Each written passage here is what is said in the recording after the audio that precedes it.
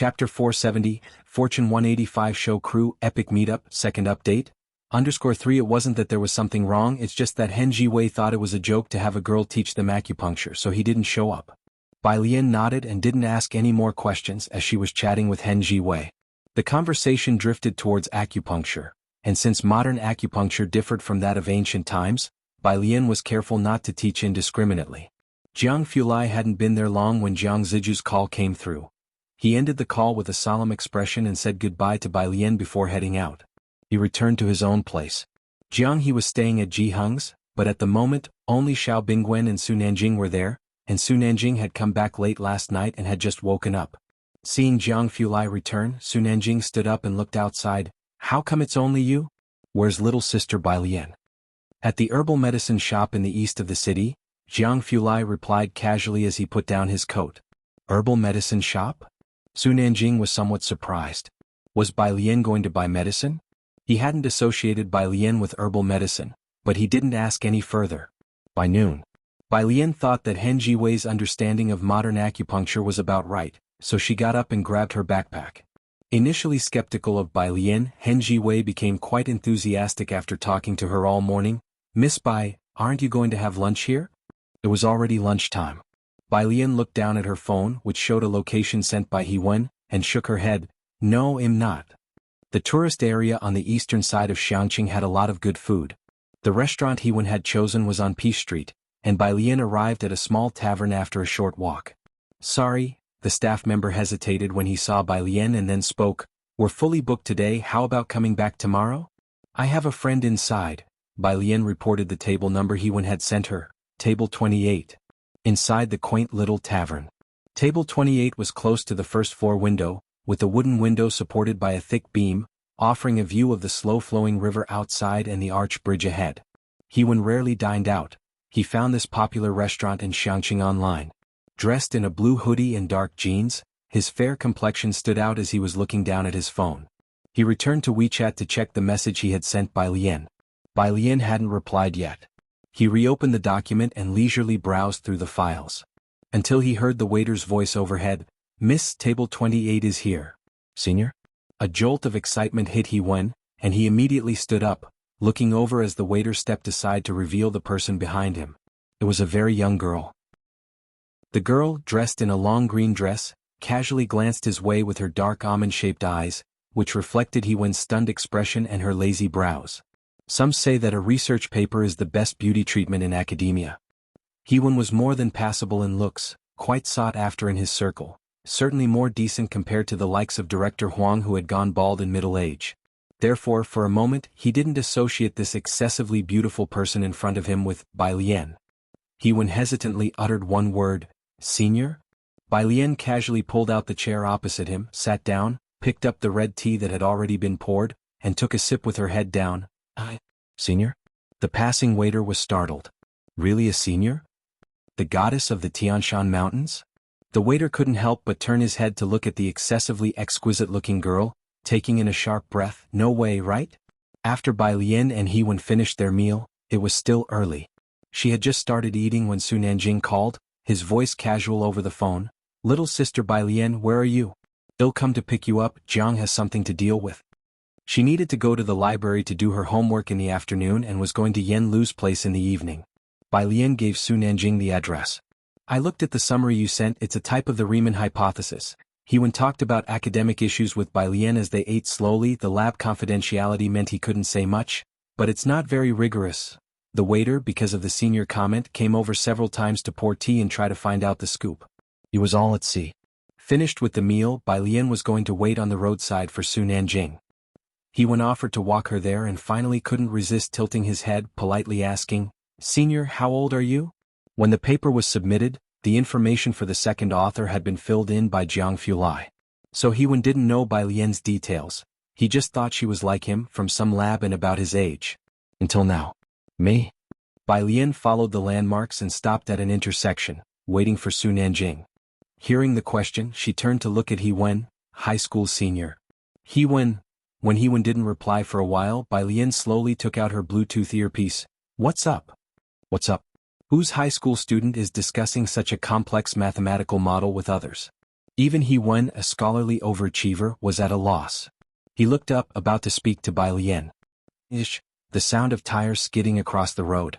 A silver convertible sports car stopped beside them, and Su Nanjing, one hand on the steering wheel and the other taking off his glasses, looked at Bai Lian with a corner of his mouth hooked. Bai. He caught a glimpse of the guy next to Bai Lian just then. Chapter 471. 186 Jiangjing Alumni, the true eldest sister, Qi Lu is back. _1 The car stopped, and Bai Lian was still talking with He Wen. As a child, I really envied those teachers in documentaries, resplendent in their isolation suits and engrossed in research. He Wen glanced at the sports car, not recognizing the person inside, and continued to speak with Bai Lian. But now that I'm actually pursing my PT, it feels useless. Everyone around me is a doctor, an honorary professor, an outstanding youth researcher, or a project lead. Their papers are complete and beautiful, whereas most of mine still need Professor Jiang to polish. He had previously joined Jiang Fulai's laboratory, where even an honorary professor had to compete for a position with them. Who was around He Wen? Jiang Fulai, academician Ma, Professor Huang. Those who could enter a top laboratory were no ordinary people. Often the person recording experimental data next to him was a big shot in the field, one formidable person after another, and even He Wen doubted himself. Bai Lian only wore one earphone, and the female voice in the earphone continued to recite the lengthy original text reading. Upon hearing this, she turned her head to look at him. But the circle you live in is already different from other people's. Bai Lian is currently in high school, surrounded by a group of lively high school students. When she goes to college later, she will be surrounded by college students, and that will continue to change. At that thought, He Wen raised his eyebrows. That's true.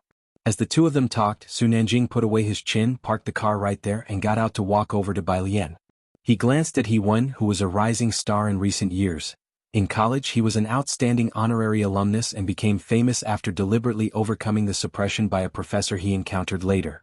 Su Nanjing had heard his name more than once and had seen his photo. Sister Bai Lian, Su Nanjing, who had his sunglasses hooked on his hand, first spoke to Bai Lian before turning to He Wen. Hello. He Wen politely looked towards Su Nanjing. Hello. However, that paper did indeed prove that a small portion does not have this zero. After greeting Su Nanjing, He Wen took out his phone to call for a ride back to the dormitory. Whenever you can bring down 2024, it will still require effort.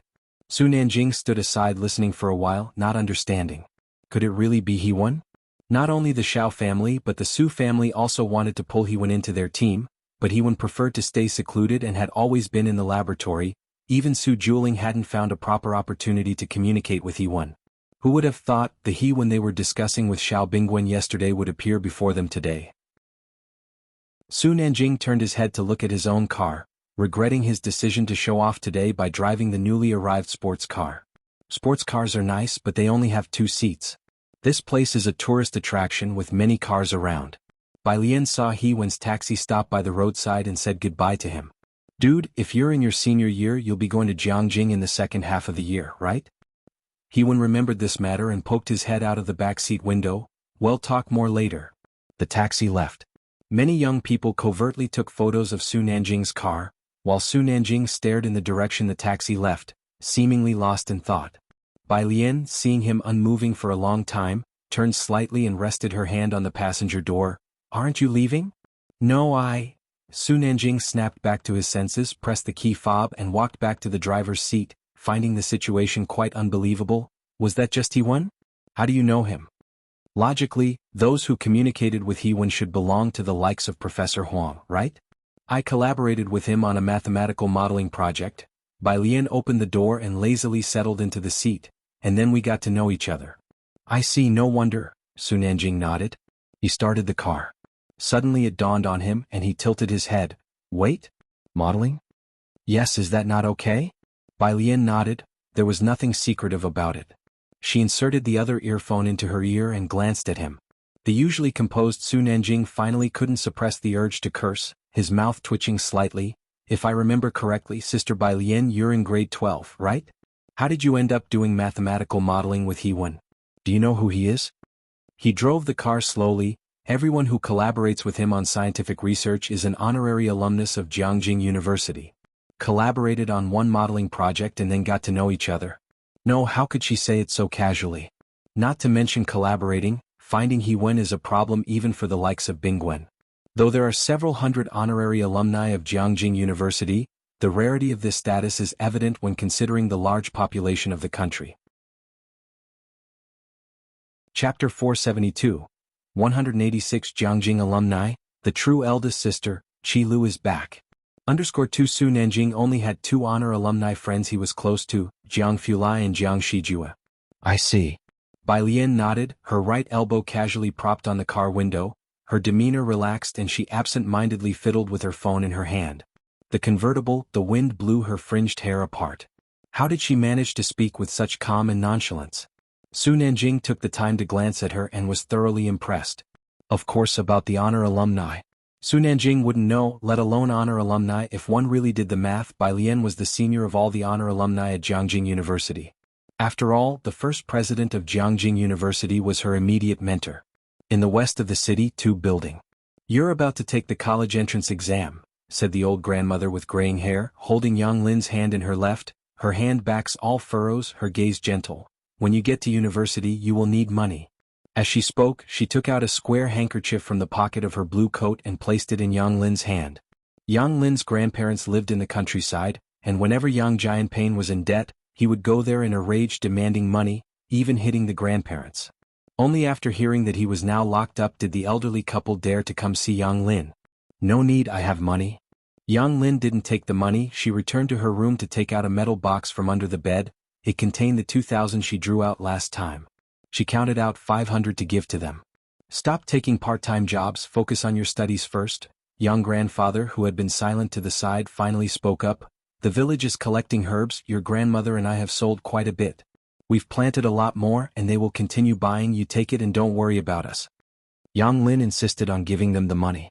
Young grandmother accepted the 500 yuan and asked about other matters. Have you found your sister? Yang Lin shook her head. Ah. Young grandmother looked out the window, her tone distant. I hope she's all right. The 2 left after lunch. Yang Lin saw them off and went back to her room to change clothes for her part-time job. She had 2 part-time jobs on weekends.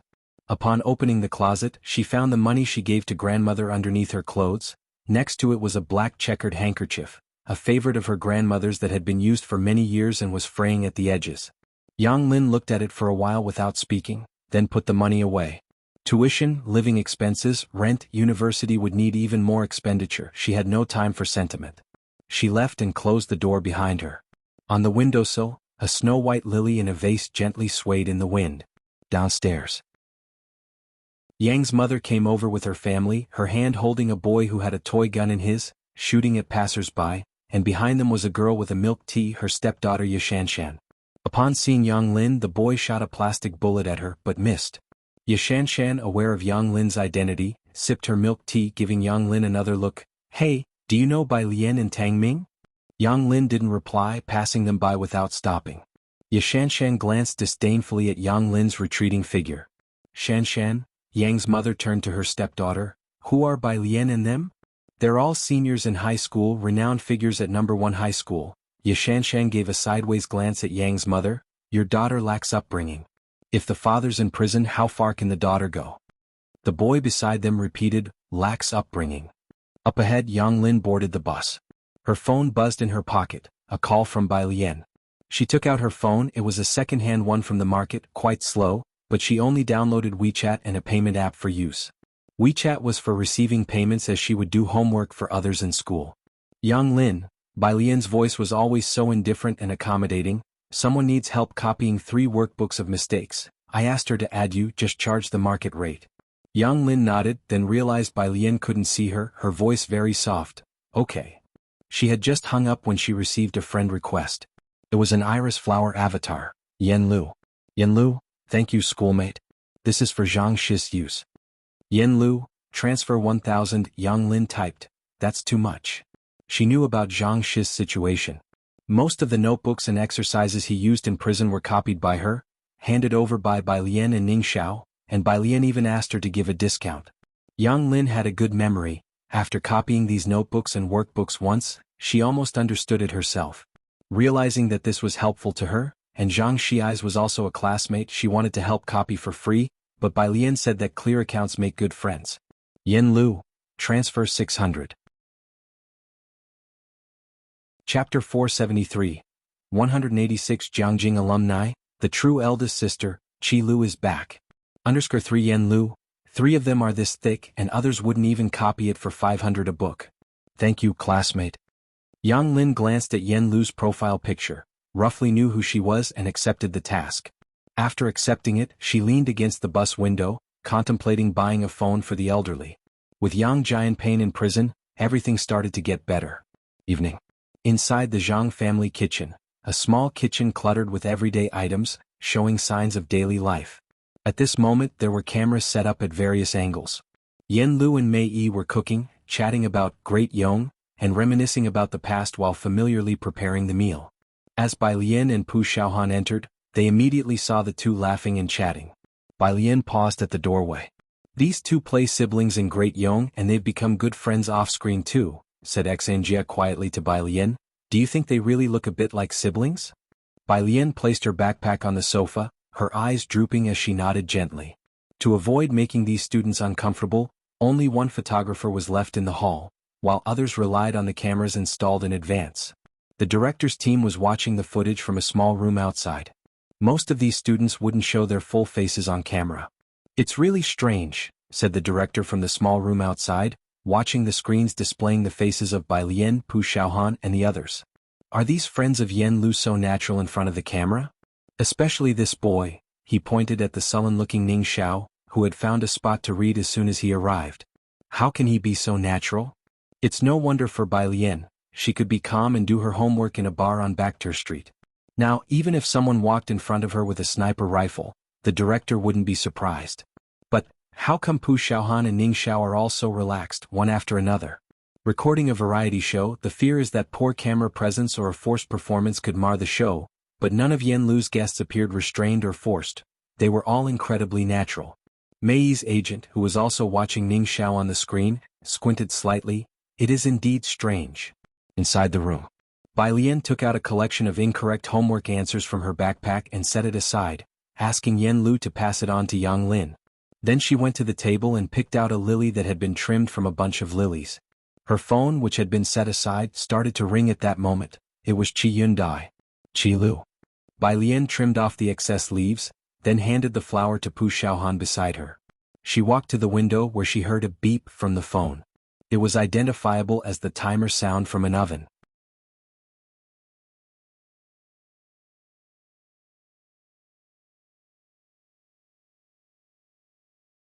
Chapter 474.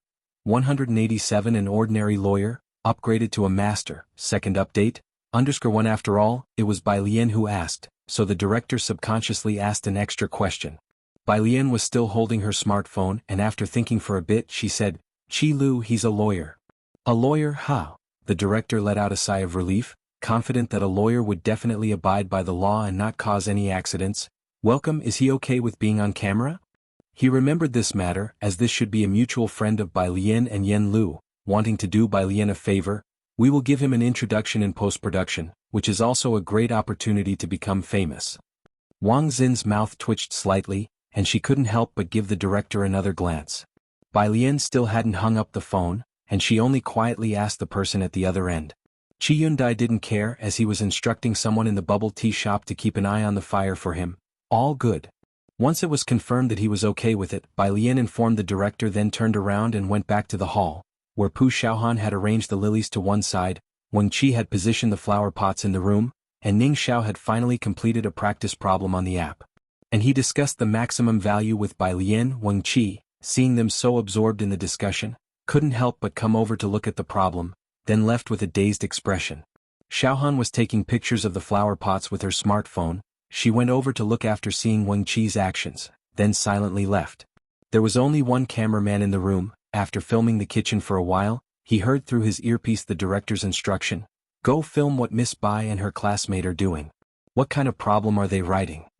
The director was curious, as after all Ning Xiao was almost expressionless, showing other expressions only at this moment. The cameraman was the same one from last night. He carefully avoided Bai Lian and Ning Xiao's faces, filming their smartphones instead. Both the director and Mei Yi's agent moved in to take a look at the camera. Ning Xiao's smartphone appeared on the screen. It had no brand, was black, and looked like it was custom-made by some second-hand store. not any brand available on the market. On the smartphone screen was a practice problem displayed by an app. On the side were the words, NO14 Ning Xiao. In the middle there was a long problem about a ball with a negative charge in a vacuum, and how many photoelectrons would there be when shown with ultraviolet light of wavelength 280. How long does one shine ultraviolet light to just determine the electric potential? What kind of problems are these? The director and the others had all attended high school, and although they had forgotten their high school knowledge over time, they remembered clearly that they definitely didn't have such problems back in high school. After all, whose high school taught about the maximum escape velocity of photoelectrons? Ranked 14th in the entire school, The director watched as Bai Lian listed one English algebraic expression after another, then looked at the numbers on the screen and said quietly, "Very impressive, are high school students learning this these days? The students really have it tough, include this in the final cut, it's sure to resonate with them." The cameraman focused on filming the practice problems they were doing, of course without filming the two people. Wang Xian was in the backstage as well, waiting for Qi Yundai while keeping an eye on the monitor. Wang Xian quite agreed with what the director said. Although she had attended high school, she had studied humanities. Displayed on the screen, besides the N, QEVR, and the delta symbols, there were pitifully few numbers, and she did not recognize any of the other special symbols. As they were talking, someone knocked on the back door. "Qi Lu has arrived." Wang Xian quickly came to her senses and went to open the door. Watching the monitor, the director felt a headache coming on. He didn't dare to look any longer, so he went out with Wang Xian. Qi Yundai was dressed in a black plaid shirt, and his chef hat and robe had been removed before he even left the shop, his right hand holding a bag of freshly made cakes. In his left hand, he carried a document bag, and his scholarly and serious demeanor made him seem unapproachable. Wang Xian was very respectful of Qi Yundai. She made way for him. "Qi Lu, this is our director for come here friend, Director Li." "Hello." Qi Yundai had a businesslike demeanor as he extended a hand to the director. "Qi Yundai? Qi Yundai?" Director Li hadn't heard the name before and planned to ask for Qi Yundai's details later during editing to boost his fame. "Hello, Lawyer Qi." The director enthusiastically put the microphone on Qi Yundai and instructed him in a relaxed manner. "Lawyer Qi, make sure you are comfortable with the mic, don't be nervous, just treat it like a normal gathering." Qi Yundai made an MHM sound. The director watched as Qi Yundai and Wang Xian went inside. "Miss Bei's friend doesn't really have the air of a lawyer." The director turned and spoke to Mei's agent. "He doesn't have the kind of demeanor that Zhao Jingzhou has." "Who's Zhao Jingzhou?" Mei's agent laughed. "His popularity online rivals that of leading actors and actresses. If you invited him, you could also trend online." Chapter 475. 187 An ordinary lawyer, upgraded to a master. Second update. _2 When it comes to Zhao Jingzhou, there's no one who doesn't know him, a lawyer both capable and famous, a genuine high achiever who graduated from Jiangjing University of Political Science and Law. How could anyone compare? "You make a good point," the director nodded as he returned to the small room to check the cameras, "but I'll tell you this lawyer Qi is even more relaxed than the others, which really is strange." It was a puzzle he couldn't unravel. Come Here Friend was already in its third season, and many guests had invited friends from outside their own circles. Most of them would be somewhat reserved in front of the cameras or put on airs. It was the first time Director Li had seen such a harmonious and lax atmosphere like today's. Inside the house, Qi Yundai heard the sound of cooking in the kitchen. His gaze shifted in that direction. He placed the cake on the table and then handed a document bag to Bai Lian. "Take a look when you have time." With that, he rolled up his sleeves and headed to the kitchen. Mei was slicing potatoes into shreds. He had cooked before, and among ordinary people, his culinary skills were considered good. Even the potato slices he cut were acceptable, at least better than Yen Lu's. Qi Yundai looked disdainfully at the big chunk of potato and turned his head to Mei. "Is your house short of beams?" Yen Lu, who was washing vegetables, turned around with great respect. "Lawyer Qi, you've arrived." After pondering for a moment, he offered an explanation for Mei. "Teacher Mei is really good at cooking." "Theoretically, everyone can cook," Qi Yundai commented precisely. Theoretically. As everyone knew, Qi Yundai was an underling of young Master Jiang. A bad bamboo shoot comes from a rotten bamboo. Mei, wearing a black apron with a knife in hand, got a glance from Qi Yundai. "Give me the knife, you two just wash the vegetables." The disdain was not at all concealed. Mei held a high status both inside and outside the circle, and few people had ever evaluated him like that. It took Mei a minute to understand Qi Yundai's meaning. This meant that he had cut the potato shreds so thick they could be used as beams. Mei, he silently stepped aside and watched Chi Yundai swiftly turn the knife and then start slicing on the cutting board, cutting each potato shred extremely thin. Mei had thought his own slicing was quite satisfactory until he saw Chi Yundai's potato shreds, only a millimeter thick, which plunged him into silence. In front of the cameras outside, the director looked back hesitantly and asked the staff, "Sister XN said he's a lawyer, right? Or did he mishear chef as lawyer?" "Should be," the staff member, uncertain while watching Chi Yundai chopping away, replied. In the end, it was Chi Yundai who cooked the meal. The attentive Mei assisted in preparing the side dishes and even picked up a few tricks by following Chi Yundai's lead.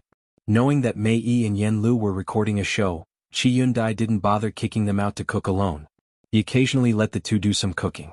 "Right, just hold it like this." He passed the wok handle to Mei. "Use your wrist to toss it like this." Mei tried to toss but couldn't manage it. Chi Yundai, "Never mind, give it to me." He took the wok back and tossed it with ease. Next to him, Yen Lu spoke defensively for Mei. "Tossing the wok is too hard, ordinary people don't have that kind of wrist strength." This was a challenge to Chi Yundai. He peeked out.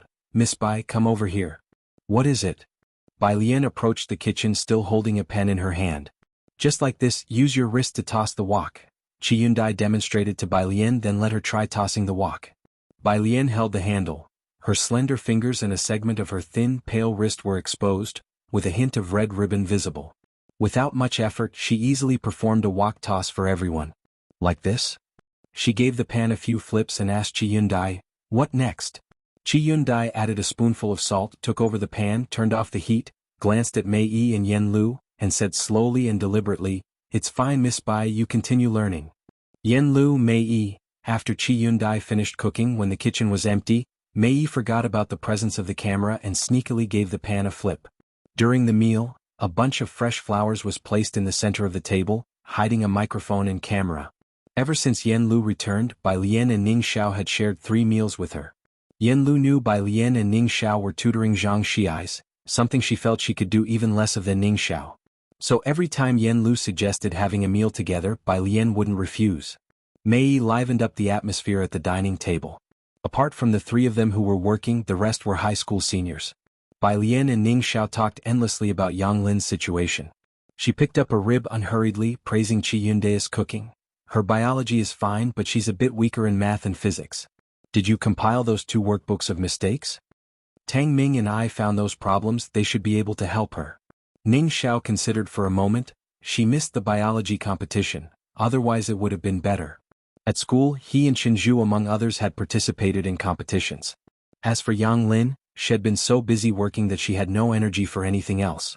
Chi Yundai also found an opportunity to discuss the contract with Bai Lian, while Pu Xiaohan asked Yen Lu about fun stories from filming Great Yong, and when the inside scoop would air.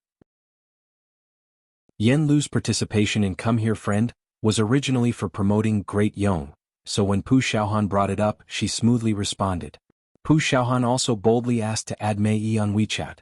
As the table grew lively, Mei held up his phone to Bai Lian, wanting to add her on WeChat. Bai Lian put a piece of bok choy into her bowl and then lifted her eyes, speaking slowly, "Sure, well, let Yen Lu send them all to us later." After the meal, Bai Lian and the others were ready to leave. She looked down to unlock her phone. Several messages popped up on the screen, the first one from Jiang Fulai.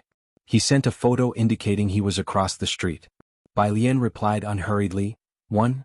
Then she picked up her backpack and jacket and went out, with Yen Lu and Mei seeing them off. The director and Sister XN also came out of the small room to see off Bai Lian and her group. The next message was a WeChat business card sent by Yen Lu, with an English name and an animated avatar. Bai Lian glanced at it, which must be Mei's. She tapped to add him as a friend. Chi Yundai was by Bai Lian's side, chatting with her about things in Jiangjing. Once the group of students left, the Zhang family courtyard seemed to quiet down again. Slapping his thigh, the director laughed. "Sister XN, I think today's footage is good too, enough for an episode." Though Chi Yundai wasn't as famous as Zhao Jingzhou, his cooking skills were simply astounding, and he even performed a straw raincoat cut for Mei. He already had thoughts for the trending searches when the show aired. Of course, the director was still unaware that he was thinking too small. "We might not go viral," Mei's agent approached him and said, laughing. But Lawyer Chi is really meme-worthy. Ha Mei, you provided the biggest laugh of the episode. Beam, and secretly flipping the pan were indeed too funny. Mei ignored his agent, taking out his phone and opening WeChat. He tapped a few times then froze. What's wrong? The agent peered down curiously. Mei's WeChat was on a newly verified friends page, featuring an ancient tower avatar without a verification message. The agent scrolled up to see the person's WeChat name, by Jen. Fuck. The agent couldn't hold back the facade, blurting out a classic expletive. You added Yen Lu's mysterious composer god. Chapter 476. Miss by 188 Have a good meal _1 now. Yen Lu's songs are more popular than she is. In the current entertainment industry, few are serious about making music. Only some old predecessors are. Although Yen Lu became famous because of 3 songs, the songs themselves have far surpassed her in popularity. Many people know these few songs but don't recognize Yen Lu. The quality of the 3 songs is too high, particularly in the mixed bag that is the music industry. Both the composition and the arrangement are worthy of being called Hall of Fame level. Everyone knows that the arranger is Jian Zhongyo, but Jian isn't only skilled at arranging. He's even more famous for his compositions. He is one of the current top 10 composers, and his works like Autumn Peace, Hometown Sounds, Kangshen's White Snow, and others are widely circulated.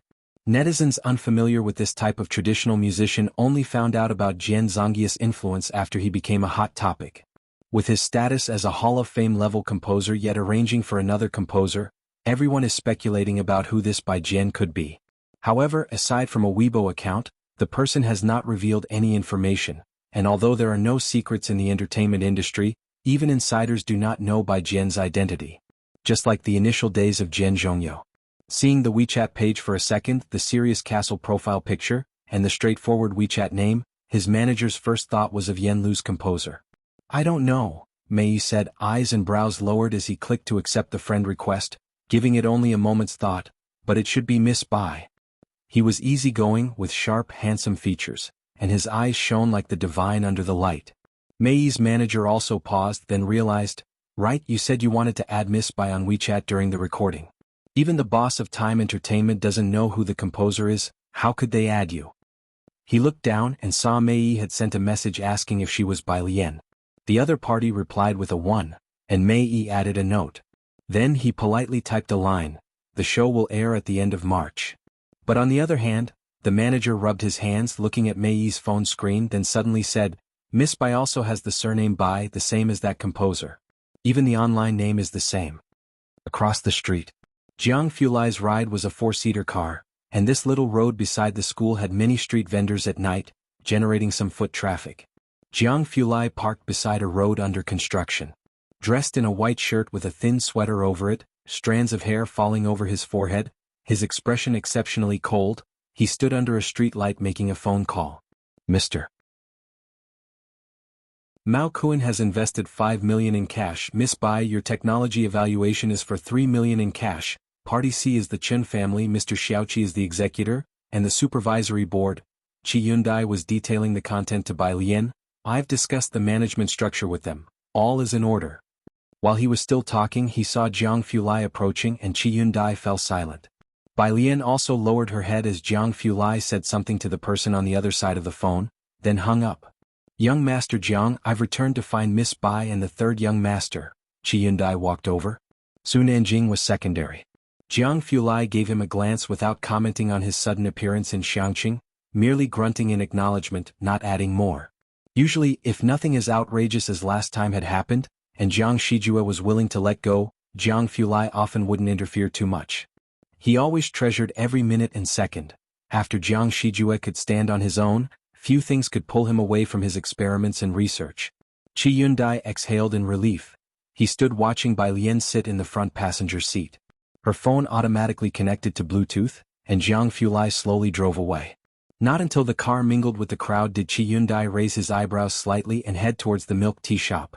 Miss Bai really was suitable to deflect hostilities. As for the Miss Bai who was fit to deflect hostilities, she was in the car playing back the original audio. Accustomed to listening to the audio, she discussed with Jiang Fulai about the proposal she had talked over with Ning Xiao today. She's always busy. She was talking about Yang Lin. Jiang Fulai turned right, having no impression of others besides hard rock. But he could always grasp the key points in Bai Lian's conversations, commenting, "You're always busy too." "I was talking about Yang Lin." Bai Lian lazily lowered the car window a bit, not admitting to his statement. "I only immerse myself in academic influence every day, am not as busy as you." Jiang Xiaonyao said you spend 25 hours out of 24 in the lab each day. She didn't remember at all her activities from street racing, to recording variety shows for Yen Lu, to the traditional medicine shop, and then Qi Yundai looking for her today. Jiang Fulai silently reflected. He hadn't even considered the exam problems he had worked through since his senior high school days. Chapter 477. Miss by 188, have a good meal _2. Of course he didn't dare to contradict what Bai Lian had said. The car stopped at Purist Street and he got out to walk inside with Bai Lian. Bai Lian put on an earpiece and noticed a new email in her inbox, so she clicked to read it. From the Ma Institute, Bai Lian lit up upon seeing the title, a new article, a report explaining his own study. Such articles required devoted reading and understanding. Bai Lian only glanced at the title and abstract, then forwarded it to Jiang Fulai to print, sighing, "The Ma Institute writes really well." Jiang Fulai leaned over to look at the article, skimmed through a few lines, then stood up, completely ruthless, "Mediocre, not as well written as mine." As he spoke, he flipped through his own document library, casually picked a few and forwarded them to Bai Lian, breezily advising, "Miss Bai, treat yourself to something good." Bai Lian, who knew almost nothing about dark matter. In Ji Hung's courtyard, the embroideress had already left. Jiang He was sitting on the stone table, puzzling over complex Lego sets. When he saw Jiang Fulai approaching, he clumsily covered the puzzle with a small jacket lying nearby. Ji Hung sat on the embroidery stool, holding a needle and contemplating the dark garment on the embroidery frame. "Grandfather." Bai Lian crossed the steps to enter and as usual greeted Ji Hung. Jiang Fulai was right behind her and casually closed the door to the courtyard, glancing at Jiang He without saying a word. Upon seeing Jiang Fulai, Ji Hing showed him the floral design on paper.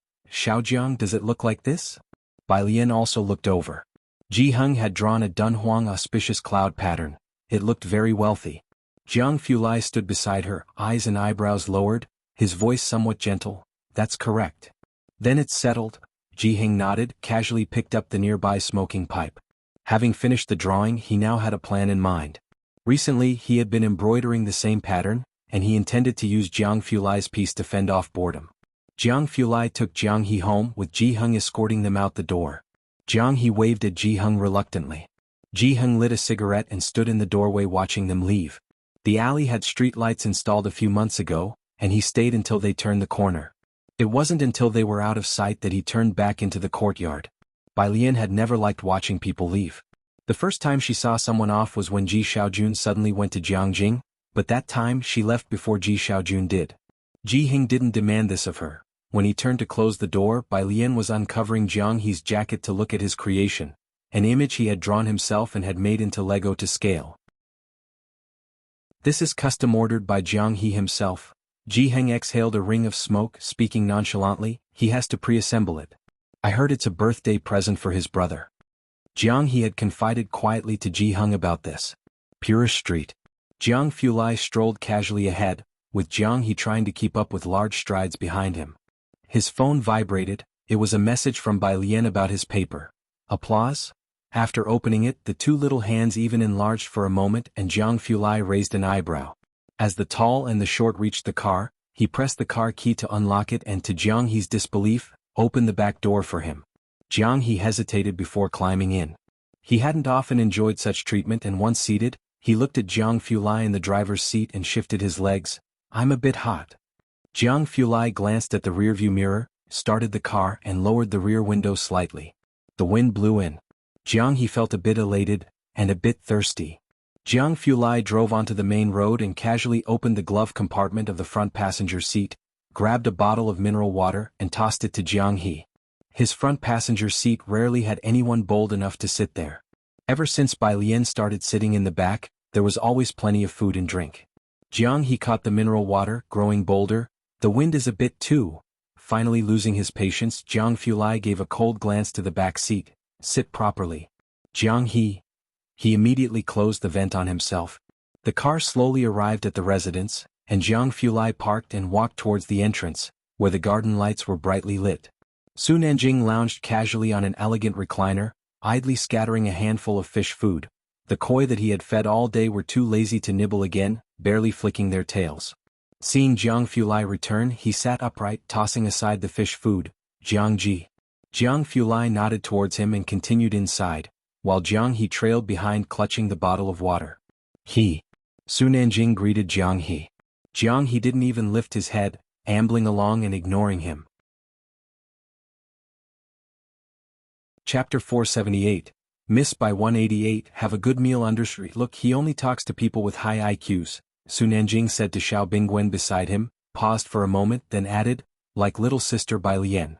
Although Jiang He was young and knew few characters, he was innately extremely sharp with numbers. Xiao Bingwen knew that despite Jiang He's young age, many professors valued him highly. His talent set him apart from ordinary geniuses, putting him on par with He Wen and his peers. Hearing Su Nanjing's words, Xiao Bingwen simply said, "Isn't it because of his good looks?" "I used to think so too." Su Nanjing thought back to the scene he saw at noon, sighed, and took back the fish feed to continue feeding the koi. "Forget it, you wouldn't understand." Xiao Bingwen indeed didn't understand, so he changed the subject. "The contract is settled here. I have to go back to Jiangjing in a couple of days. The welcoming party for the newbies at Jiang University is about to start. I wonder if Liang Wuyu will go. And for He Wen, I don't have any solution. What about your grandfathers?" The Su family and the Xiao family shared common ancestry, and this summer a batch of students from Jiangjing University were facing graduation. With fierce competition in the talent market, some would choose to be affiliated with foreign companies. The Su family patriarch entrusted this important task to the Xiao family. "Don't worry, he knows exactly what's going on in his mind," Su Nanjing said lazily, leaning against the railing. "As for He Wen, he's not someone who can be invited just by." His thoughts suddenly turned to Bai Lian and he stopped speaking mid-sentence. The next day, Monday, Bai Lian still arrived at the classroom early. She wore her loose school uniform with the zipper pulled all the way up, her hair neatly tied back, and the first thing she did was to look at her desk mate. Yang Lin had been arriving very early every day lately, not missing a single class. She was bent over, copying mistakes into her notebook, her hair just below her ears hanging down, completely covering her side face. Bai Lian leisurely withdrew her gaze, set her backpack down, and kicked her chair back before carelessly sitting down. Pu Xiaohan came in yawning. "Morning?" She greeted Bai Lian and sat down sideways. Seeing Bai Lian on her phone, she thought she was reviewing her lessons, but wait, are you watching a video? Pu Xiaohan bent down to see that Bai Lian was watching a jade carving video and hesitated. After all, it was rare to see Bai Lian doing anything other than studying in class. Bai Lian placed her phone on the desk, her left hand resting on the edge of the table, her right hand lazily propping her chin. Modern technology is really advanced. Advanced? Pu Xiaohan hesitantly watched the polishing on the screen. Wasn't it just a polisher with some pointed attachments? She didn't understand but didn't ask any further. Bai Lian continued to watch her videos until the first period when the principal distributed exercises and the teacher explained them. After listening for a while, Bai Lian silently took out her phone and continued watching videos without sound. Wang Qi saw Bai Lian secretly watching her phone and took out a cake to eat in secret. Zhang Xiais used to eat with him, but now Wang Qi was alone. The academic director inspected the classes early. Seeing Wang Qi not paying attention and sneaking cake, asking his desk mate if they wanted some, the director knocked on the back door and called him out. The academic director was serious. "The college entrance exam is coming up, and you're not paying attention in class. What are you eating?" "Taro Xiaobei cake." Wang Qi touched his head. Academic director. As everyone knew, Zhang Xiais and Wang Qi from class 15 were both fools. Wang Qi reacted only after being called out and returned to his seat with the cake. The chemistry teacher on the stage looked at him coldly. Wang Qi silently put the cake down and glanced at Bai Lian. Bai Lian was still openly watching her phone. Could the chemistry teacher and the academic director not see her? The chemistry teacher on stage could clearly see the conduct of all the students below. It was the first time the chemistry teacher had seen Bai Lian playing with her phone in class. She must have her reasons for being on her phone. The chemistry teacher even suspected she was studying a difficult problem on her phone. "No way, big sister Lian." Wang Qi, sitting on Zhang Shi's desk, one foot on the ground, leaned over to watch for a long time before realizing it was just a video of jade polishing. "Are you watching this for hypnosis?" Bai Lian slowly looked up, her slender fingers sliding to the next video. Anyway, I don't eat taro xiaobei. Damn, haha, taro xiaobei. Several others in the class laughed, and from then on Wang Qi, like Zhang Xiai's, forever lost his own name. Xiaobei, Xiaobei. Xiaobei. Monday afternoon's last period was always homeroom. The students in the class worked much harder this semester than before, so Lu Lingxi didn't have as much to remind them about. After the class, she asked Bai Lian to stop by the office.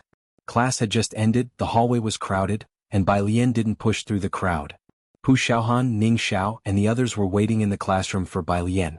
Bai Lian had been watching videos for almost the entire day, and now she finally opened the app to check this month's challenge questions. Her ranking climbed quickly, already surpassing Ning Xiao. She received many messages, but most of the red dots were blocked by the plugin Jiang Fulai sent her. Only the official message turned from a private message into a banner at the top. The 5.1 app meetup will be held at the Jiangjing University Auditorium. Transportation and accommodation expenses will be reimbursed.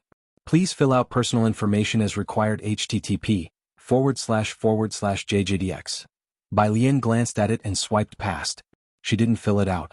3 minutes later, the crowd thinned out and Bai Lian picked up her phone and walked outside as an unfamiliar phone call came in. A landline from Jiangjing. She guessed it was a call from Su En's office and answered it.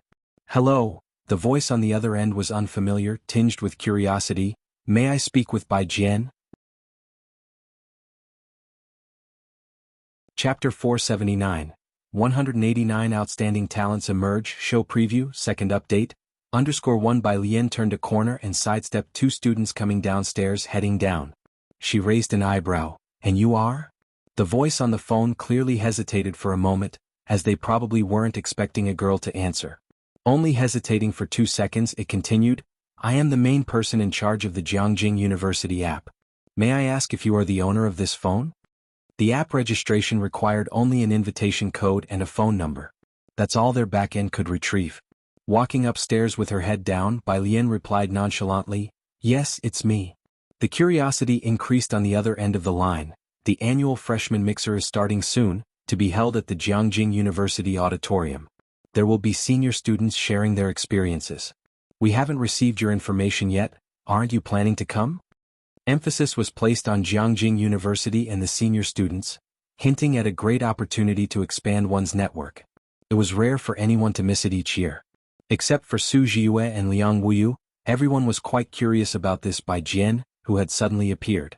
After all, she had already become the standard for answers. With those two also taking an interest in her, many were eager to learn who she really was. Bai Lian politely declined, Sorry, I don't have the time. She said a couple more words and hung up the phone. Meanwhile, in the office at the comprehensive building of Jiangjing University, the bespectacled young man was still holding the phone to his ear. People around him grew impatient. What did she say? Who is it? Did you find out? Will she come? Everyone in the office looked at him. The young man came back to his senses, pausing slightly. Don't know, she probably won't come. A female student. Ask her again. Someone beside him grabbed his arm pleadingly. You must convince her to come. Do you know how many are searching for information about her? On the second floor, when Bai Lian arrived at the office, only Lu Lingxi was there. Seeing Bai Lian, she smiled gently without speaking right away. Bai Lian was in no hurry and patiently waited on the side. About 2 minutes later, Lu Lingxi finally opened a drawer and took out a stack of money. Bai Lian, this is Yang Lin's medical fee. She handed the money to Bai Lian. Bai Lian tucked her phone into her pocket and did not accept the money, only looking at Lu Lingxi, her eyes deep and inscrutable. Is this from you on her behalf? She knew that Lu Lingxi had always been concerned about Yang Lin, and that for a time even Yang Lin's tuition fees were paid by Lu Lingxi. No, it isn't. Lu Lingxi sighed lightly, knowing she could not deceive Bai Lian. It's from someone else on behalf of Yang Lin. As to who it was, she did not say. Yang Lin will pay back the money she owes me herself, Bai Lian said calmly, still very polite. Is there anything else, teacher? Lu Lingxi may have anticipated this response.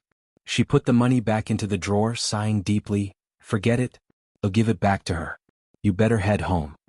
Bai Lian noticed the teacher's use of ta, and returned to her class, leaving with Pu Xiaohan and others. What did Lu Mom want with you? Pu Xiaohan asked Bai Lian curiously. Yang Lin had dashed off right after class for her part-time job at the milk tea shop. Bai Lian started to fib. She asked if I was under a lot of pressure. It's definitely a lot of pressure with only 90 days left, Pu Xiaohan believed without doubt, feeling a bit melancholic. After the exams, we'll be in different cities. Today was Monday. After writing homework in the milk tea shop for a while, Bai Lian packed up her bag. Why are you going home so early today? Pu Xiaohan looked up. With an indifferent shrug, Bai Lian threw her backpack on and stood up, her loose hair casually framing her eyes, her tone lazy. Yeah, got something to do. Purish Street. Mao Kuan was helping the store manager carry stock, his blonde hair accompanied by a towel over his shoulder. The boss, while lugging beer, looked worriedly at the bruise on his face. Did you get into a fight? Stop carrying, I'll do it. I fell on the stairs. Mao Kuan quietly moved the beer inside. You think him a fool? The boss didn't believe him for a second. Seeing Bai Lian saunter slowly by, he said to her, always fighting, and now he's trying to fool me? Dressed in her blue and white school uniform with her black bag slung over one shoulder, Bai Lian blinked, gazing earnestly at the boss, her expression innocent and voice sincere. He really did fall. I watched him fall. The boss hurriedly turned back. Look at you, how can you be so careless? Mao Kuan. Chapter 480. 189 Outstanding Talents Emerge. Show Preview. Second Update. _2 He grumpily finished moving the goods, then wiped his hands with a towel before picking up a red bag from the ground and handing it to Bai Lian. I found these at the auction, but why did you buy such expensive things, sis? Bai Lian was quite the penny pincher, normally opting for buses over taxis. Mao Kuan had never seen Bai Lian purchase anything substantial. This was her first time buying something so expensive, and it was 2 items at that. 20,000 apiece. Opening the bag, Bai Lian glanced inside. There were 2 pieces of jade, square in shape around 4 to 5 centimeters each, with some slight imperfections, uncarved. She took out one piece and held it up to the streetlight, squinting. The clear base with water-like inclusions in the jade made her complexion appear cool and pale. When it was bought, Mao Kuan didn't think it looked very nice, but now, under the streetlight, he thought his sister had a good eye. Where are the tools? She asked. I'll take a few more days, Mao Kuan replied, sipping on the milk the boss had given him, his eyes slightly narrowed. They're rare in Xiangqing, usually shipped from Danping City. Okay.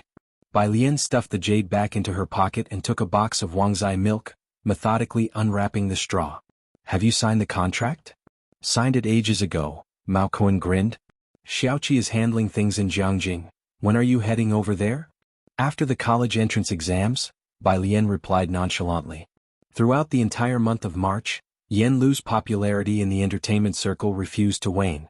In mid-March, Come Here Friend began its marketing with plans for a simultaneous broadcast on Jiangjing TV station and online at the end of the month. Once the news broke, those outside the entertainment industry were rather oblivious to its significance. But inside the circle there was astonishment. Getting on satellite TV was tough enough, let alone on Jiangjing TV station, where variety show auditing had become increasingly challenging over the past 2 years. Who could have known that Come Here Friend would pass Jiangjing TV station's audit?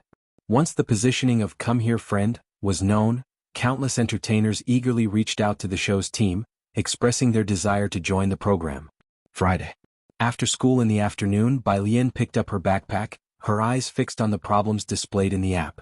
Pu Xiaohan was introducing a good shampoo to Yang Lin. Beside them, Tang Ming was asking Bai Lian about the social event he had seen mentioned in a message long ago. Ning Xiao had never brought it up with her. Are you going to the mixer mentioned there?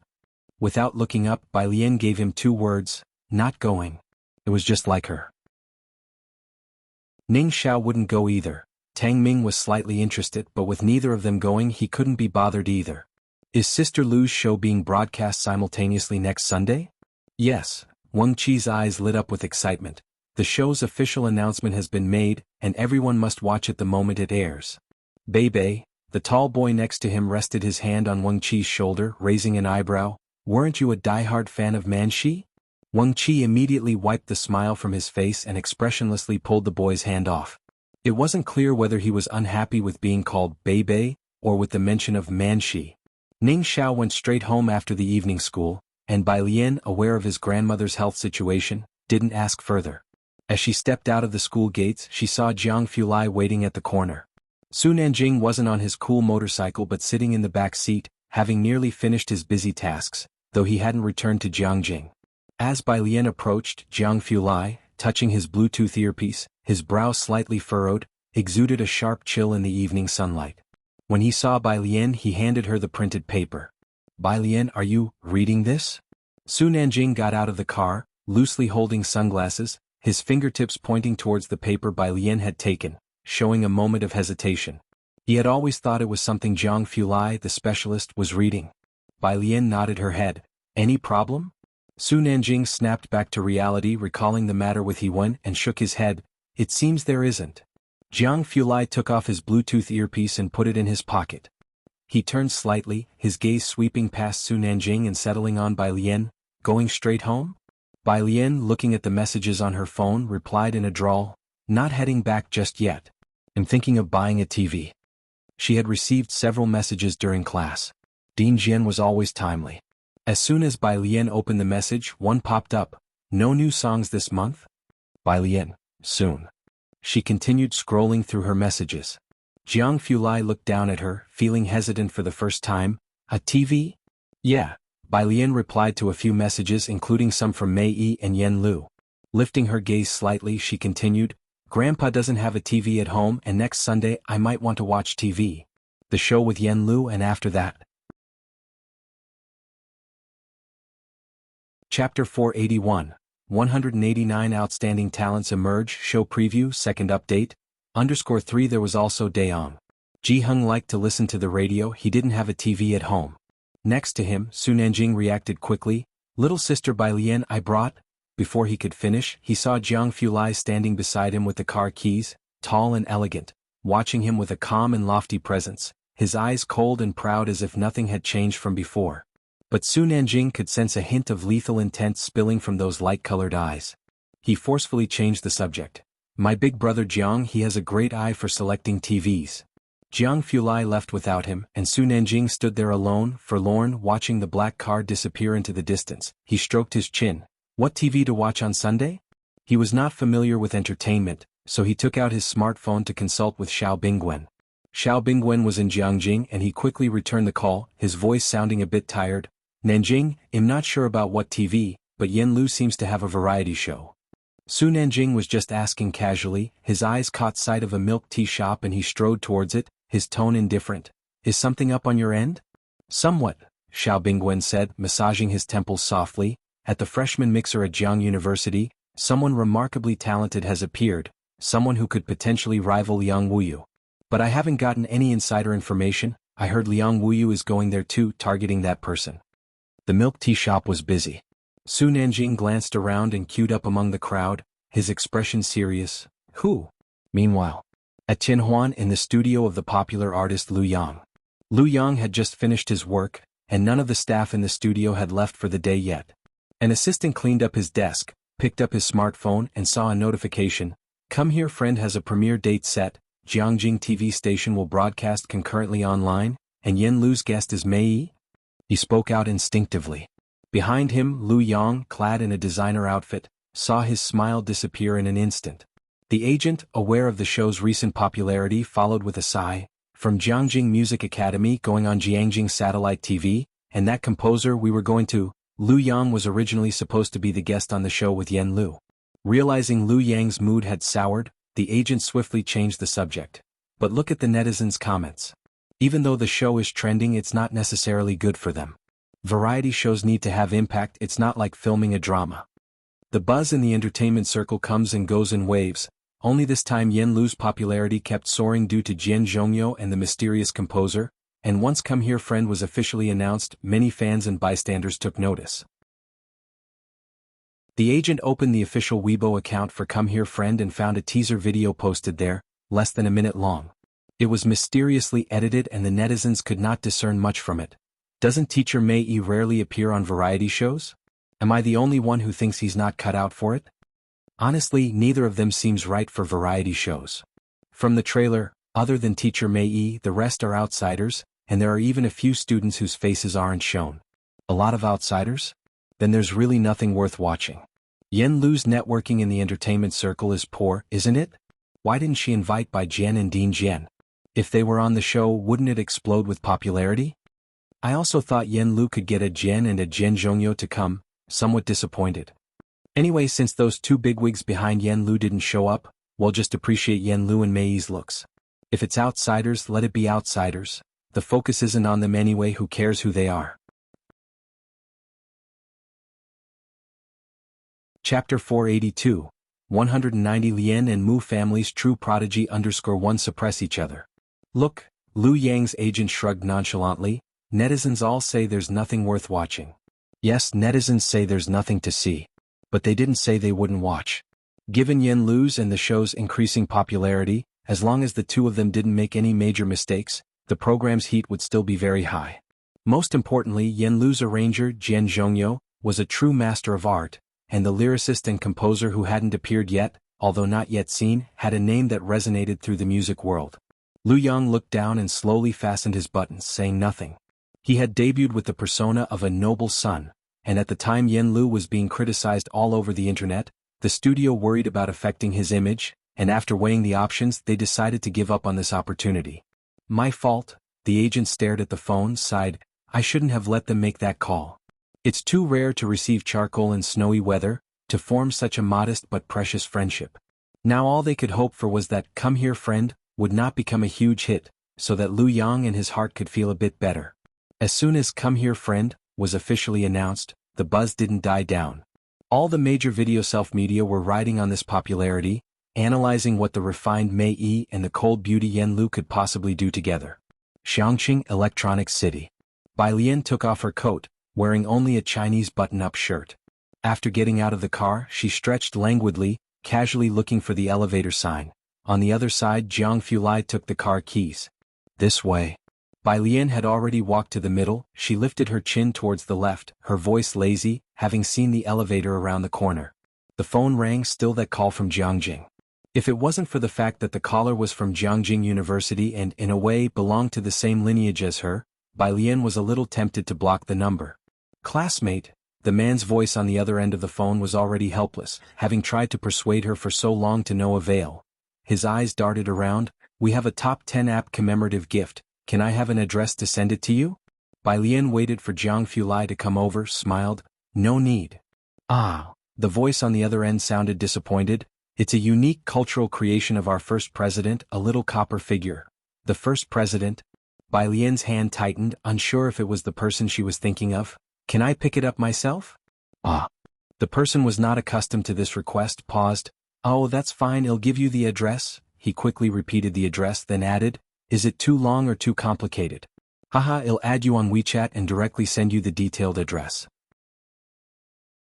Thank you, Bai Lian slowly said. He'll have my uncle come and pick it up. Clearly she remembered it. The other person. On Friday evening, there were more people in the Electronic City than usual. When Bai Lian and Jiang Fulai stepped out of the elevator, they attracted quite a few stares. Both had straight backs and were exceptionally stunning to look at. You too. The salesperson saw them coming in, and even though they were in a mall, it felt like she was suddenly dazzled by sunlight and said with uncertainty, Are you here to buy a TV? Bai Lian wore a Chinese button-up shirt with blue school uniform pants, a white earbud in her left ear, and loosely held a Huami phone in her hand. Upon hearing the question, she smiled politely at the salesperson and nodded, yes. Jiang Fulai followed behind her without a word. His daily life was dull, accompanied most often by books and computers, spending much of his time in the laboratory. He kept his brows restrained, his usual aloof demeanor. The salesperson was captivated by Bai Lian and led her to the TVs, making introductions as they went. Because of their distinguished presence, she subconsciously directed them to the high-end area. Bai Lian glanced at the prices, tilted her head slightly. Are there any cheaper ones? The salesperson was momentarily stunned, then quickly guided them to another section. These are considerably less expensive. Bai Lian nodded, looking at the TVs without showing much understanding. Behind her, Jiang Fulai picked up a nearby brochure. His fingers were long and well manicured, and after casually flipping through a few pages and examining the specifications, he put it down. The resolution is too low, it won't do. Next one. This one is too small, not suitable for your grandfather's house. Refresh rate is too low. It doesn't even support HDR, why buy it? At first, the salesperson was enthusiastically introducing TVs to Bai Lian, but eventually she couldn't get a word in edgewise. If it weren't for Jiang Fulai's intimidating presence, she might have cursed out loud. Enough with the chatter, Master Jiang. Bai Lian glanced at him. Then she pointed to a TV that Jiang Fulai hadn't berated too harshly. Thank you, this one will do. Jiang Fulai just followed behind her, his gaze shifting towards a nearby bestseller priced at 9,999 that he thought was passable. After all that picking, he felt this one was acceptable. Chapter 483. 190 Lien and Mu families true prodigy _2 suppress each other. His gaze on the 99.99 was too obvious. Bai Lian stretched out her hand and poked his arm with her cell phone, lazily warning him, try buying it. Jiang Fulai struggled to take his eyes off it. After buying the TV, Bai Lian brought it back.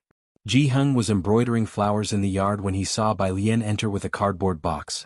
With Jiang Fulai lazily trailing behind her, a black backpack slung over his arm. What's that? Ji Heng put down his needle. A TV. Bai Lian placed the television set in the living room, cleared the tobacco and a heap of messy wires off the left cabinet, along with the big cabbage plush pillow, and moved them onto a nearby chair, preparing to set up the TV there. Ji Heng followed behind, took a look and brought the pillow back to his room. His living space used to have few possessions: cooking utensils, furniture, tobacco and a tobacco pipe. Now the living room was filled with puzzles belonging to Jiang He, odd pieces of disassembled electric motors and copper wires that Bai Lian had brought home, not to mention the plush pillows. There was even a small machine in the storehouse a while ago. Ji Heng felt that his courtyard was about to explode with stuff. Uncle Ji, an embroideress, walked by and upon seeing smiled, "Alien bought you a TV. Now your home will be lively. I've long said you should watch more TV when you have nothing to do." With his tobacco pipe in hand, Ji Heng grunted in agreement as he watched Jiang Fulai flip through the manual, connecting the TV to the network. Ji Heng's place used to have no internet until Bai Lian, worried that young people would be bored without it, made sure to wire the courtyard. Now it certainly came in handy for setting up the TV. Bai Lian wasn't too good with such electrical things, so she watched Jiang Fulai do the setup. Operating the TV wasn't difficult. After installation, Jiang Fulai switched the TV on.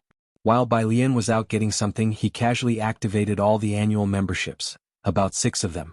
Bai Lian came back with 2 backrests made by Ji Heng, only to find Jiang Fulai putting away his phone. She set down the chairs. "What are you up to?" "Nothing." Jiang Fulai bent down, slowly picking up the remote control. If she knew he had purchased memberships that almost equaled the price of the TV. Jiang Fulai cleared his throat, then called Ji Heng over to teach him how to use it. Evening. After Jiang Fulai left, Bai Lian was busy in a small room next door.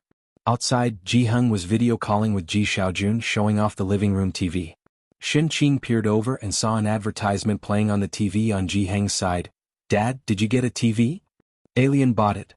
Ji Heng blew a smoke ring, a faint smile on his face. "She has a friend whose variety show is airing next Sunday. Make sure you guys watch." On the other end of the phone, Ji Xian's face also rarely showed a smile.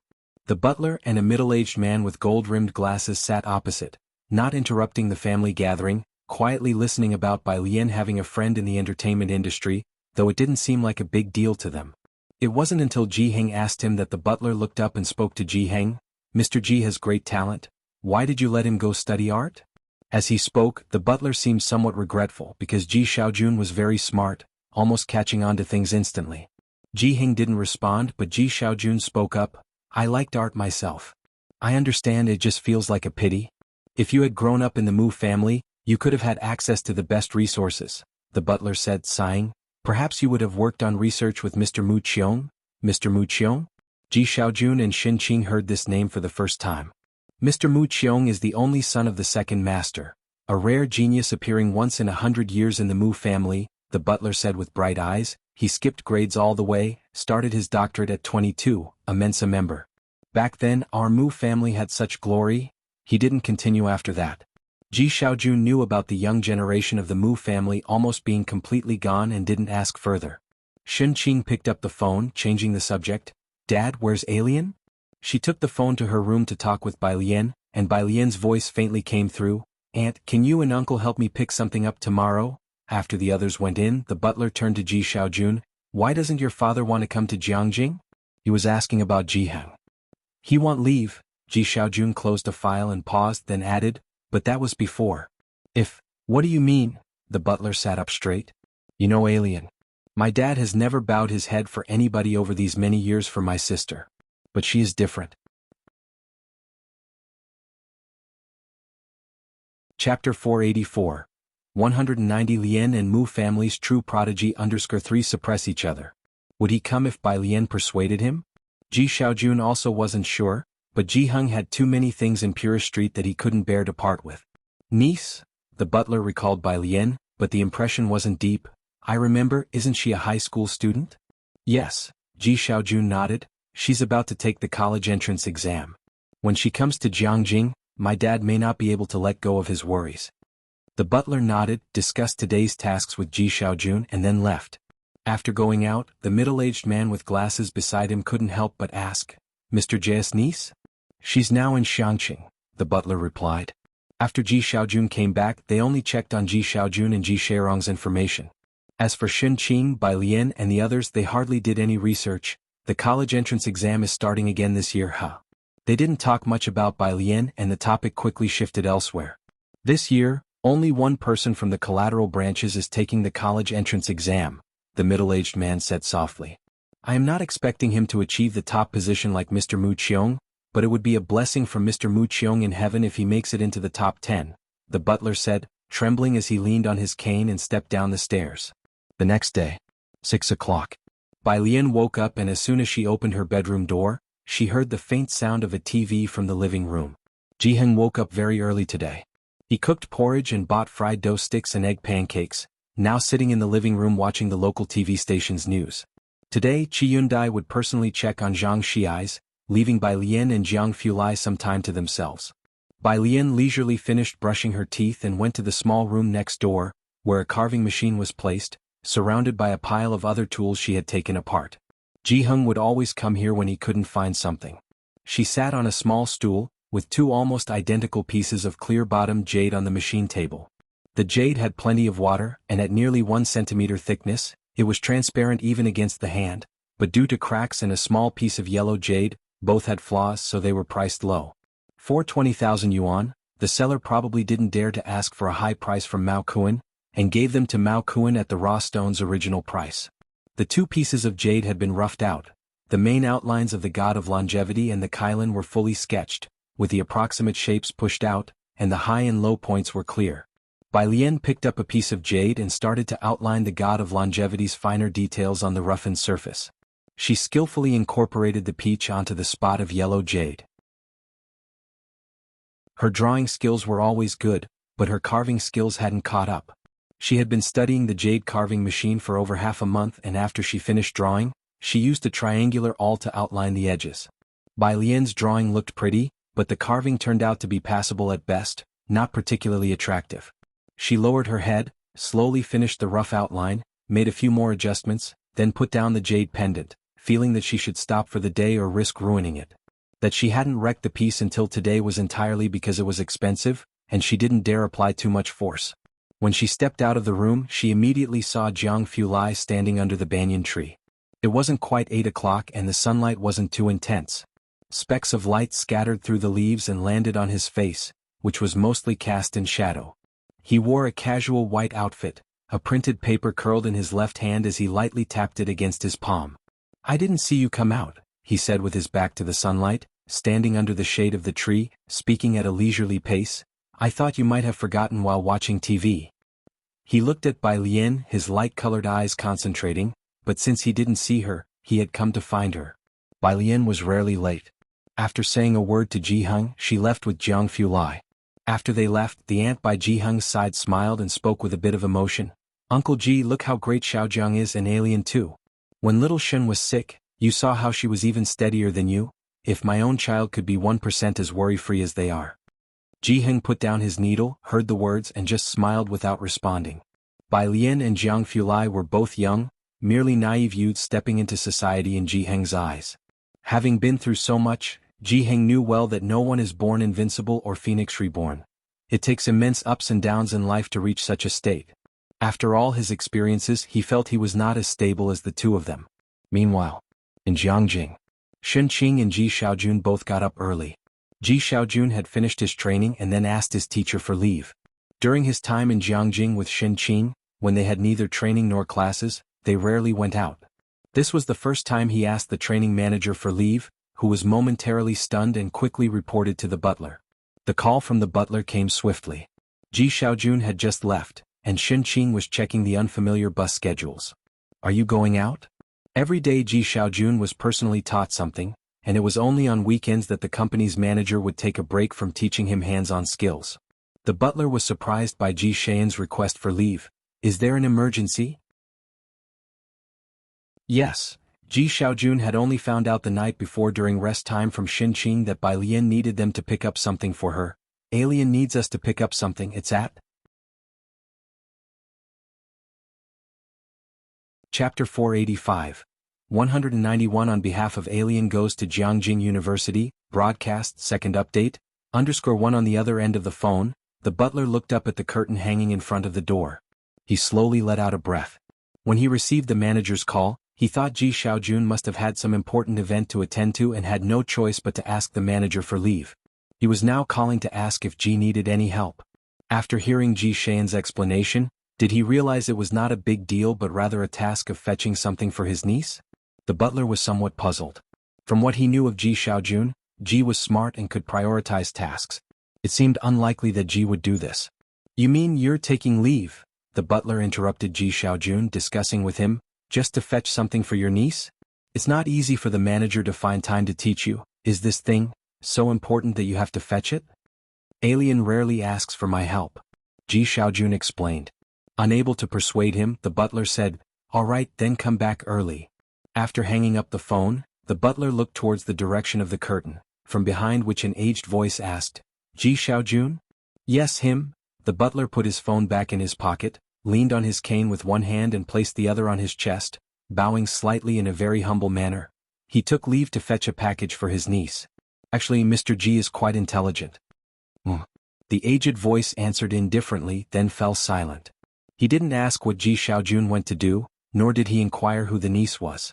After what the Mu family had been through with Mu Qiong, who else would dare claim to be smart? Others couldn't hold a candle to the late young master Mu Qiong in the eyes of the old master. The butler, with his head down, didn't wait for further instructions. He bowed slightly and left quietly. The Chang'an line. Shen Qing and Ji Xiaojun got off the bus. Shen Qing looked across at Jiangjing University's quaint gatehouse with many people taking photos. Are you sure it's here? Could Alien have made a mistake? Don't know. Ji Xiaojun looked down at his phone, which displayed his conversation with Bai Lian, and he read it again. Chang'an District, 556 Zier Avenue, First Campus Administrative Building, Room 303 on the 3rd floor. Below it was a phone number. He led Shen Qing across the street, looked up at the address beside them, and confirmed it was number 556. Ji Xiaojun rarely messaged Bai Lian. Is your thing at Jiangjing University? Alien? Yeah, Alien. What's up? Nothing much. Ji Xiaojun silently put away the phone and approached the security guard. After checking their IDs and visitor log, the guard warmly let them in. You two are heading to the complex building, right? See that bus stop in front. Just take the bus when it comes and get off at the 7th stop. Ji Xiaojun took note, walked towards the bus stop with calm composure, trying to appear as if it wasn't his first time at such a place. Shen Qing clutched Ji Xian's sleeve, swallowed nervously, and looked around uneasily. Jiangjing University was a place beyond her wildest dreams. She had never imagined she would enter one day. What kind of thing does Alien have here? With many students and some from other schools coming to attend lectures passing by, nobody seemed to notice they looked like country bumpkins marveling at sophisticated surroundings. Shen Qing gradually relaxed. They soon found the administrative building and entered room 303. The office in room 303 was small, with a long table in the middle and 8 chairs on each side. 5 people were arranging documents inside. A round-faced man approached to ask whom Ji Xiaojun and Shen Qing were looking for. Upon hearing they were fetching something for Bai Lian, the round-faced man's eyes widened. You are Bai Jian's uncle and aunt? Nice to meet you, uncle and aunt. Upon hearing the name Bai Jian, the other 4 people looked over curiously. The round-faced man shook hands with Ji Xiaojun and Shen Qing, invited them inside and poured them tea. Please wait, my colleague is bringing the memorabilia. In the meantime, he tried to subtly gather information about Bai Lian. Ji Xiaojun was cautious, always able to keep his composure. Holding his teacup, he expertly avoided their probing questions. The office staff didn't manage to learn much and were slightly disappointed. 10 minutes later, the memorabilia was delivered. The man handed it to Ji Xiaojun with a formal gesture. This is by Jian Student's commemorative medal. Ji Xiaojun looked at the exquisite gift box in the man's hand, with a landscape painting on the outside and just the word, Liang. Not knowing what was inside but seeing how seriously the man regarded it, he accepted with both hands. Thank you, comrade. You're welcome, the man smiled, looking down at the medal. This medal is quite hard to come by. Only 8 newcomers received it this year, and your niece is the first to not collect it in person. Chapter 486. 191 On behalf of Alien goes to Jiangjing University, broadcast, second update. _2 Upon hearing this, Ji Xiaojun was even more surprised. In his mind he wondered what kind of medal had Bai Lian actually received. At the end of March, the 31st, Sunday, Bai Lian came back from the library very early, and after asking Wang Qi about, "Come Here Friend," airing on the channel, she sat down in front of the TV with a stack of papers by 7 o'clock. Since there was an extra television in the house, Ji Heng had made 2 new chairs with backs in the last couple of days, placing them opposite the tea table. The TV screen wasn't big, but Ji Heng's living room was small, so the distance was just right. Director Qin sat near the door with Ji Heng beside him, Jiang He next to Ji Heng, and Bai Lian and Jiang Fulai beside Jiang He. What's on TV today? Director Qin didn't know what was playing today. He sat beside Ji Heng and the two of them shelled peanuts together. Is Great Yong airing yet? No, Director Qin remembered that Great Yong wasn't set to air until May. Yen Lu's variety show. Bai Lian listened to the commercial jingle and leisurely flipped a page of her paper. A pen was wedged between her right hand's pinky and ring fingers. Yen Lua. Director Qin remembered this girl. He had dealt with her case before. Bai Lian's phone was on her lap, continuously vibrating with messages. The Class 15 group chat. Wang Qi, at email protected, everyone pay attention. Come Here Friend, is about to start. Wang Qi, at email protected, everyone pay attention. Come Here Friend, is about to start. Wang Qi, at email protected. Bai Lian, who's the admin? Get him to manage this. Within 2 seconds Wang Qi had been removed as an admin. Wang Qi, Pu Xiaohan, hey Bebe. Bai Lian switched back to WeChat where Ji Xian's video call had come through and she answered it, turning the camera towards Ji Heng's side. On this side of the phone, Ji Xiaojun greeted Ji Heng and Director Qin, and upon seeing Director Qin there so late he asked, Xiaoqin, why are you all there? Yen Lu's TV show. Director Qin leaned in to explain to Ji Xiaojun, they are all prepared to support Yen Lu. Ji Xiaojun also remembered, right, I'm about to watch it too. As he spoke, Ji Xiaojun turned on the TV and asked Director Qin which channel it was on. Shen Qing didn't know how to operate the TV here, so she left it to Ji Xiaojun. Just then the doorbell rang. She went to answer it. It was the butler and Xiaojia. Butler. Shen Qing always behaved very formally towards the butler.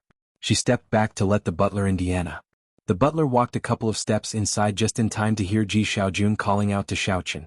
Who is he talking to on the phone? He was a bit surprised. Ji Xiaojun had very few friends besides a group of students and colleagues, and the name didn't sound like Bai Lian or Ji Heng's. After closing the door, Shen Qing explained, he's on the phone with his family. Alien's Friends TV show is starting tonight. Xiaoqin is at her grandfather's house watching with Xiaojiang and Jiang He. As she spoke, Shen Qing started to feel homesick. The butler felt a headache listening to the litany of names and raised his hand to stop her from continuing. Ji Xiaojun adjusted the TV and a smile appeared on his face. Right, the show hasn't started yet. Also, Alien, should I send you your medal? No need. Bai Lian's voice, somewhat distorted, came through the radio. He'll come to pick it up during the summer vacation. The butler quietly sat down on the sofa and placed his walking stick to the side. Shen Qing talked to the butler. Alien's medal, it's very beautiful. The butler, lost in thought, gave a perfunctory upon hearing this, clearly not paying attention to Shen Qing's mention of Bai Lian's medal. After Ji Xiaojun hung up the phone, the butler finally looked towards him. Now that the initial assessment phase is over, Mr. Ji, are you ready to change your surname and transfer your household registration? Ji Xiaojun was also quite silent. He had moved his household registration away when he got married to Shen Qing. These things didn't matter, but changing his surname? Xiaojia stood next to the butler. Mr. Ji, once you transfer your registration, you'll have Jiangjing household registration, still within Chang'an district. Nowadays, so many people couldn't get Jiangjing registration even if they wanted to. I know, Ji Xiaojun nodded. I'll discuss it with my father tomorrow and then transfer. The butler knew Ji Xiaojun wouldn't refuse these things. He talked with Ji Xiaojun about some details and prepared for the gene verification. 8 o'clock. Come Here Friend started airing on the TV station on time. After the opening credits, the show featured Yen Lu welcoming teacher Mei Yi. They were fine on the variety show. It's just that they didn't talk much, lacking chemistry. The live commentary was blunt. These two are a bit dull, huh? Surely the whole episode isn't like this? They should bring on some industry insiders. There's another episode later. Aren't there a few students in the promo video too? What's Yen Lu doing like teacher Mei Yi hasn't eaten every kind of cake? Alright. The butler glanced at the television screen, where he saw a group of stars he didn't recognize in a car, apparently heading for a trip to Xiangqing. He withdrew his gaze. You should call me when you've decided on a good time. He picked up his walking stick and turned to leave with Xiaojie following him. In the moment he left, the television displayed a group of people exiting a vehicle. A middle-aged woman had an upright back, exuding authority. Hello, I'm Sun Dan. Who is this random person trying to get some screen time? She doesn't even know Yen Lu. In Beijing. In Lu Yang's studio, his agent breathed a sigh of relief. As you can see, the result is truly mediocre. He turned to Lu Yang. Lu Yang was reading a script with his head down and glanced at the computer screen without saying anything. The agent chuckled and relaxed his back. His greatest fear was that this variety show would also blow up, but it seemed that there was little chance of that happening. Until, looking back at the TV again just a minute later, the direction of the live comments shifted. Wait, Sundan? Oh my god, Chengdu came back. It's really her. What's the meaning of this? The agent frowned, quickly took out his phone, opened Chengdu and searched for Sundan. The first page that popped up was all about her. The ID photo matched the person on the TV screen exactly. The agent, reading the introduction below, was completely stunned. Chapter 487. 192 hits a new high. Who exactly is Miss Bai? _1 Sun Dan, formerly the Deputy Director of Jiangjing Cultural and Tourism Bureau. Now the Xiangqing Cultural and Tourism Bureau Chief. Being the Xiangqing Cultural and Tourism Bureau Chief was one thing, but the line above was unsettling. What average person could climb to a high position in Jiangjing? Why would this person be in Xiangqing and even appear on Come Here Friend? That was until her family relations were introduced. Her grandparents' names could be found in recent history, and then there was her husband, a name almost everyone in the entertainment industry had heard of, Zhang Weiji. Lu Yang's agent, looking at the profile on Chenka, seemed to understand why Come Here Friend was broadcast on the satellite channel. He subconsciously looked towards Lu Yang. Next to him, Lu Yang was looking down at his phone, probably having received a message about Sun Dan. Even as an agent, he found himself speechless and unable to offer comfort to Lu Yang. We shouldn't have refused Yen Lu, otherwise we might have added Madame Sun on WeChat. If Dean Jian seemed like the moon out of reach, someone they would never cross paths with in their lifetimes, then Sun Dan and Zhang Weiji were the flowers of earthly riches. Not to mention Yen Lu herself, with the show, Come Here Friend, cuddling up to the powerful leg of Jiangjing TV station. Was the wealth that awaited in the future even in question? Lu Yang's lips pressed together, his facial lines extremely stiff, his heart filled with regret and frustration to the point of nearly suffocating. Brotherly is still okay, a nearby assistant murmured. The one who should regret the most must be In Chi. Everyone in the circle knew that In Chi had bundled up with Yen Lu for their debut. After becoming popular, he immediately brushed Yen Lu aside along with their CP, and started public relations with Man Shi. Moreover, he had PR smear Yen Lu for constantly leeching In Chi's popularity. At the time, he had cut ties with Yen Lu so cleanly and decisively, probably never considering the possibility of her making a comeback. But who knew Yen Lu really did make a comeback? Even before Great Yong was broadcast, her popularity had already caught up with the top tier. When Come Here Friend was aired, her popularity soared even higher. Purish Street, Ji Hing's home. Director Chen was casually watching television. On the screen, Mei Yi and Yen Lu were already walking along the two internet celebrity streets of Xiangqing, with many tourists waving at the camera upon seeing the filming, and the crew didn't avoid any of them. After checking in at the puppet shop, Mei Yi and Yen Lu went to the martial arts school across the street. As soon as the door opened, they saw a group of bare-chested people practicing various weapons on the left, and the camera gave a close-up to a man wielding a long spear, his arms tanned and muscled, with sweat dripping down along the lines of his muscles. Family got an urgent matter and him heading to Xiangqing, sprinted. To the right, on several rows of wooden stakes, only one strong and stern man was hopping lightly across the stakes on the right. Holy crap, is that light body Qinggong? Have I just not been online for a few months? Has Xiangqing secretly been cultivating immortality behind our backs? Seems like we can no longer hide our magic from foreigners. Lighting a cigarette? Officials, give us his Weibo or video account. Director Chen, eating peanuts and with his legs propped up, watched and commented, Mr. Ming doesn't fit in at all. As he spoke, on TV Mei Yi handed a long spear to Yen Lu. Wanna try the spear you usually use? Yen Lu took the long spear. Director Chen was startled. He put down his peanuts, sat up straight, and clapped his hands without blinking an eye at the screen. She knows how to use a long spear too? On the screen, Yen Lu was dressed in a loose casual outfit. Her smoky blue short hair lightly swayed with the wind, and she held the spear in her right hand and pressed the butt with her other hand. Using her waist strength, the spear then thrust forward like a swimming dragon, swiftly stabbing behind her. The camera perfectly captured her poised stance, casual yet effortless. The people practicing long spears next to her were genuinely impressed. I haven't learned it well, Yen Lu smiled. I didn't manage to bring out even 1/10 of the might of this move. Viewers began screaming frantically in the bullet comments. Is this a backthrust spear technique? I've never been so excited for Great Yong. Not like this, you're calling this not learning well? Yen Lu isn't being modest.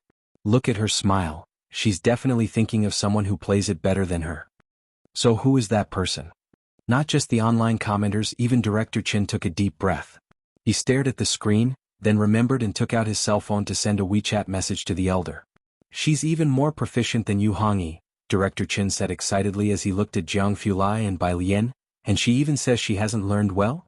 Jiang Fulai was sitting loosely in his chair, appearing uninterested in the TV, only glancing at Yen Lu's spear. Average. Chapter 488. 192 hits a new high. Who exactly is Miss Bai? _2 Bai Lian collected her gaze leisurely, offering no particular comment. She just lowered her head to look at the message on her phone. It was from Mao Kuan. Sis, for the April 18th auction, my godfather has reserved an invitation for you.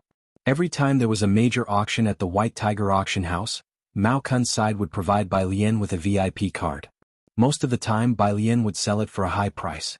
Any auction that Mao Kuan personally reported to Bai Lian was very important. Bai Lian, received. Beside her, Director Chen silently withdrew his gaze. After a series of commercials, the variety show resumed, and evening approached. On Purish Street, that little path, Yen Lu and Mei Yi were going to watch some fighting. I can't find any information about fighting venues in Xiangqing online. Who's the miss speaking next to Yen Lu? Her voice is so nice, why didn't she show her face? Her voice is soft, she is not wearing a mic, is she a friend of Yen Lu? The barrage decreased significantly until the crew arrived at Bakhtur Street. Many shots were not permitted to appear, leaving only a small portion of footage. Everyone saw the words Bakhtur Street under the night sky and the Qinglong bar, glowing with a dim light. Zaiwa's half-red hair made an appearance, as did a group of tough-looking men and women of various skin colors on the street. Barrage, why are they blurring out the legs? Why do most people only appear from the waist up? This person glanced at the camera. Why do I feel like he wants to cuss me out? The audience also realized something was amiss and began to question soulfully, hey, where exactly is this? The show continued to air, and Come Here Friend quickly snapped up several trending searches in advance. Jiangjing TV station. Sudden urgent trip to Xiangqing? Where is Bakhtur Street? The first episode of the program ended just as they reached the fighting venue. There had yet to be a breakout variety show since the beginning of the year. Come Here Friend was the first to rank in several hot searches right after its debut, skyrocketing viewers' curiosity to an all-time high. Once an issue becomes hot, countless fearless people will delve into it. News about Bakhtur Street had already begun to disseminate in secret. After the variety show ended, Jiang Fulai took Jiang He back home. Jiang He's cabbage backpack was still aside, and Bai Lian picked it up to hand it to Jiang Fulai.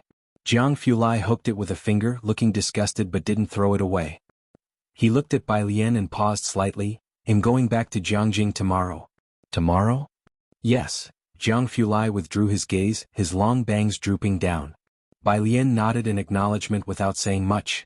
Is Jiang He going back with you? Jiang He kept his head down and remained silent. Director Chen hovered awkwardly to the side, and only after Bai Lian had finished speaking to Jiang Fulai, he approached. Miss Bai, do you have Yen Lu's WeChat? He knew Yen Lu, but he had just learned that Yen Lu was skilled with a spear. Yen Lu. Bai Lian glanced at him. I'll ask around. She looked down, pulled out her phone, found Yen Lu's profile picture and explained the situation. Yen Lu remembered Director Chen, and without asking for the reason after Bai Lian had finished talking, she directly asked Bai Lian to recommend Director Chen's WeChat to her. Bai Lian flipped to Director Chen's WeChat and passed it to Yen Lu. Director Chen left first with Jiang He, while Ji Heng took out a tobacco pipe to see the two off. Bai Lian still had that document in her hands, unread. Jiang Fulai remained in the courtyard without leaving, only glancing at the thesis in her hand. He-Wen is just being lazy, asking you to sort out his thesis for him. He can't get through it. Bai Lian leisurely made an excuse for He-Wen. Everyone else can get through it, so why can't he? Bai Lian knew this was not a good time to speak up for He-Wen. She took a few steps and stopped under a banyan tree, a large lamp overhead. Bai Lian slightly tilted her head, revealing a pair of beautiful almond eyes, deep and dark. These eyes always held a lazy indifference as if nothing mattered to her. Before she could speak, Jiang Fulai bent down, his arms casually extended, and his palms gently rested on her lower back. The shade of the banyan tree cast shadows over his face, and he tilted his head down, his hair brushing past her ear as he spoke in a lazy tone. I'll be back on Sunday. The popularity of Come Here Friend was still soaring, creating a new high for Xiangcheng's tourism industry, especially concerning the news of Backter Street. Right after the program ended, the director of Come Here Friend watched the trending searches on Weibo with a smile. It didn't cost them a penny. I said choosing Yen Lu was the right choice, he told the planner. You see, before he could finish his sentence, his phone rang. He took it out to see the number was from Jiang Jing and answered with puzzlement. Hello, good day. Hello, I'm Zhang Weiji. A deep voice came from the other end of the phone. Zhang Weiji? The director jumped up in shock, standing straight up. Their program had been approved by Jiangjing TV station, but the person who contacted them was Zhang Weiji's secretary. As for Zhang Weiji himself, the head of the national station, was he someone the common folk could contact? Heiress the thing, Zhang Weiji sounded casual. I heard your crew was filming in Backter Street? You must be quite familiar with the people of Backter Street, right? Anyone who could film in Backter Street had to have non-trivial backing. Zhang Weiji was forthright. I want to ask, could you get an invitation to the 418 White Tiger auction house? If you can get one for me, I will surely show my gratitude. The director hung up, stunned. White Tiger auction house, the program hadn't even got to that part yet, but he had seen it. Why was Zhang Weiji asking him about the auction house invitations? While he was pondering, his phone rang again. This time it was from his biggest investor, who sounded very kind. The calls were all because of Backter Street being shown that evening. In that brief moment, the director received calls from countless bigwigs in the industry. Finally, sensing something was off, the director came to a delayed realization. Hold on, exactly who is Yen Lu's friend?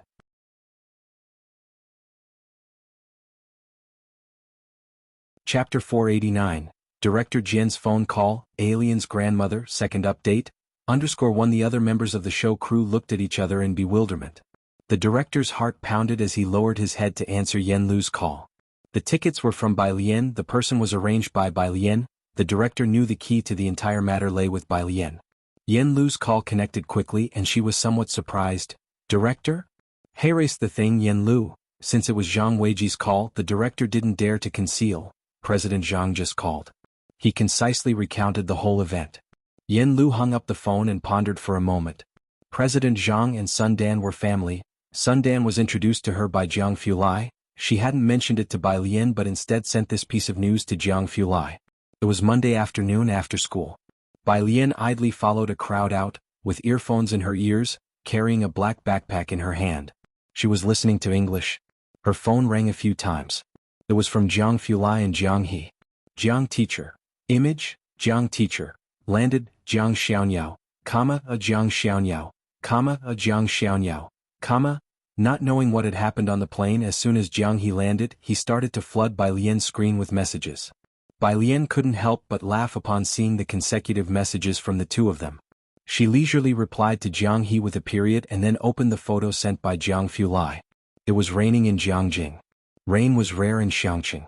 Bai Lian snapped a photo of the clear sky to send to him. The school gate was not too crowded at the moment. Su Nanjing was sitting on the curb talking on the phone with Xiao Bingwen. He raised his eyebrows. You say she has a black background? Su Nanjing had heard the name Yen Lu more than once, and at this moment he was quite surprised after Xiao Bingwen explained. The one we saw at the fight club, that was her, Xiao Bingwen said calmly. Backed her street, daring to film with a camera. Do you believe she has no backing? Su Nanjing saw Bai Lian. He stood up and waved her over. However, I heard Yen Lu is in seclusion, no one can reach her, Xiao Bingwen spoke. In waiting for Leng Shuhe, his teacher can definitely contact Yen Lu. Leng Shu's teacher was Director Jing, and Director Jing was Yen Lu's composer. Su Nanjing uttered a and questioned about something else. Did you find the person you mentioned? It's not that easy to find, Xiao Bingwen sighed. That person is even more mysterious than He Wen. Even Jiang University officials can't find any hidden news, while we at least know who He Wen is and his appearance. So the new talent meetup is definitely not happening? Su Nanjing also felt astonished.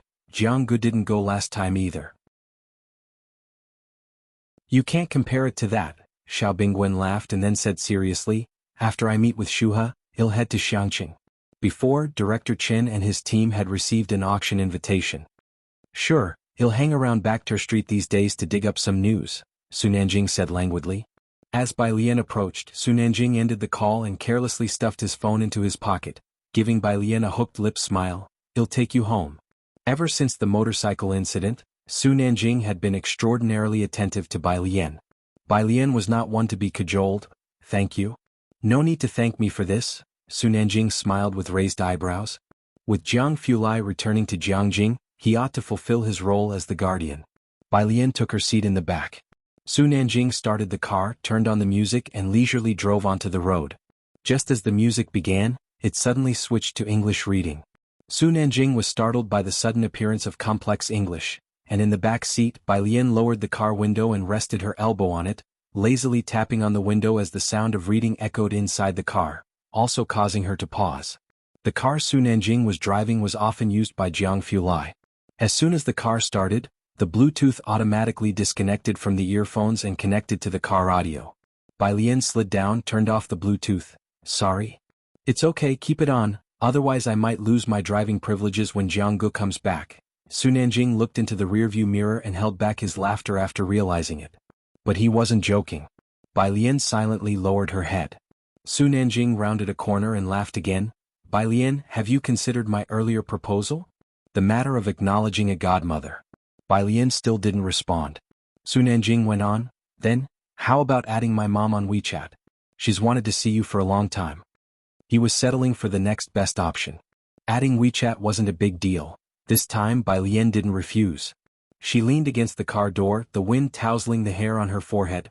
Just as she was about to speak with Su Nanjing, her phone rang. It was Director Jing. What have you been up to recently?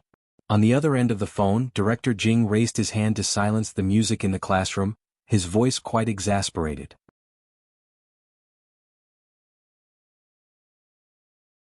Chapter 490. Director Jian's phone call. Alien's grandmother, second update. _2 A bunch of people were trying to get information from him in a roundabout way. That included old Master Chen. Dean Jian had never realized how much in demand he was until he asked Yen Lu and found out that Bai Lian was the source. In the classroom, when the others heard Dean Jian's voice, they looked at each other, puzzled. Dean Jian was usually very stern, and even when dealing with his 3 apprentices he was quite harsh. His teaching videos were said to be the work of a crazed demon. Besides the rumor that he had taken the initiative to greet a senior high school student, this was the first time they had heard him speak in such a gentle tone. The man exchanged glances with the woman beside him, hiding their astonishment. Bai Lian raised her eyebrows. She put her bag aside and said languidly, "No, get over it." Dean Jian was somewhat speechless, but this was Bai Lian. Okay, you'll get over it. So, where's your new composition? I've been waiting for over a month. It's coming soon. Bai Lian fobbed him off with the same 2 words. Can't you show some respect for your talent? Dean Jian was exasperated. Bai Lian had this natural talent and she wasn't using it. He felt sorry for her. Bai Lian realized the questioning was a pretext. Pressuring her to turn in her composition was the real motive. She brushed him off with a couple of casual remarks and hung up the phone. Dean Jian looked down at his phone. Forget it, he looked at the 5 or 6 people in the classroom, his expression returning to its usual seriousness. That's all for today's lesson. He took his phone and left. In the classroom, the woman wearing a camel-colored knit stood up. She picked up her scarf. Senior brother, who do you think our teacher was just talking to on the phone? With that attitude, the man picked up his guzheng, his eyes deep. The new composition, must be that composer he's working with, I suppose. Lung Shuha took a deep breath. I think so too. On Bai Lian's end she had just hung up the phone. The light was red, so Su Nanjing glanced in the rearview mirror and casually asked, who was that? The tone didn't sound like it was Jiang Fulai or a classmate. An old friend. That's how Bai Lian described Dean Jian. You seem to have a really good relationship with your old friend. Su Nanjing tapped his fingers on the steering wheel. He was just bored waiting for the light and tossed out a couple of questions. The light turned green and he drove off.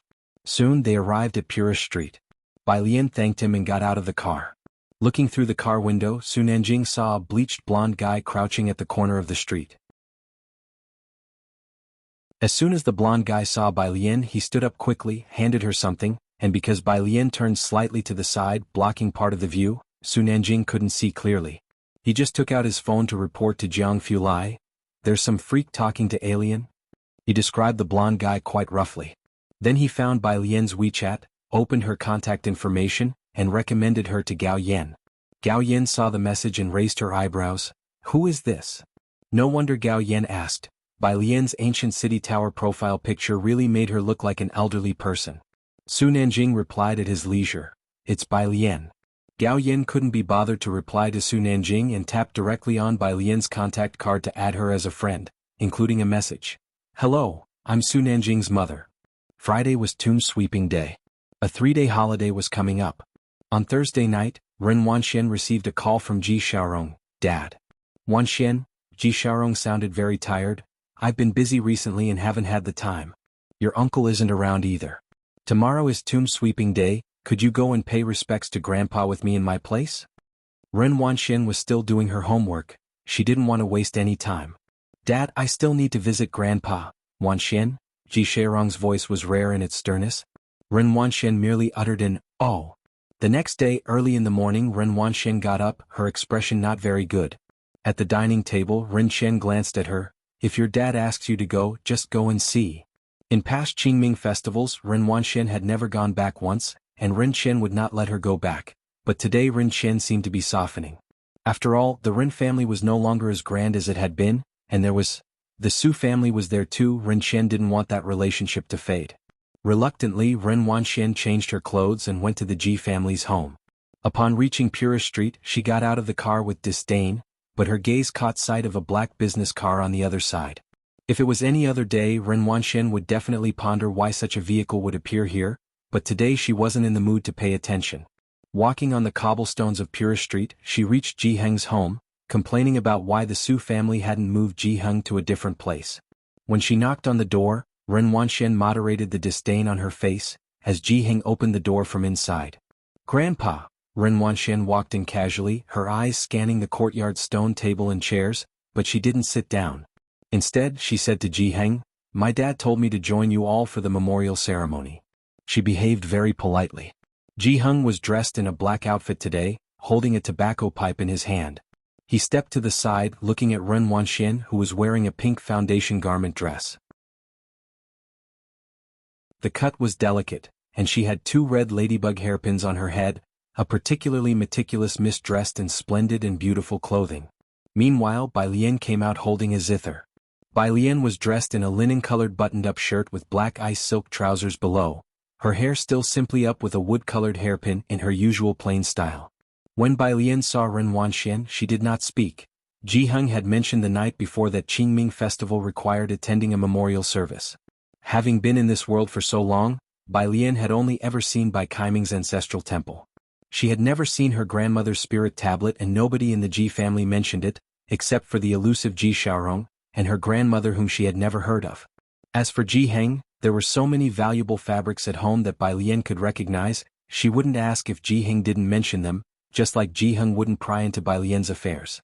The grandparent and grandchild knew each other had secrets, and they kept an unspoken understanding. Bai Lian wasn't curious about what Ji Xiaorong was doing, she was just curious about the grandmother whom she had never seen or heard of. Was she finally going to see her today? Ji Heng looked back at Ren Wanxian, he struck an old-fashioned match and lit his pipe. The place for the ceremony is quite far and there's a long mountain road. Can you manage? Hearing that it was far and involved a mountain road, Ren Wanxian's expression changed. But she remained silent, her hands grasping the hem of her dress. You should go back, Ji Heng said, his voice was muffled as he looked down with turbid eyes. Alien has a good constitution for climbing mountains, your health isn't as good as hers. His implication was that she could skip the visit. Ren Wanxian felt secretly delighted, but her expression showed hesitation. Is that okay? But my dad said, he'll talk to your dad. Ji Heng exhaled a ring of smoke, murmuring softly, don't worry, it's fine. Okay, Ren Wanxian took out her phone, stifling her eagerness. Then Grandpa, shall I head back first? Be careful on your way. Ji Heng waited for her to leave the yard, then raised his head and spoke to Bai Lian in a deep voice, get ready, we'll leave shortly. He turned and went back into the room to fetch the items for the ceremony. Okay, Bai Lian nodded, watching Ji Heng's retreating figure thoughtfully. At the Purist Street intersection, Ming Dongheng saw Ji Heng and Bai Lian carrying chrysanthemums and a variety of items, and promptly got out of the driver's seat, the back door of the car opening automatically. Miss Bai, Elder Ji. He did not say what he was there for, but his meaning was clear. Ji Heng glanced at him, pondered for nearly a minute, and ultimately did not refuse. Thank you. He and Bai Lian got into the business car. Elder Ji, where to? Ming Dongheng buckled his seatbelt, looking into the rearview mirror. Ji Heng gave an address in a low voice. Ming Dongheng turned on his phone to input the address, and upon seeing the destination he froze.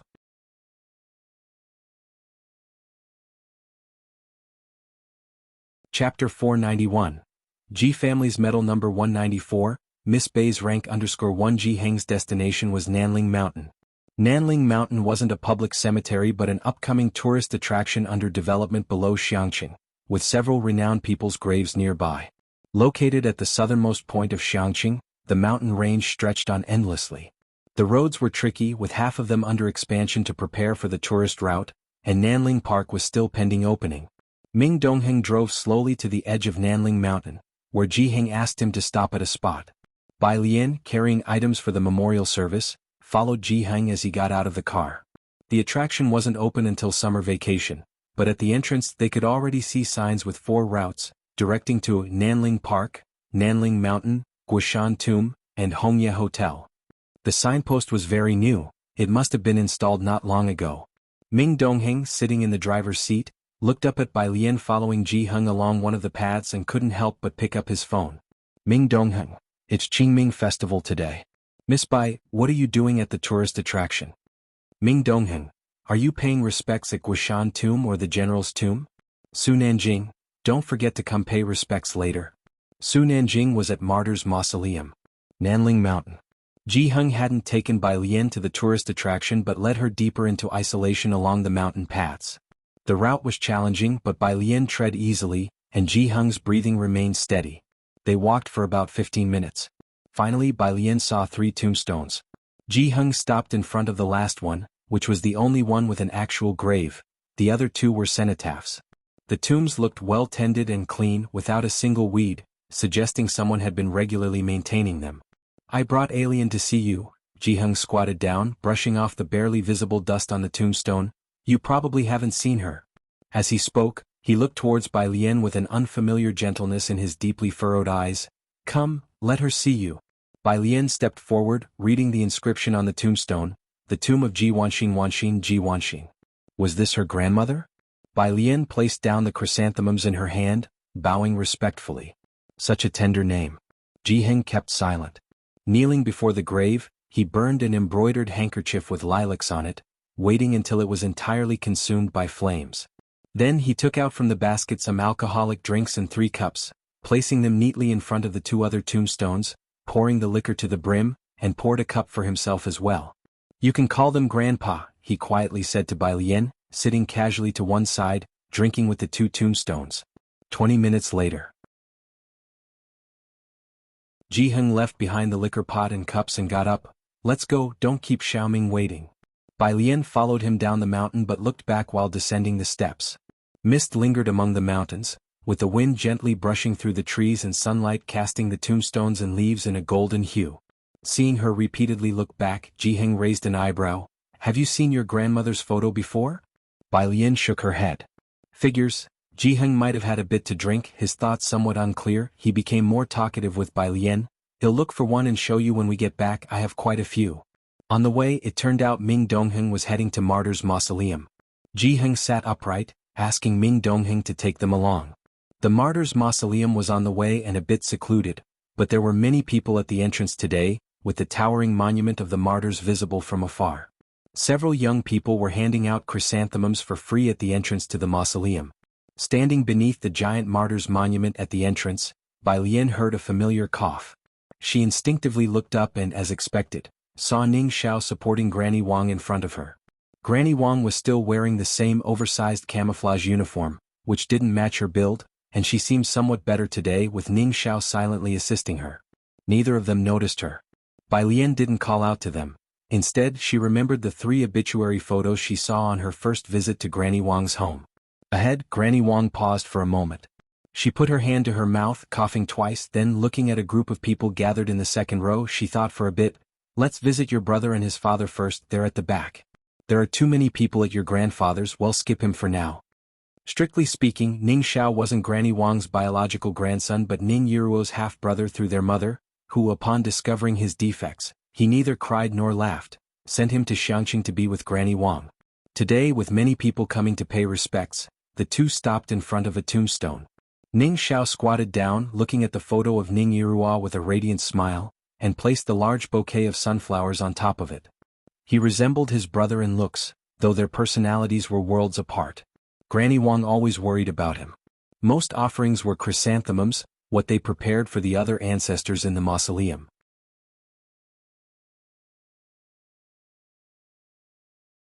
Chapter 492, G Family's Medal Number 194, Miss Bei's rank _2 Only Ning Yiruo is like a sunflower. Ning Xiao reached out to touch the jade gourd on his neck. Afternoon. Bai Lian sat at her desk, the sun slanting in through the window. To the right were stacks of books, and under a nearby inkstone, a piece of white paper lay pinned down, inscribed with several lines of shorthand musical notation. The room's door was open, and Jiheng entered from the courtyard holding a dark old wooden box in his hands. The box was locked with a small padlock. "Take a look inside," said Jiheng, seeing that she wasn't doing homework, and he placed the box in front of her and handed Bai Lian the small key. "These are photos of your grandmother." Bai Lian reached out for the key and bent her head to insert it into the lock. Jiheng stood by and watched as she opened the small wooden box. What met her eyes first was an old black and white photo of a woman in a traditional cheongsam, dignified and elegant, her features exuding an extraordinary Eastern charm. Besides that one there were many more.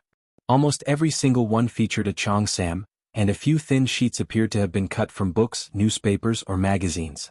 They had been well preserved. Jiheng, who smelled slightly of smoke, let his gaze fall on the photos, his turbid eyes revealing hardly any emotion. Bai Lian gently flipped through the pile of old pictures, delicately holding the edges of those cut from newspapers, exceedingly cautious in her movements. When the old photos had all been looked through, beneath them in the box Bai Lian saw 2 small medals.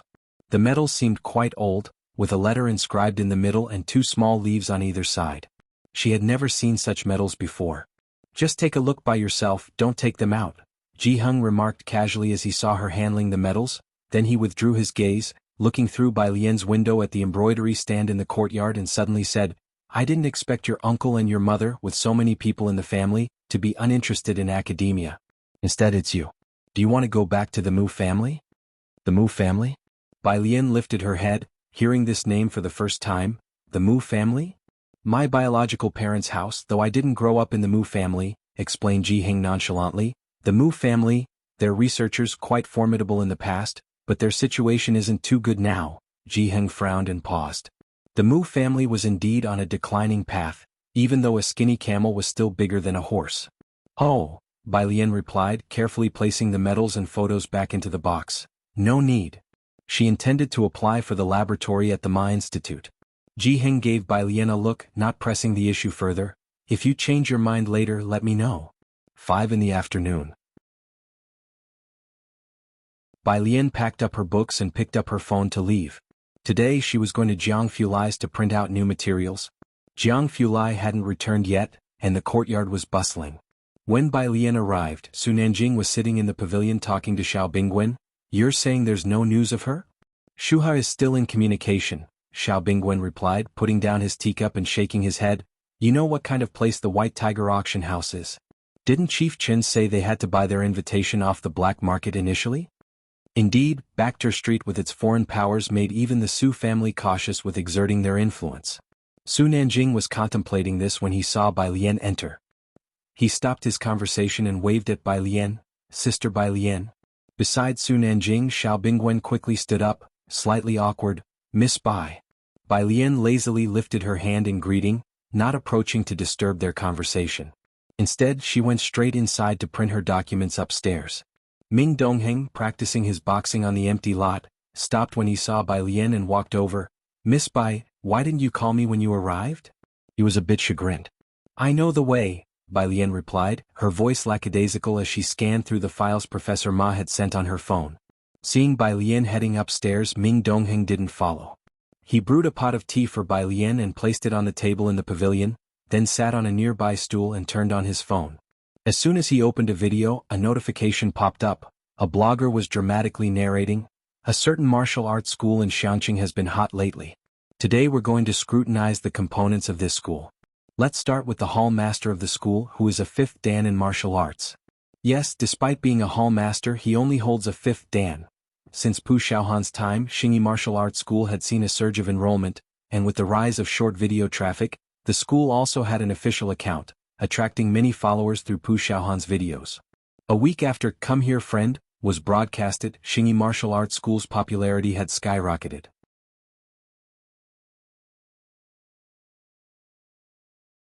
Chapter 493, G Family's Medal Number 194, Miss Bai's rank _3. Every advantage has its disadvantage, and with it come problems. Netizens began to doubt the authority of the Xingyi Martial Arts School. Ming Dongheng watched the video and frowned. "Why do you keep repeating this video?" Su Nanjing looked over at Ming Dongheng. "I've invested in this martial arts school."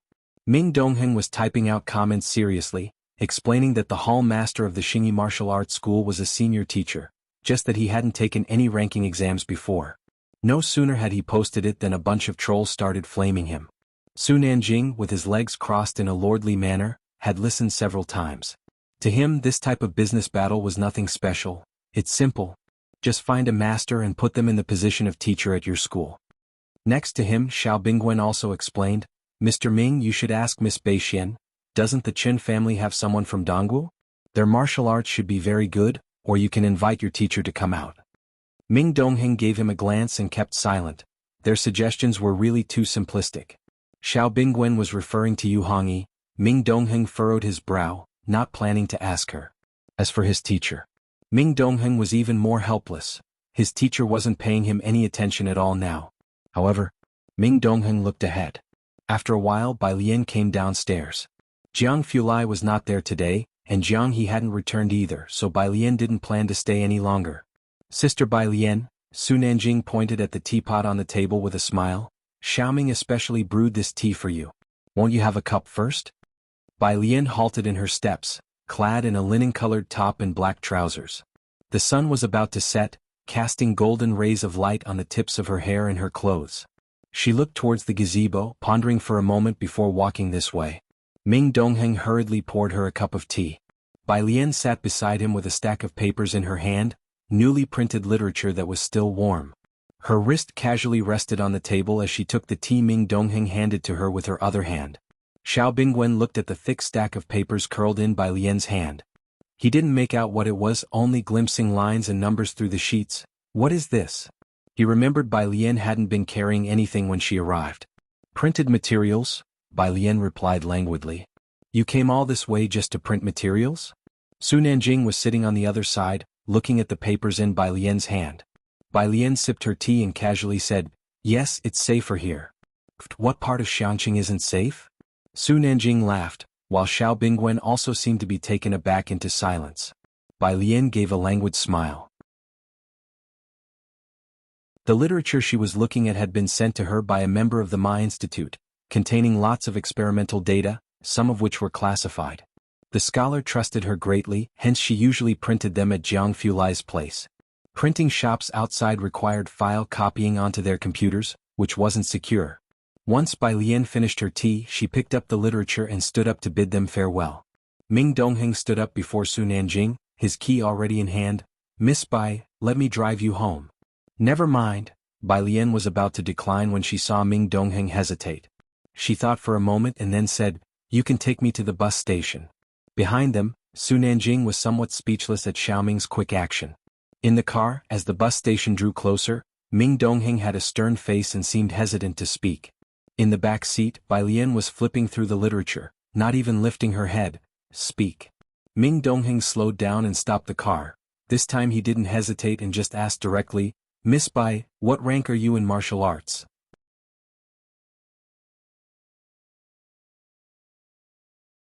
Chapter 494. Crisis at 195, Brother Jiang returns, second update. _1 Ming Dongheng had witnessed Bai Lian's footwork. Although Bai Lian usually appeared lazy and indifferent, sometimes Ming Dongheng felt she gave him even more pressure than his own teacher did. Not to mention those few moves she executed while standing in stance.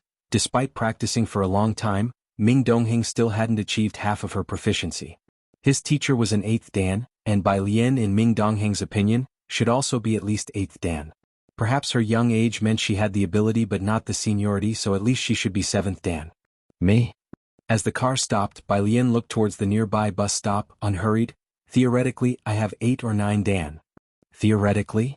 Ming Dongheng pressed a button, and the rear door automatically opened. He didn't understand what Bai Lian meant by theoretically. Bai Lian got out of the car very calmly, "Because I've never taken the test." Ming Dongheng was somewhat frustrated. "Why wouldn't you take the test?" Looking at Chen Jingyu, Yu Hongyi, and the others, every one of them seemed eager to test twice a year. "What's the matter?" Bai Lian stood outside the car window, speaking while also glancing at the mobile phone in her right hand. She was probably memorizing vocabulary. Ming Dongheng's expression was always cold, and he replied without a change in his demeanor, "I just feel it doesn't match your temperament." Bai Lian. By coincidence, the bus also arrived and Bai Lian boarded. Ming Dongheng left the car where it was, watching the bus drive away before taking out his phone to report to Jiang Fulai about Miss Bai coming to print and then immediately leaving. After finishing his report and just putting down the phone, it rang. It was Jin Kai, the current hall master of Xingyi Martial Arts School. While starting the car, Ming Dongheng pressed the hands-free button. "Hallmaster Jin, do you only have 5th Dan?" Bai Lian was unwilling to take the test. Surely she had her reasons, like studying hard. But Hallmaster Jin was from a martial arts family. They had run a martial arts school since he was a child. Why hadn't he taken the test? After spending so much time together, Ming Dongheng knew Jin Kai's skills far exceeded 5th Dan. "You already know?" "Yes, I only have 5th Dan." Jin Kai was startled and then chuckled bitterly.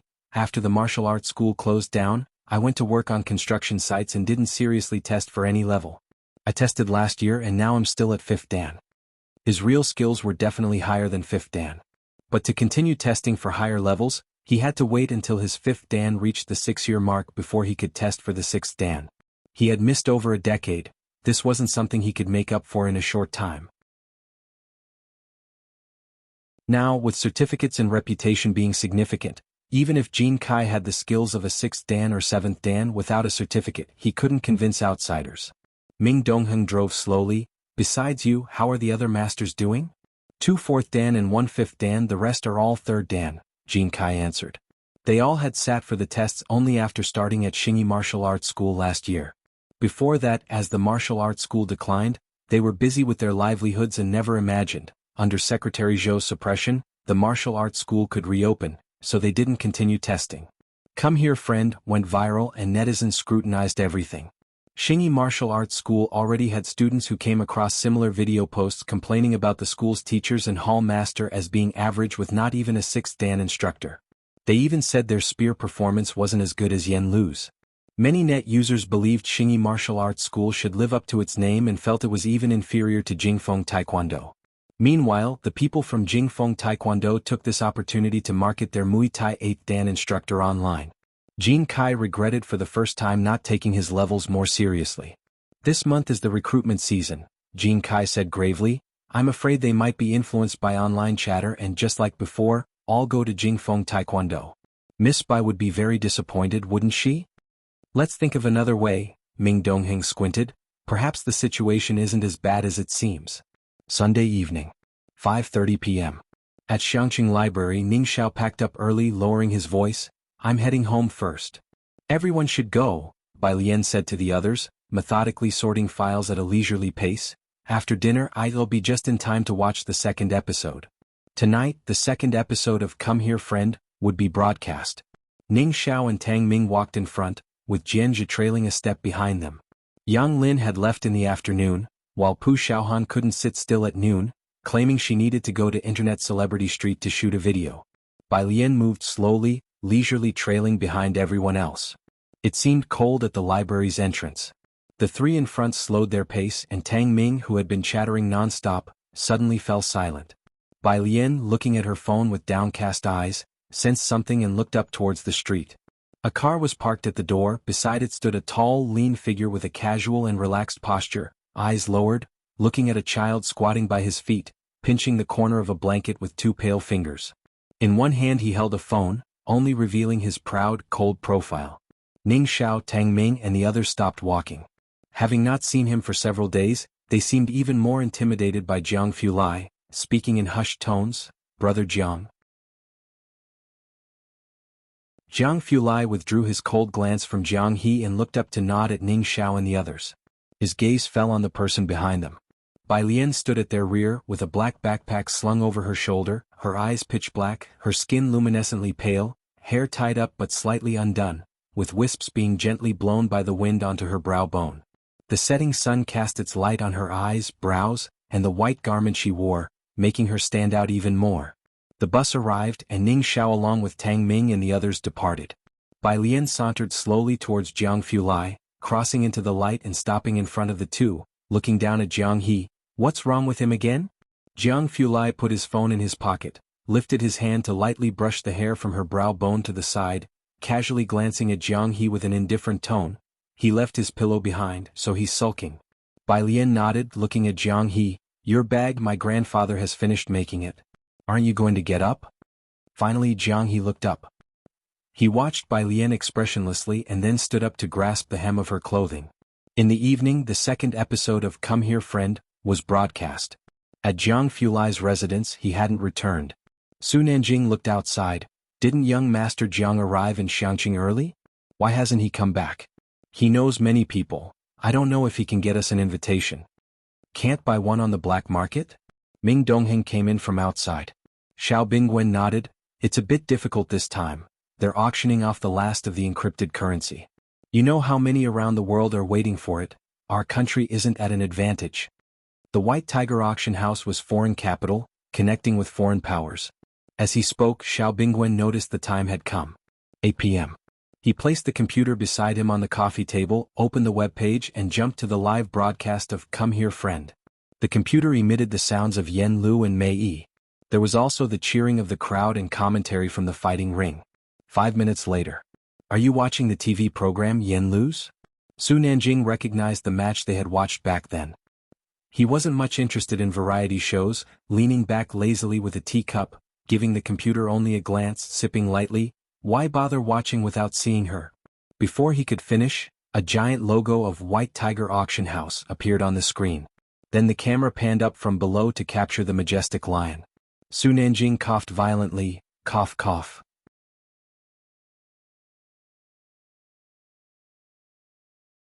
Chapter 495. 196 Issue 2.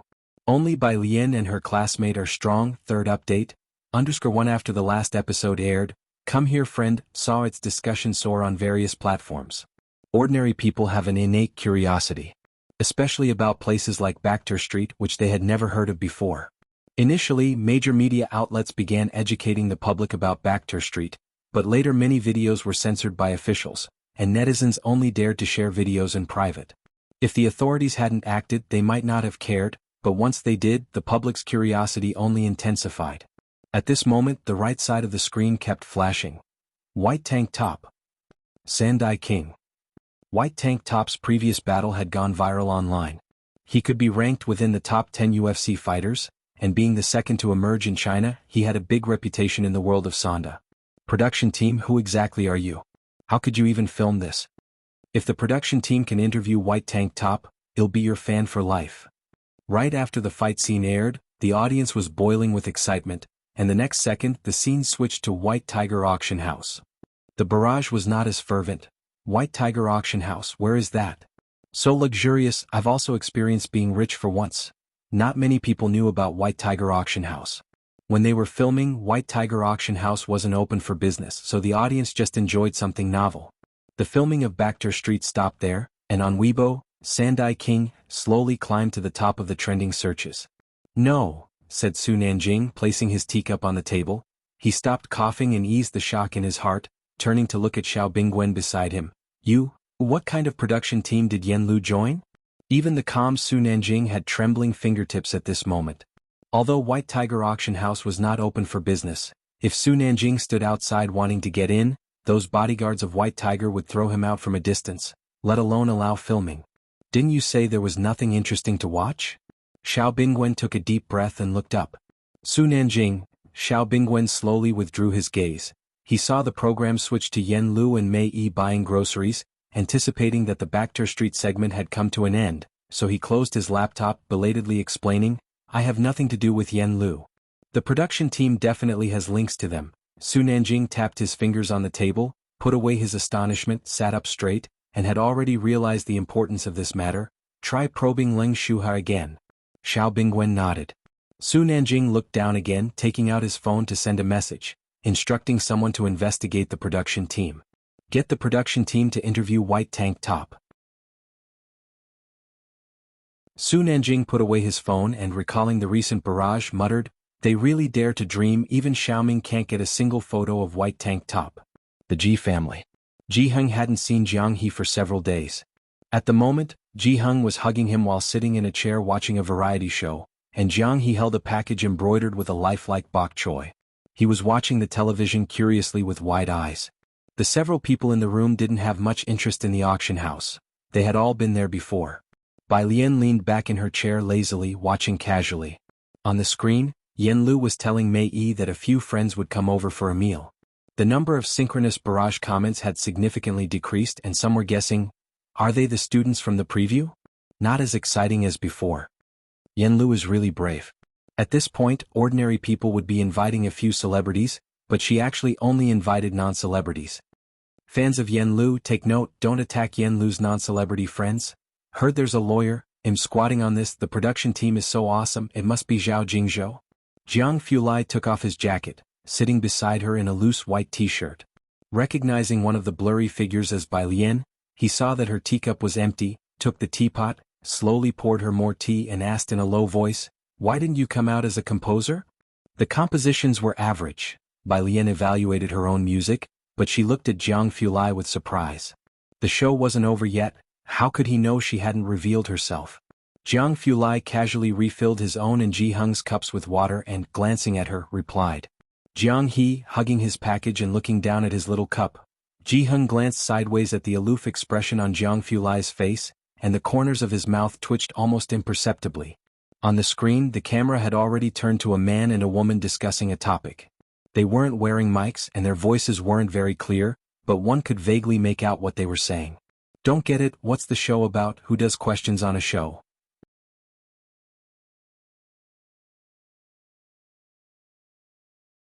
Chapter 496. Second issue of 196.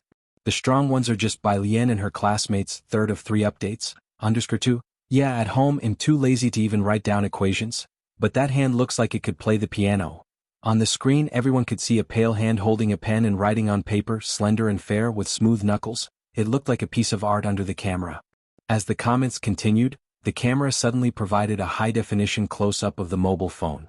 Everyone could see the problem displayed on the phone, a small ball in a vacuum, illuminated by a 280 nanometer wavelength ultraviolet light, asking for the maximum kinetic energy of escaping photoelectrons, speed at infinite distance, number of photoelectrons. The production team added an image of a little yellow face kneeling with the caption, "High school students really don't have it easy these days." I can understand each problem individually, but when they're combined, I'm lost. You better confirm this is a high school problem. The production team, you're really outrageous. I've put up with everything else, but which normal high school student would solve this kind of problem? The character setting is too obvious, at least understand what we regular high school students study. Comments continued to flood in, with several mentioning Jiang Jing. Jiang Fulai looked at these comments, his delicate brows betraying some hesitation. Is this problem difficult? It's alright. Bai Lian lazily sipped water. I know the answer, it's just that Ning Xiao didn't have enough time. Jiang Fulai leaned back and commented indifferently. He's always been a bit slow. Next to them, Ji Heng, who understood nothing. He felt like he was one of those netizens commenting. However, it was only for a moment before Chi Yundai's arrival shifted the topic again. The moment Chi Yundai appeared on screen, the production team highlighted his full title. Chi Yundai, a 39-year-old practicing lawyer. Yen Lu respectfully called him Chi Lu. Chi Lu? Never heard of him. Is this to hype him up? +1. I thought the production team would invite Zhao Jingzhou. You were so good in the first half, why did the quality drop in the second half? Soon, the scene of Chi Lu cutting potatoes made viewers satisfied. Just admit it, production team, he must be a 5-star chef, right? Haha, teacher May had me dying of laughter. He actually went back to secretly cut potatoes. Come here, friend, made the hot search once again because of the Sonda King. The last episode was a smash hit. This episode's first half was even more explosive than the previous one, especially since White Tank Top was already famous in the fighting ring. Now his popularity soared even higher, to the point where there were inquiries about White Tank Top's social media account. It was only the latter half that dragged on. At least Chi Yundai managed to earn the nickname 5-star chef from netizens. But viewers found the segment with the physics problems critically poor. At Yen Lu's place. As someone who had been consistently disparaged, her sixth sense was sharp. She immediately called Wang Xn. Sister Xn, didn't you watch before airing the episode? Wang Xn had also seen the online sentiment. She rubbed her brow. I did, but we had no idea the problems Miss Bai and the others were working on were so hard. If I'd known, I wouldn't have allowed the director to air them. The director was trying to evoke empathy from senior year students who had left school for so long, thinking that the current senior students must be very strong. Little did he know it was only Bai Lian and her classmates who were strong. Yen Lu opened her computer, and there were already people spontaneously joining the backlash online. A new entry appeared on the trending search. The hard-studying Miss Bai and classmate Ning's 12th grade problem. The program had edited together some sound bites of Bai Lian and Ning Xiao's names, and now these two terms were being mocked coldly and derisively online. Yen Lu furrowed her brows at this entry, then moved to the one below. Xingyi Martial Arts School Hall Master. Her expression tightened. In the information age, a hot show came with its benefits. But with those benefits came corresponding impacts. Yen Lu, accustomed to being maligned, was indifferent. But she didn't want to see Bai Lian getting dragged down. She hung up on Sister Xin and called the director directly. Cut that segment out? The director didn't hesitate after hearing Yen Lu's suggestion. That's a good idea, don't worry. The information age moves quickly and this will blow over. It's just Miss Bai who, the director was somewhat afraid that Bai Lian would be angered. After all, people online were accusing her and Ning Xiao of putting on an act. She doesn't go online, Yen Lu sighed. She believed that Bai Lian wouldn't be bothered by others' opinions. That's good, the director was relieved. He lit a cigarette and instructed his team to edit the website's video content, confused and frustrated. But how did Miss Bai and the others end up solving that kind of problem? He was genuinely perplexed.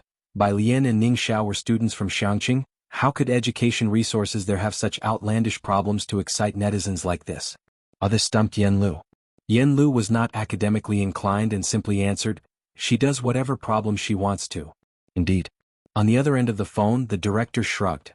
After all, Miss Bai was so cool that the industry big shots had already called him. What was the big deal about her doing a problem? The director hung up the phone. Beside him, the assistant director stood up from his chair. They're editing it now. Hopefully the audiences will quickly forget about Miss Bai and Ning Xiao. The director nodded, still holding his cigarette, his brow unrelenting. How's Lawyer Chi doing right now? As you know, our show is on fire right now, the assistant director said, resigned. When they recorded the show, they never imagined it would become this popular. They just wanted to give Lawyer Chi some exposure but ended up overshooting. The show was too popular, and the audience's expectations were too high. Chi Yundai seemed too ordinary compared to Sun Dan on Baekter Street and the presence of white tank top. Editing could shave off segments with Bai Lian and Ning Xiao, but for Chi Yundai, the latter half was all about him. There was no way to make cuts. The director exhaled a ring of smoke and lowered his head to check his phone, opening the official Weibo account for "Come here friend. We can cut out Miss Bay's segments, but it's tricky with lawyer Kai's part."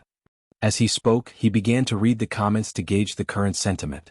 Seeing a comment that read, "Those two students are so pretentious," he frowned and clicked delete. Yen Lu's and Mei Yi's fans were trying their best to control the situation, but there were too many outside viewers and they couldn't keep things under control. Scrolling to sort by popular comments, he saw the top one. "The production team is so amazing, you even invited Sun Dan.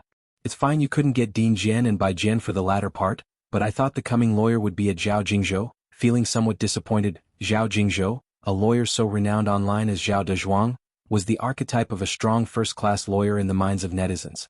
The director couldn't help but laugh with irritation. Why don't they ask me to invite God over?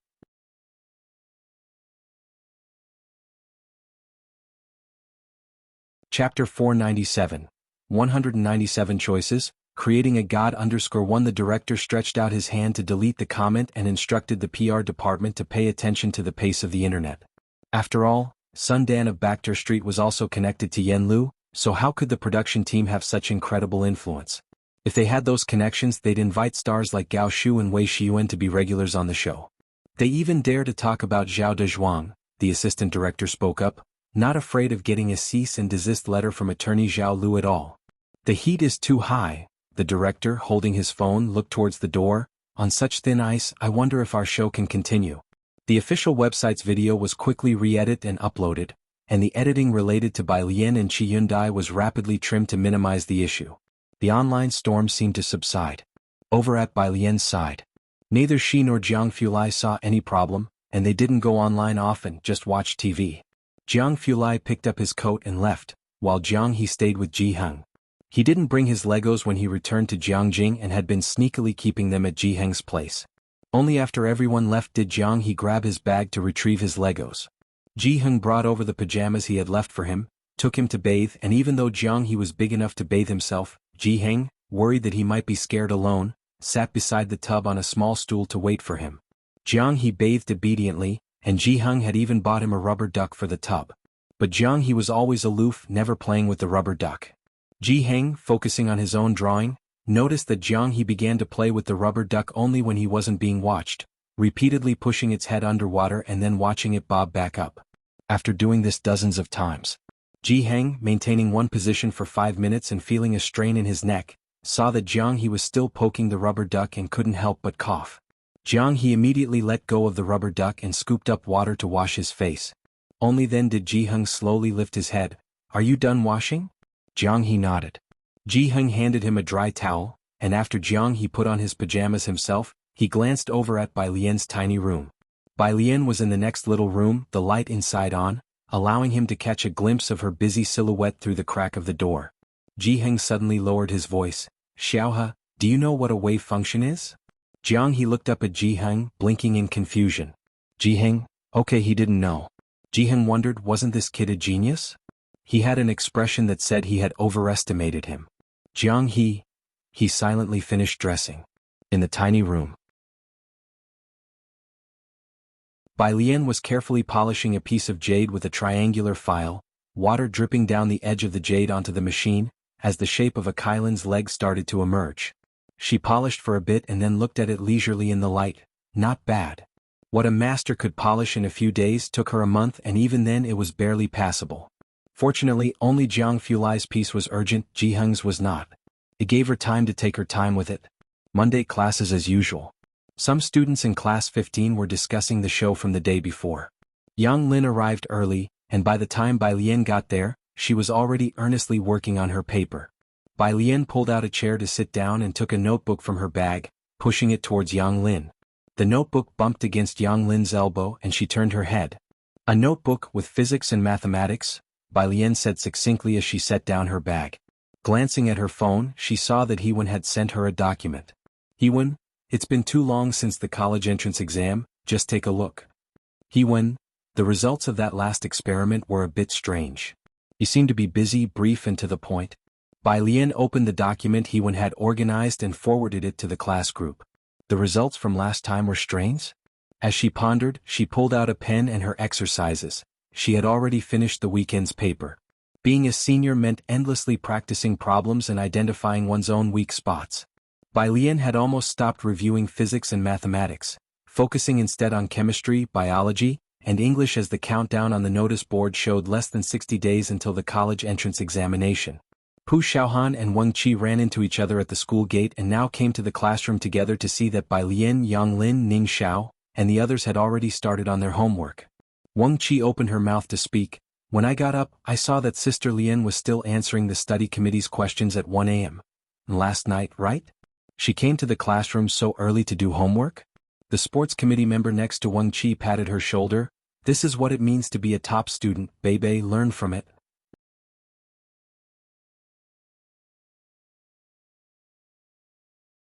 Chapter 498, 197 Choices, Creating a God _2 Wang Qi didn't speak, his gaze turning to Yang Lin. Bai Lian and Ning Xiao were still fine, the two didn't have to worry about other things. But Yang Lin was also working part-time. She was really pushing herself too hard. Next to Bai Lian, Yang Lin lowered her head and earnestly wrote out her test paper. When one is fighting for both livelihood and college entrance examination, no one feels tired. Xiaohan, how's the progress on our graduation gowns? A girl asked as she sat down at Pu Xiaohan's desk, inquiring about the graduation gown's progress. The school was about to organize the graduation photo session. Pu Xiaohan took out her phone, swiped through the screen to open a conversation with Ji Heng, and showed her a recently sent picture. It's this floral pattern. The girl's eyes lit up, then she remembered something. Xiaohan in last night's show, was that the top student and Sister Lian? The two girls put their heads together, trying not to disturb Bai Lian and Yang Lin sitting behind them, speaking in hushed tones. Because of Wang Qi's promotion, everyone in class 15 had watched Come Here Friend. There wasn't a clear front shot of any senior high school students, but there were shots of backs, arms and feet. Bai Lian and her group weren't wearing mics, but her temperament was too distinctive. Those familiar with her could tell it was her. Pu Xiaohan didn't directly answer, but the girl understood. So it really was you guys. I thought, how could ordinary high school seniors do those kinds of questions? If it was Bai Lian, then that wasn't surprising. She breathed a sigh of relief. Meanwhile, at Jiang Fulai's residence, he had gone to the laboratory. He wasn't interested in cryptocurrency unless there was an auction of cutting-edge technology or antiques he desired. Su Nanjing didn't get any useful information from Jiang Fulai's place, he said while holding fish food. Looks like I need to make a trip back to Jiangjing. Xiao Bingwen nodded. Ming Dongheng, standing beside them, stared at the water, his usually cold face furrowed with worry. Still worried about your little martial arts gym? Su Nanjing didn't care about the small gym and found Ming Dongheng's concern amusing. Lay low for a while, public opinion is like that. Ming Dongheng knew this all too well. It's the first time the gym is enrolling art students, and because of this, no students have signed up recently. Miss Bai will definitely be disappointed. Sister Lian of the Bai family? Su Nanjing was taken aback, sitting up straight and raising his hand. What does this have to do with her? The gym reopened with her support, explained Ming Dongheng, looking up. Su Nanjing tapped his fingers against the railing. He took out his phone and sent Gao Yen a message. Find a martial arts teacher with a rank of 6th or 7th Dan, need them to lend their name, Sister Lian's gym of the Bai family, Jiangjing. Su family. Gao Yen sat in her seat, looking at the several people in front of her, her gaze landing on an older man with a gray beard in the center. Elder Su, I heard your eldest son reached the 7th Dan? The major families always cultivated loyal followers, and the Su family was no exception. These were among the strongest under Su Jiuling's command. Madam, you flatter me, it is indeed my son Su Jiang. The older man nodded, then looked to his left. Su Jiang? Su Jiang stepped forward, suppressing his excitement. Su Jiang pays his respects to Madam.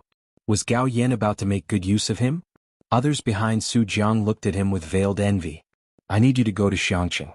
This is very important to me, Gao Yen said to Su Jiang. We will pay you double the salary. Xiangqing? Su Jiang was taken aback. Beside him, his father guessed. Is it to protect the third young master? No. Gao Yen didn't hide it from them. She picked up her teacup and slowly skimmed off the froth on top. It's to take a nominal post at a martial arts gym in Xiangqing. It won't take much of your time. The third young master has recently acknowledged a sister. The gym is hers. Once you are there, just follow her orders. Upon hearing this, Su Jiang's smile showed a hint of hesitation.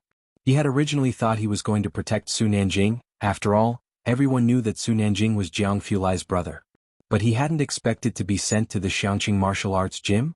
Xiangqing was so far away, and once he went there, would he be able to come back? And what about the third young master's sworn sister? How long would his newfound enthusiasm last? What's more important, after traveling so far, by the time he returned, he would have to leave the Jiangjing circle. Su Jiang's father, with his great ambitions, always aimed to climb higher. Xiangqing was too risky. Lowering his gaze, he said, "Madam, Su Jiang does not have much experience in educating others, but perhaps his younger brother could." It had not been easy for the Su family's collateral branch to raise someone up. Su Jiang was meant for a smooth path ahead, and he could not afford to go to Xiangqing. Gao Yin also noticed that Su Jiang was reluctant to go, and setting down her teacup, asked, "Where is his brother?" Su Jiang's father looked back and called, "Su He, come meet the madam." A man in a gray coat came out, very respectful. "Madam, I am Su He. Have you taken a martial arts grading exam?" Gao Yin observed his honest face and nodded to herself, thinking he was a good choice. No cunning about him. 6th Dan. He had even met the minimum requirements set by Su Nanjing. "Are you willing to go to the Xiangqing martial arts gym?" Su He is willing. Gao Yin, satisfied, said, "All right, pack your things and head to Xiangqing tomorrow. The third young master's people will meet you there." Beijing. In the evening, at Lu Yang's side. Lu Yang's fan group had many people discussing the program, "Come Here Friend." It was common knowledge among insiders that it was originally Lu Yang who was approached by the production team. But he feared that participating would affect his image as a pretty boy, so he declined. After the show became popular, Lu Yang was also mocked online, accused of dropping the watermelon while picking up sesame seeds. His main fans all knew about it. Lu Yang's agent, seeing the constant mentions in the group, couldn't help but take a look. It was a rich female fan of Lu Yang, Strawberry Ice Cream. This shitty show even does biased editing. Was "Come Here Friend" trying to create a god with Lu Gu, and he refused to play along, so he dropped out? It's not what the internet rumors say about glorifying some and belittling others. Lu Gu was badly smeared last week. Seeing the messages in the group, the agent did not deny them, nor did he stop the fans from speculating. The popularity of "Come Here Friend" was still fermenting. Netizens like to build up idols, but they also love to tear them down. After being highly praised for 2 episodes, the show was criticized in the latter half for not meeting expectations, and unavoidably Lu Yang was implicated. Strawberry Ice Cream, being wealthy, had more sway over Lu Yang's fans than his own studio. She directed them as she pleased. As a main fan, her word was even more influential than Lu Yang's. In the past few days since "Come Here Friend" aired, there were those who smeared Lu Yang, causing him to be ridiculed by laypeople and leading to many fans leaving the group. Upon watching the edited video, Strawberry Ice Cream immediately contacted her connections in the entertainment industry and drafted a PR statement. V Strawberry Ice Cream. #Luyang really wronged. #Come Here Friend deleted scenes at Come Here Friend official. Can you please address the audience's questions? Why does the hall master of the Xingyi Martial Arts School only have a 5th Dan? As everyone knows, a gym's teachers are crucial. You don't even have a 6th Dan teacher, so how can you go on variety shows to promote yourselves? Are you implying fraud at Xiangqing Police Station 2nd? Can the production team find someone a bit more cultured? What high school senior does these sorts of tasks now? Yen Lu and Mei Yi keep calling her Miss Bai. Please do your homework, okay? Do you think cutting out this section will cover up your stupidity? Screenshot. Last, please don't take the audience for fools. Yen Lu saying Lawyer Chi Lu is amazing. Well, I don't see how he's amazing. Is his culinary skill supposed to be impressive? Is the show trying to create another deity like Lawyer Zhao Jingzhou? It's completely laughable. How about you look up Lawyer Zhao's resume online? Lu Yang just didn't want to join your program and he was smeared for a whole week. Are you prepared to apologize?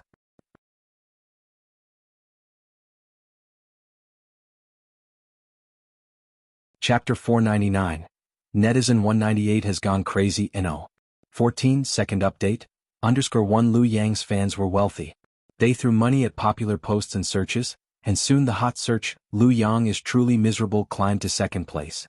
Casual fans who clicked and saw the analysis by Strawberry Ice Cream. Her analysis made perfect sense. and the latter half of the show had indeed disappointed the fans, who now had an epiphany after seeing the analysis. Come Here Friend had high popularity, and many people watched the live broadcast, all remembering the segment whereby Lien and Ning Xiao discussed the topic. But the shots of the questions that followed were cut by the show's producers. Deleting hot searches and footage was already a sign of guilt, and most people who were still skeptical immediately believed it upon seeing the actions of the production team. I knew it. Why did the production team delete only the posts of Miss Bai Chi Lu and the high school students? Now I get it. Does the production team think the viewers are fools? Sorry, I was also bashing Lu Yang last week. Looking at it now, Lu Yang is truly a lotus untainted by mud. There are few artists like him in the entertainment industry. The fervor online was fermenting, and Yen Lu, Mei Yi, and the production team all faced varying degrees of slander. Many people were asking underneath the official Weibo account of Lu Yang, "Lu bro, is it really like that?" Lu Yang's agent's phone rang. It was Sister Xn. Sister Xn, Lu Yang's agent walked to the window and answered the phone. "What does a busy person like you need from me?" "Let's not beat around the bush. The posts on Weibo are your team's doing, right? What will it take for you to take them down?" Sister Xn was blunt. "You know better than I do why Lu Yang isn't in the production team." Lu Yang's agent pretended to be dumbfounded and hesitated. "Sister Xn, what are you talking about? What's happened on Weibo?" Sister Zin's voice was tense as she pressed her brow. "What do you want? Money or resources? Those kids really are high school seniors and they're about to take the college entrance exam. You're going to affect their grades." Lu Yang's agent smiled, unhurried. "Sister Xn, I have no idea what you're talking about." With the high Weibo popularity at the moment, he had no wish to let Lu Yang easily give up this heat. He ended the call. "Are we not going to reply?" the assistant asked, holding the phone, looking to Lu Yang's agent. Lu Yang's agent looked at the Weibo and flipped his phone down. "For now, leave it be. We won't interfere, this wave doesn't harm Lu Yang anyway. If you want to trap the wolf, you must be prepared to sacrifice the sheep." At Wang Xin's residence. "They're not budging?" The director sat down in the chair, anxiety bubbling up like blisters. Bai Lian and Ning Xiao were being mocked, the Xingyi martial arts school was under suspicion, and so was Qi Yundai. The production team was suspected of orchestrating publicity for Xiangqing. That's right. Sister Xn put down her phone and reopened Strawberry Ice Cream's Weibo, momentarily at a loss for a solution. He'll see what Yen Lu has to say. She made a call to Yen Lu. Qi Yundai's situation wasn't a big deal, but Bai Lian's wasn't easy to resolve. The show was too popular. At 11 o'clock at night, Pu Xiaohan was preparing for bed when she saw a notification pop up. She frowned, clicked on it and read through the comments. "Read some books, a normal high school senior deals with these kinds of problems." Screenshot. "Can we not compare everyone to Zhao Lu, please?"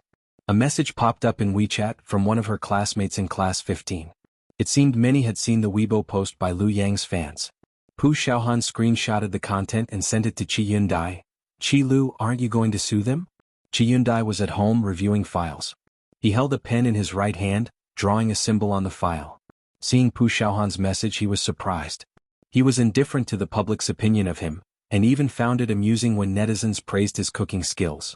"Lawyer Qi, too bad I didn't get to show off my cake." Pu Xiaohan? Lawyer Qi. Qi Yundai coughed softly, guessing that the netizens were referring to the two students, including Bai Lian. After a moment's thought, he made a phone call. At the Xiangqing Research Institute. It was 11 o'clock, but tonight Jiang Fulai was not planning on going home. He had just finished his work, passing along rows of tall machinery on his way out. Approaching a steel door, he swiped his fingerprint and the doors opened from both sides. He stepped out while taking off the blue radiation suit. His hands, defined by distinct knuckles, casually carried the garment. The lights in the lab were always on, casting a cold hue on his skin, making his complexion even paler. The smartphone in his pocket rang. It was Qi Yundai. He glanced down, swiped to answer. "Mr. Jiang." Even through the phone, Qi Yundai couldn't help but stand up from his chair. He put down his pen. "There's something happening online." He went through the events, reporting everything to Jiang Fulai. Jiang Fulai paused mid-step, his focus always different from ordinary people. "Netizens are saying that question is hard?" Qi Yundai: "Yes. I got it."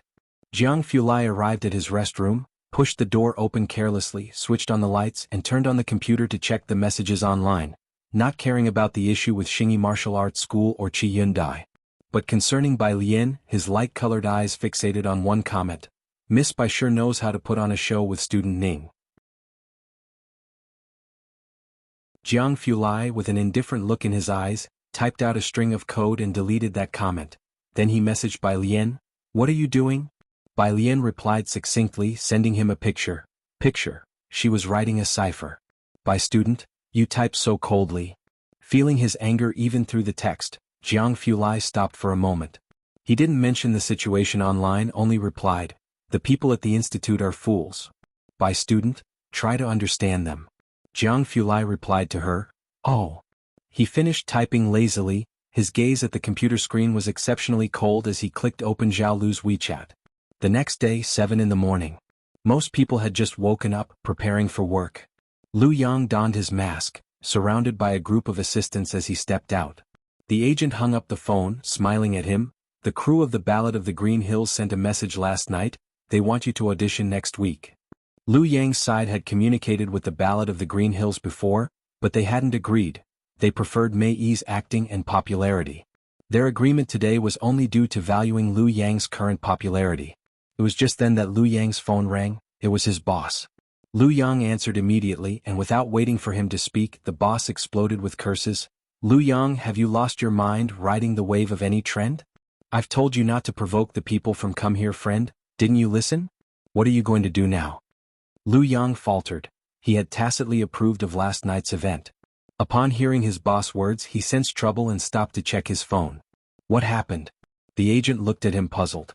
Lu Yang shook his head without speaking and just opened Weibo. The app was slow to respond, so he waited a moment before proceeding. "Check what Yen Lu's side has done." The trending searches had changed to Zhao Jingzhou and Jingjiang Preparatory Camp. As the larger online community continued to indulge in the spectacle, Yen Lu's fans mourned in their groups, saying they didn't believe it and awaited Yen Lu's denial. But the night passed without any word from Yen Lu. Even at 6 in the morning she posted a Weibo of the sun, driving her fans to despair. It was only then that Yen Lu retweeted 3 posts and her fans with a doomsday mentality clicked in. The first post she retweeted was Come Here Friend official account reposting and commenting on Strawberry Ice Cream's post. Picture. "Let's congratulate Master Su He on joining Xingyi Martial Arts School." The picture showed Su He's 6th Dan certificate. The second post, Zhao Jingzhou reposted and commented on Strawberry Ice Cream's post. "Qi Lu is my teacher. He was always succinct." The third post, Jiangjing Research Institute reposted and commented on Strawberry Ice Cream's post. Screenshot. "Let's introduce to everyone, this is the app for the Jiangjing University Preparatory Camp." Jiangjing University Preparatory Camp? What's that? Ordinary people had never even heard of this app. The top hot comment. "Let me explain to everyone, Jiangjing University Preparatory Camp is prepared for top students. The top 20 in the province each year are eligible for a place, the top 200 can get into Jiangjing University, and the student in this screenshot is NO. 14. The netizens went completely wild.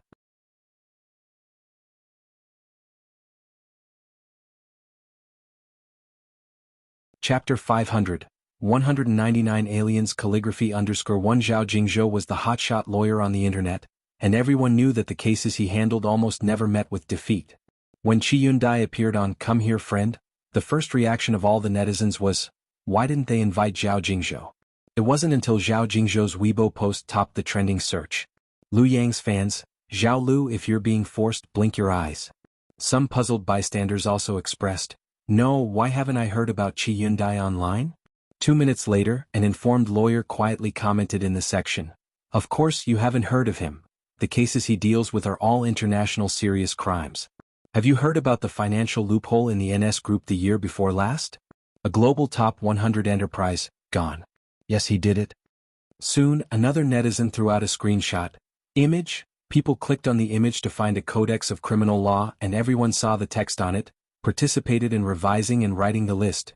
Qi Yundai. At this point, many people started reposting Strawberry Ice Cream's Weibo.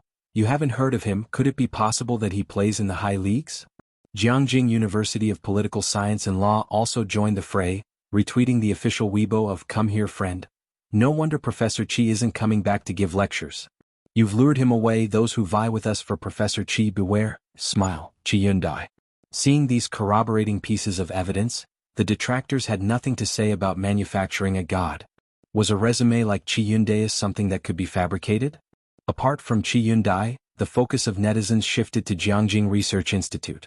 Not many people had heard of Jingjiang Preparatory Camp, but mentioned Jiangjing University and everyone knew it. It was almost the dream destination for students nationwide. Looking at the Weibo posts sent out by Jiangjing Research Institute, some people even exited Weibo then reopened it, thinking they were seeing things. So, are these their daily problems? I reread the problems on my knees. The uproar was too big.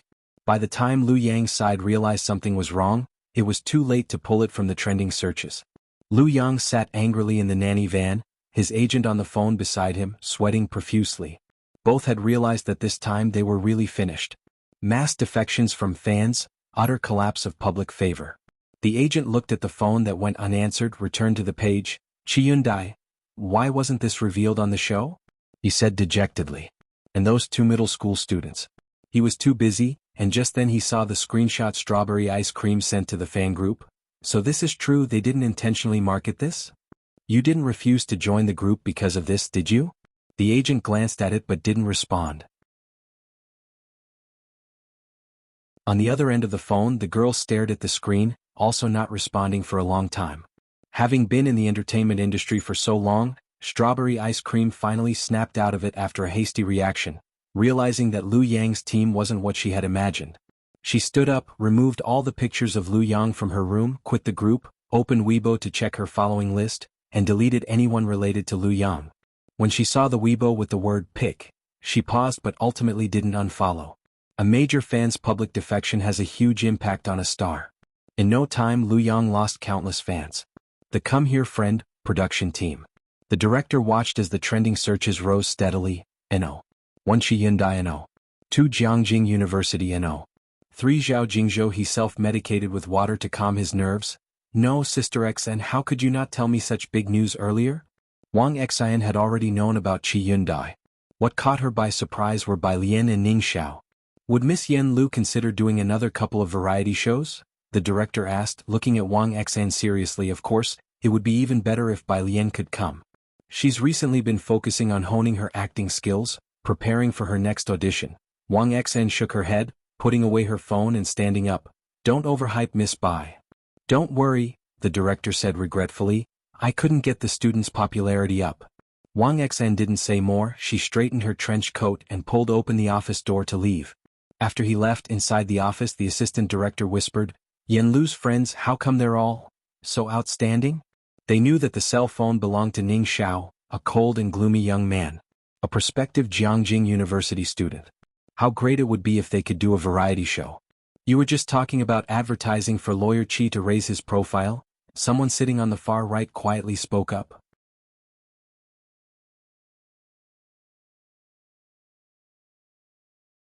Chapter 501, 199 Aliens Calligraphy _to Director.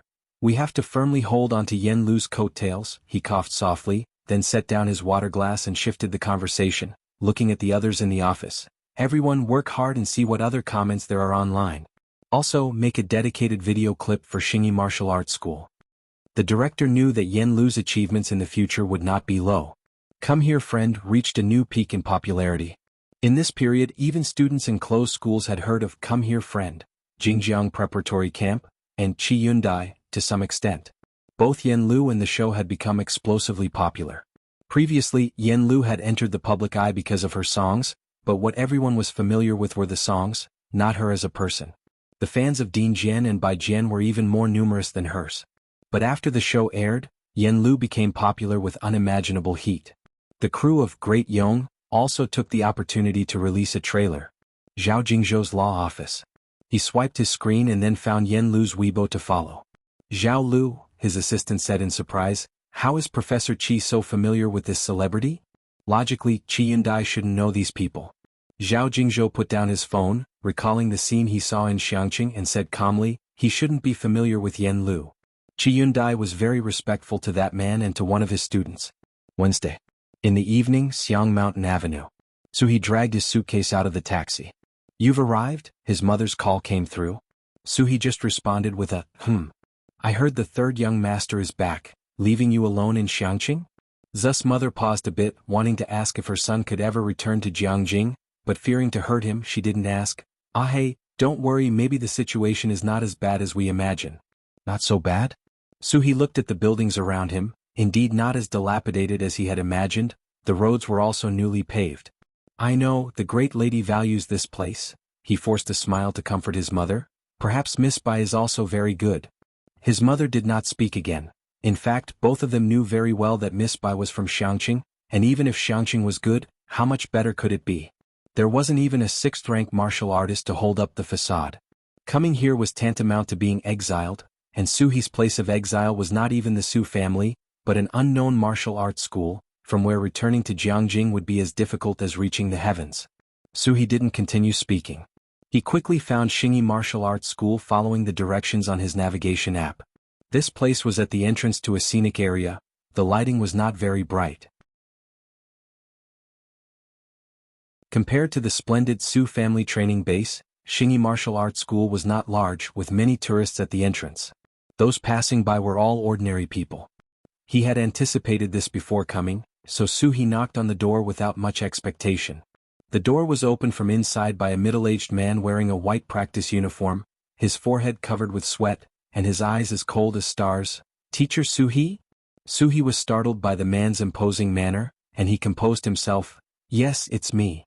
Just in time, Miss Bai has been waiting for you for a long time. Jin Kai smiled, opened the door for Suhi to enter. I am the hall master here and we are very grateful for your help this time. Suhi followed Jin Kai with surprise, and upon entering he saw the people training on the left side. There were not many people training at this time. One person was swinging long fists, and it seemed like you could see dust being lifted by the force of the punches, moves that he had never seen before. Suhi secretly wondered as he could tell these martial artists were not untrained.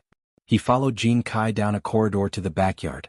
In front of the stone table in the backyard, a girl was lounging on a bench next to it, dressed in a blue and white school uniform, her top loose, her legs slightly crossed, and one hand tapping on her phone on the table. She was casually accepting an orange from a middle-aged woman, and the dim light in the yard cast a golden glow on her. Miss Bai, Jin Kai took a step forward and reported to her. He's here. Bai Lian slowly peeled the orange, looking at Suhi and arched an eyebrow. 6th rank? Even though the girl in front of him looked young and delicate, Suhi felt an inexplicable pressure, and he tensed inwardly. Yes, Miss Bai. Although he had suffered internal injuries, he was indeed of the 6th rank. Bai Lian had already heard from Jin Kai that Suhi was there as a substitute. She broke off a segment of the orange, tossed it into her mouth, leaned on the table with her elbow and after a moment's thought said, Have a go with Hall Master Jin. Facing a fight right away, Suhi hesitated for a moment, but then he set his luggage aside, and with an apologetic look toward Jin Kai said, I apologize in advance as in sparring punches and kicks can slip.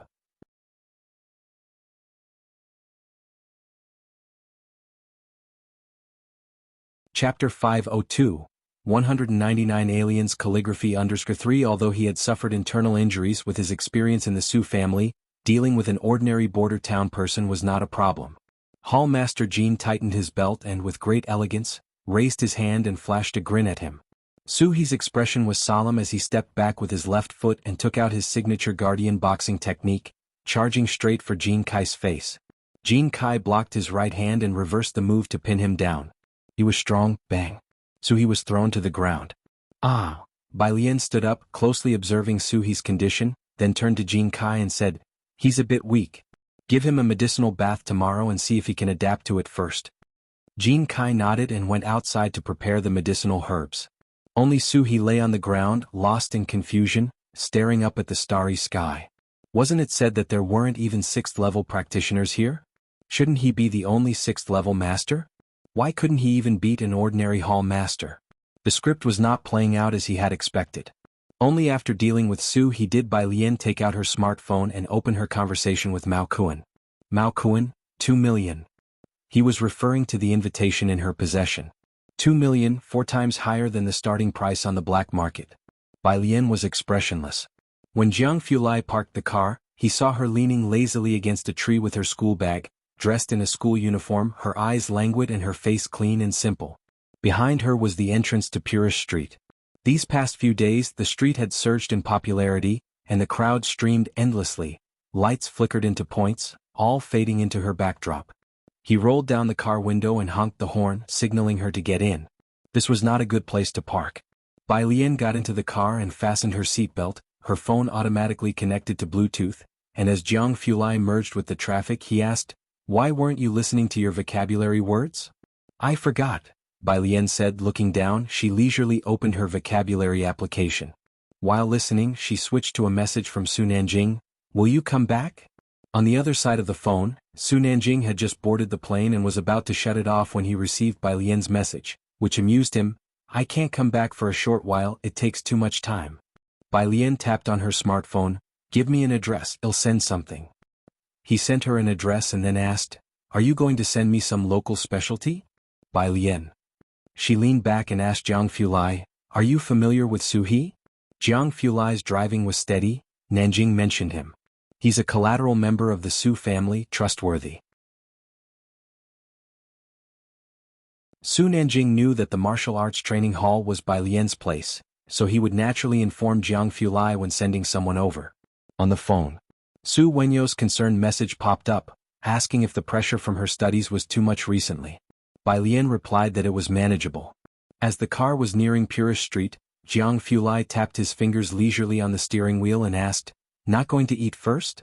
"It's still early today," Bai Lian said with lowered eyes, scrolling on her smartphone screen. She was planning to go back home today. "I'm going back to have dinner with Grandpa."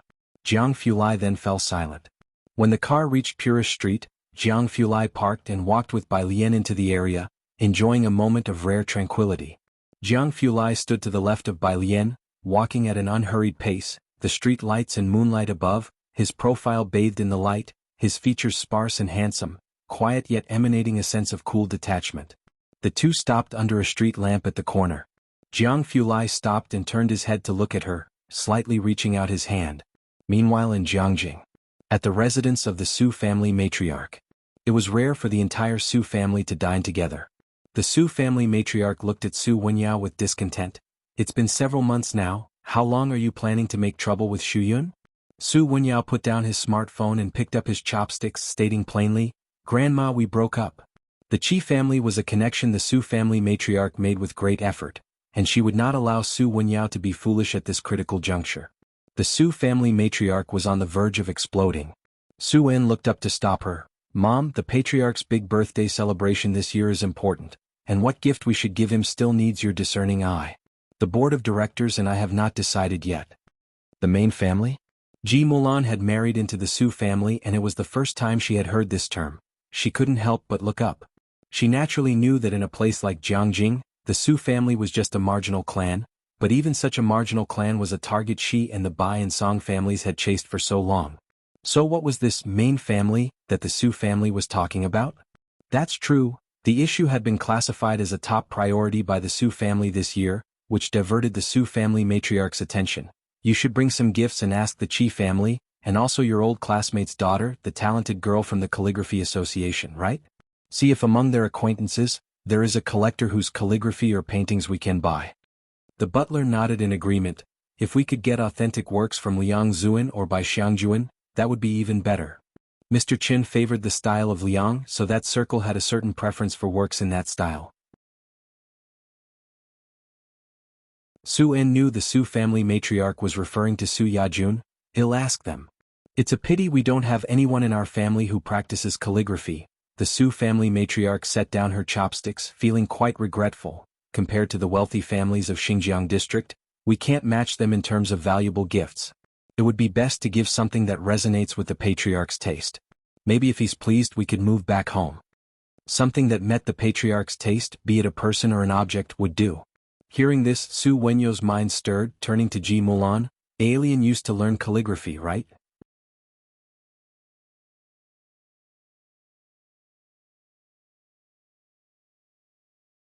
Chapter 503, 200 Express, Retreat for the College Entrance Exam, Second Update, _1 Su Wenyao had seen Bai Lian's handwriting. Neat and yet with her own style, it was very attractive. "Yes, I remember too," Su Wen nodded as well. This time, old Madame Su looked at Ji Mulan with some surprise, calculating something in her mind. What style of calligraphy did she learn? Ji Mulan's smile was a bit awkward. Bai Lian hadn't formally studied calligraphy at all, No, it's just the style of the Jianghu. Ji Mulan herself had never seen the imperial script. Jianghu style? Old Madame Su didn't know much about it, but she knew it wasn't mainstream. She lost interest and turned to Su Jiue, who was sitting beside her. Yeah, eat more. The high school exams are coming, don't be too stressed. Do your best for our Su family, and it would be even better if the main family sees it. Old Madam Miss Jiue came second in this month's exam, the butler boasted from the side. Ji Mulan also looked warmly and somewhat proudly at Jiue. Yaya has always had good grades. Second in the country, that is, the second top scholar. Ji Mulan couldn't help but think, if Su Jiue were her daughter, would Bai Qiming still treat them the same way? Naturally, old Madame Su was very satisfied with Su Jiue. I remember Alien is also a senior, how is she doing? Bai Lian? Ji Mulan paused momentarily, she hadn't been in contact with Bai Lian since she left Jiangjing. It was Su Wenyao who spoke up, Alien studies are steady now. He had just asked about Bai Lian the night before. High school seniors are under a lot of stress.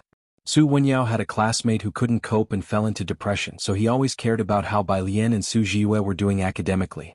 Both of them were doing fine. That's good to hear, old Madame Su nodded and did not ask further. She was merely making a polite inquiry and was not curious about Bai Lian's grades. They were surely not better than Su Ziyu's anyway. After the meal, old Madame Su took her Buddha beads to the temple to pray for Su Ziyu's smooth success in the high school exams. Since Su Jiue entered her senior year, she had done this every day. Su Jiue was also the hope of the new generation of the Su family. Beside her, the butler handed her an incense stick. Don't worry, Miss Jiue has been second in the recent joint examinations. This year's runner-up will definitely be Miss Jiue. Maybe the old master over there will meet Miss Jiue.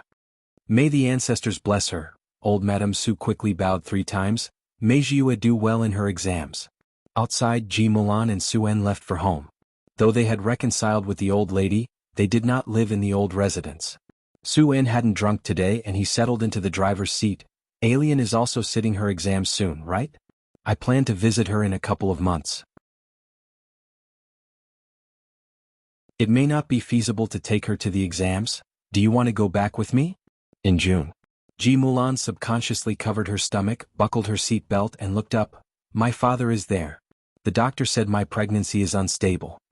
The baby was still in the early months and she was an older mother. Xiangqing was too far. After the flight it would be several hours car ride, and the roads in Xiangqing were rough. If Bai Lian had been as close and excellent as Su Jiue, she might have gone back, but Ji Mulan didn't want to take the risk of returning to Xiangqing. She wanted to avoid the topic. You just mentioned main family and that is, you know about the circles in Jiangjing? Su En drove out of the gate. Old Master Qin is from the Qin family. You've studied history, you should know the Qin family. Descendants of General Qin Yi? Ji Mulan gasped. Yep. Su En nodded, his gaze deep, and our main Su family is on par with the Qin family. Our clan is too large to imagine. We were once a collateral branch of theirs, but have since separated. It's quite difficult to rejoin the main family. Su En sighed. Ji Mulan stared at the road ahead, as Su En's sparse words painted a world she had never encountered. The Su family, the Qin family. The next day, when Bai Lian arrived at Xingyi Martial Arts School in the evening, a group of young men and women were queuing outside. They were students planning to apply to arts colleges next year and were registering this year. She carried her book bag across the corridor to the back. In the backyard, a large wooden tub was placed and Jean Kai was throwing herbs into it. Suhi stood beside him, not as cold and proud as yesterday but with a hint of unease. Seeing Bai Lian, both looked over to her. Miss Bai. Bai Lian put down her book bag and played with a white handkerchief in her hand. Standing in front of the tub, she asked casually, why would you be willing to come to Xiangqing? Logically speaking, Xiangqing is so remote that even people from Beijing aren't willing to come here. Suhi never lied. I've been seriously injured before and it left complications. My father sent me here, and I don't want to stay with the Su family anymore. Miss Bai, rest assured I won't have any second thoughts.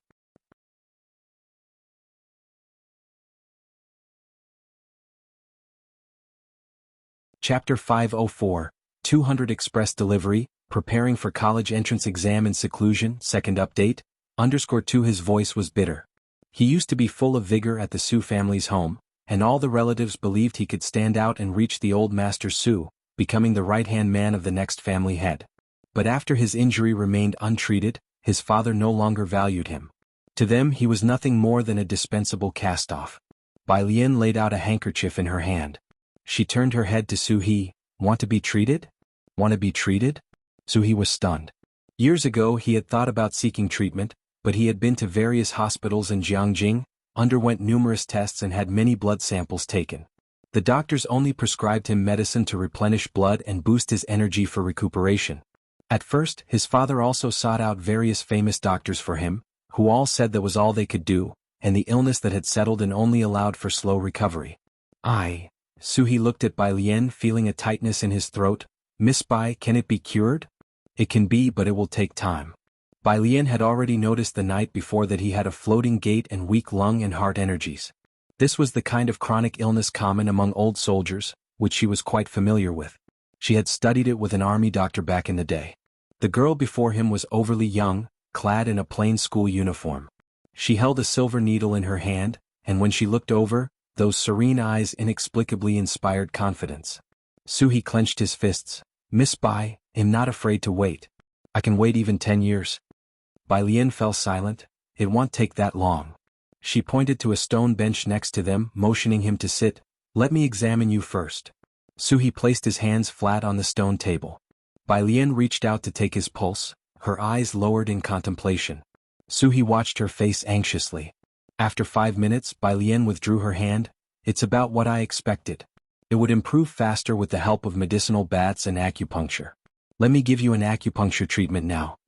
She rolled up the sleeve of her school uniform carelessly. A few strands of fringe fell over her forehead, casting a trace of indolence. Her slender fingers held the needle, and located the Zhongxin point on his body. She inserted the needles one by one, the last one at the Zisani point, to supplement earth to produce metal, a principle in traditional Chinese medicine that treatment must target the root cause. How does it feel? Bai Lian stepped back and observed him. Su He opened his eyes. It doesn't feel like much.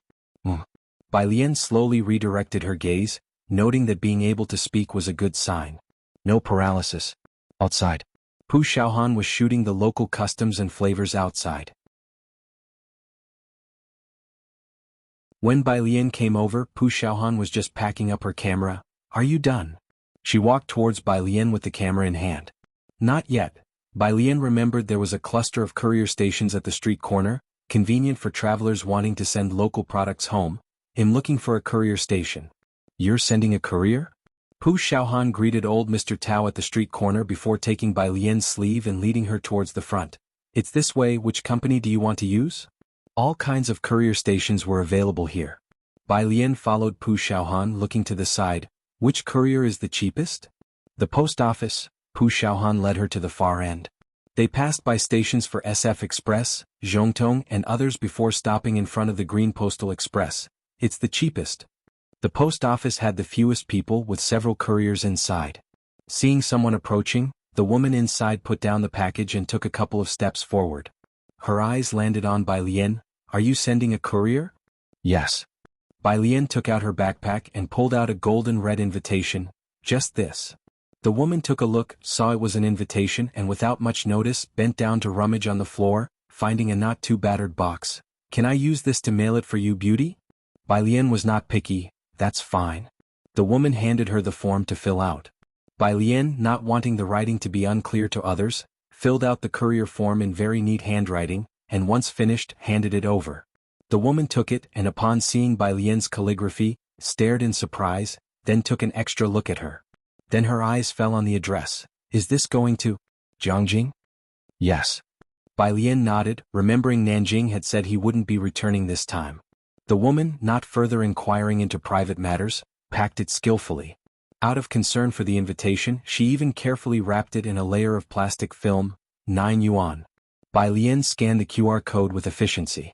Pu Xiaohan watched the woman pack the item, and after Bai Lian paid and walked out, she hesitantly asked, "The one you just sent, why does it look so much like the invitation used by good people playing ping pong?"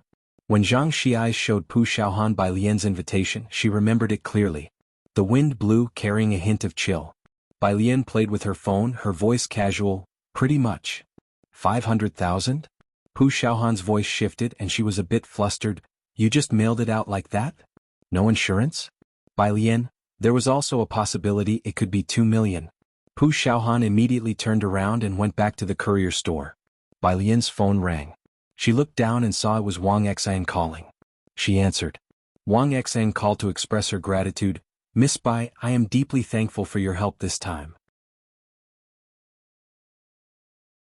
I am preparing to bring Yen Lu into the group, and we need to sign a confidentiality agreement, so we won't be able to contact you often. Yen Lu's popularity had remained high these past few days, and without waiting for Daong to air, Wang Xian had already selected several high-quality scripts for her. While listening, Bai Lian watched Pu Xiaohan, thinking she would cancel the courier. But what Pu Xiaohan thought of as a remedy was wrapping it with film 2 more times. Bai Lian quietly averted her gaze, looking towards the door and observing the bustling outside, her voice scattered. Alright, I'll hand over the last song to Dean Jian tomorrow, and I won't release new songs for a short period. Wang Xian was taken aback. Are you? The street light beside them lit up, and Bai Lian reached out to grasp the light spilling through, her tone lazy. I'm going to prepare for the college entrance exam. Yes, Bai Lian was also a senior in high school. Wang Xian recalled the number 14 hot search item, where netizens had deified Ning Xiao, the 14th ranker in the national exam. But she remembered it clearly that number 14 was Ning Xiao's account, and Ning Xiao, at that time, was asking Bai Lian for answers.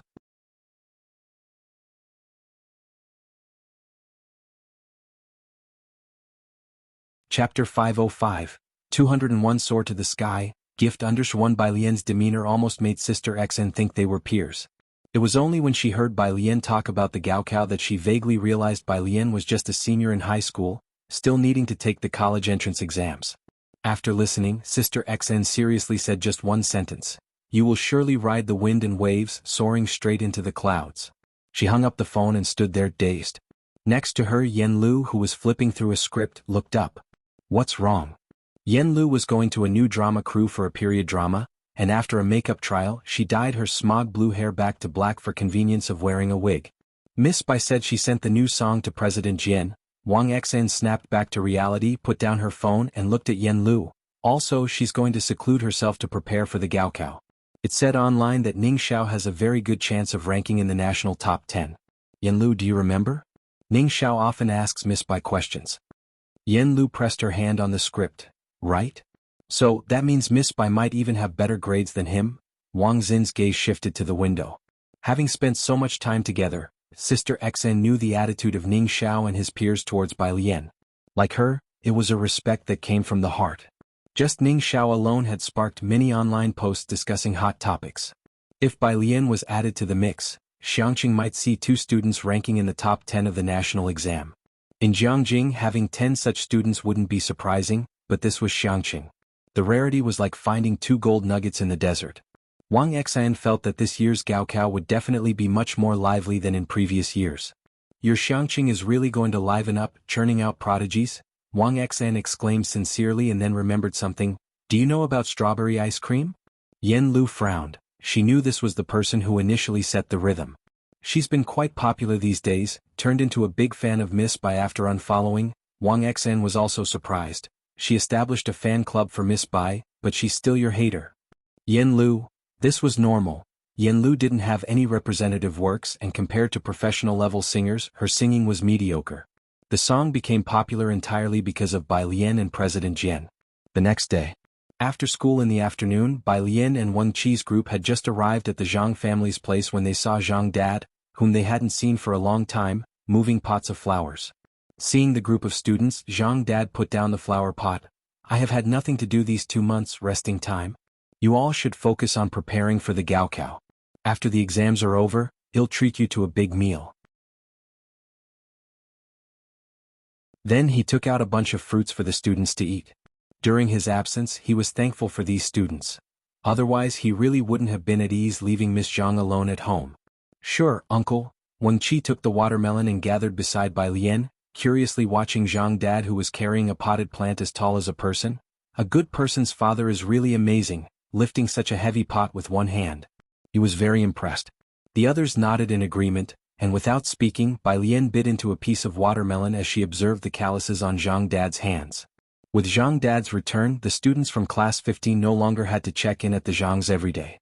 Bai Lian and Pu Xiaohan went back to the milk tea shop to do their homework. Someone with money had expanded the milk tea shop, and at this hour many students were there brushing up on questions. Jianzhe was seated next to Bai Lian, listening as she corrected his essay. It's known by its name and emulated by others. This narrative here is too shallow and empty, she outlined Jianzhe's essay with her pen, tapping the line he wrote. Externally Confucian, internally legalistic. The Taoists aren't hollow, they maintain balance, with Confucianism in the open and Taoism in secret. In just a few months, the restlessness in Jianzhe had faded, and he could now not only spend all night reading a dry biography but also discuss it with Bai Lian. The two talked. At the neighboring table, Tang Ming, who studied science, finally couldn't help but whisper to Pu Xiaohan, "Isn't Jian brother planning to go into civil service in the future?" It wasn't uncommon for people from the Calligraphy Association to go into politics. Although Tang Ming studied science, his humanities were not bad either. He understood a thing or two about what the two discussed daily. "Don't you think Sister Lian is even more impressive?" Pu Xiaohan replied sharply. "That's true." Tang Ming recalled how the literature teachers would loiter in front of class 15 for no reason, getting caught by the dean several times. After Bai Lian finished discussing with Jianzhe, Jianzhe remembered something and reported to her. In June, the Calligraphy Association assessment is in Beijing around the 10th. Qiu Shuezheng was already preparing the materials, but with Bai Lian's Gaokao approaching, he didn't want to disturb her. Bai Lian estimated the timing, it would be right after the Gaokao, so she would have time. A message from President Jian had just come through. Recording. MP3.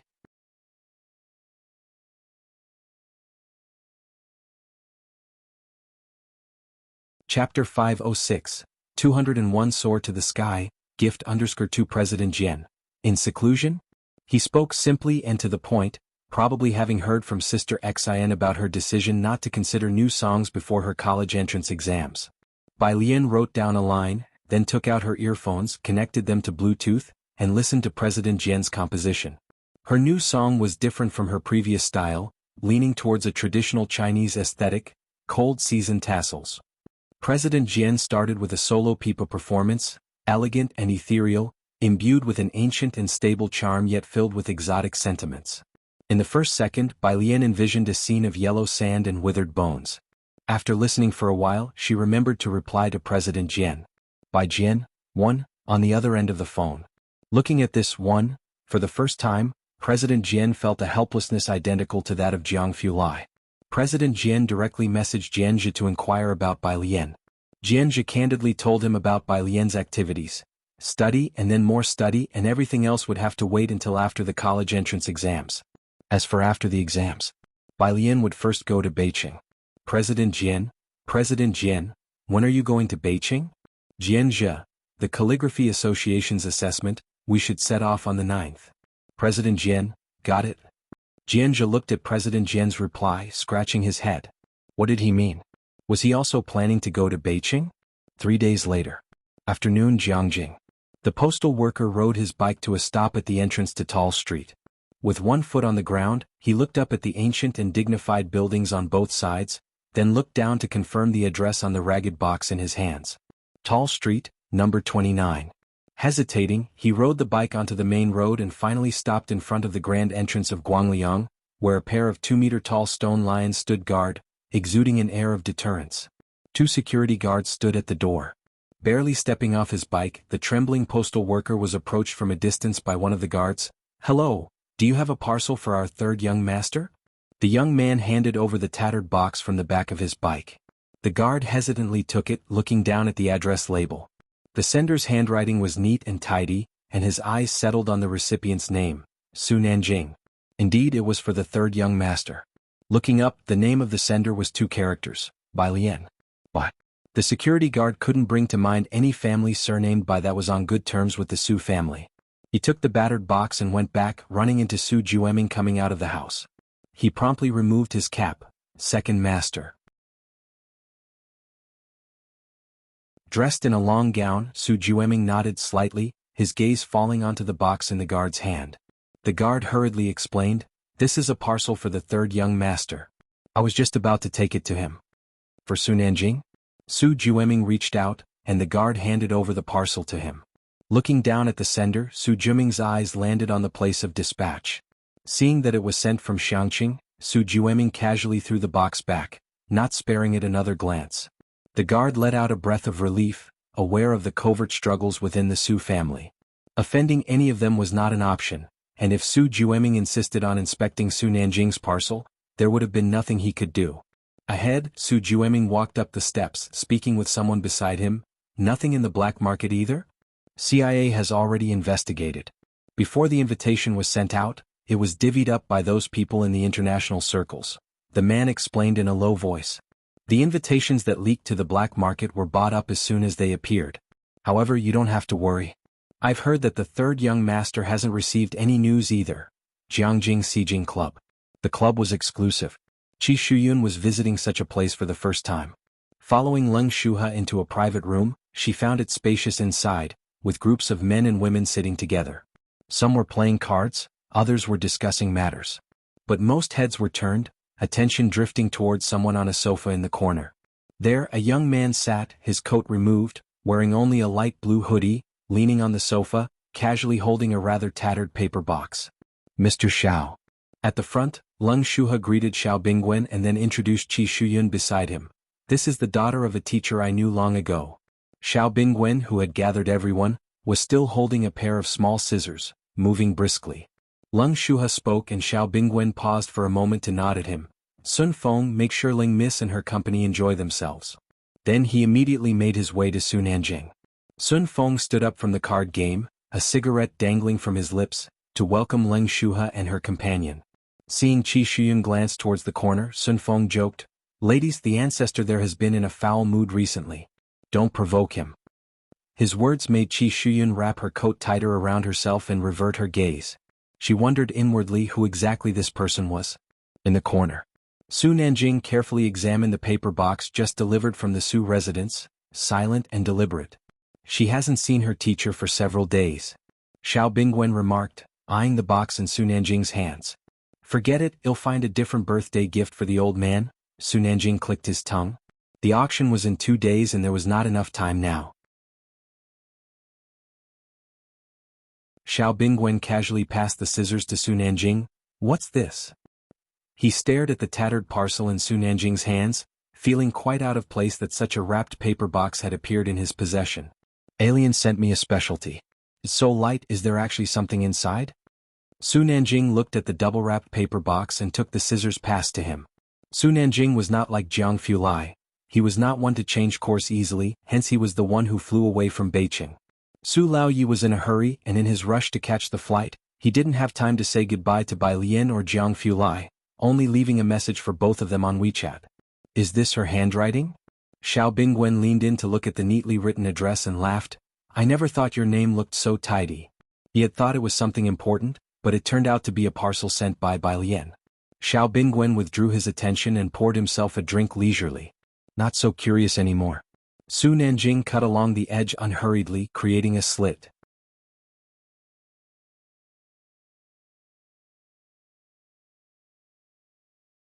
Chapter 507, 202 Jiang Guest's birthday, playing against the wind to turn the tables. Second update. _1 Pu Xiaohan had tightly wrapped the outside of the box, and Su Nanjing had to exert some effort to cut it open. Inside there was something that resembled a book which was also wrapped in a protective film. One could not see clearly through the protective film. Xiao Bingwen greeted Sun Feng on the other side. Did she send you a book? This seemed like something Bai Lian could do. Su Nanjing exerted some more effort to cut open the protective film, finally revealing a red background with golden letters that read invitation, and below it there was an imposing white tiger. An invitation?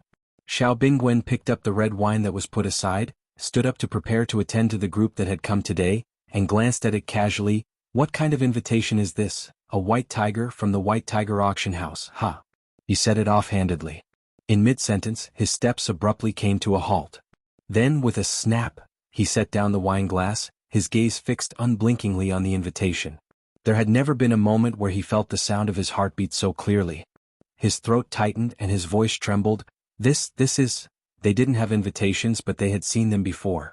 The White Tiger Auction House was a place where they could buy almost everything they wanted.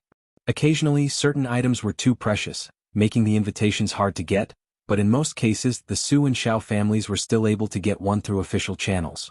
So at just one glance, they recognized that this was the invitation they had been seeking this time. Did Miss Bai send this to you?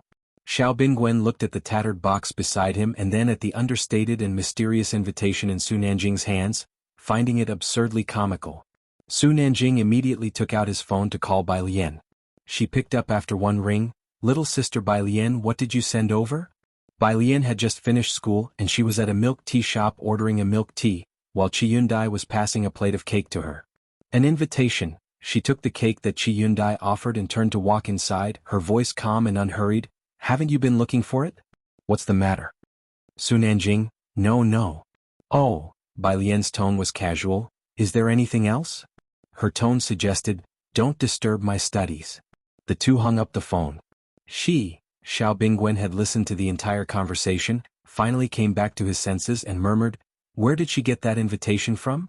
He and Su Nanjing had been busy for half a month and these last few days they were really about to give up, then this invitation had fallen from the sky? Was it from Jiang Fulai? Bai Lian was but a high school student at Xiangqing First High School. Other than Jiang Fulai, Xiao Bingwen really couldn't think of any other explanation. Bai Lian had been in seclusion and did not attend the auction. Saturday.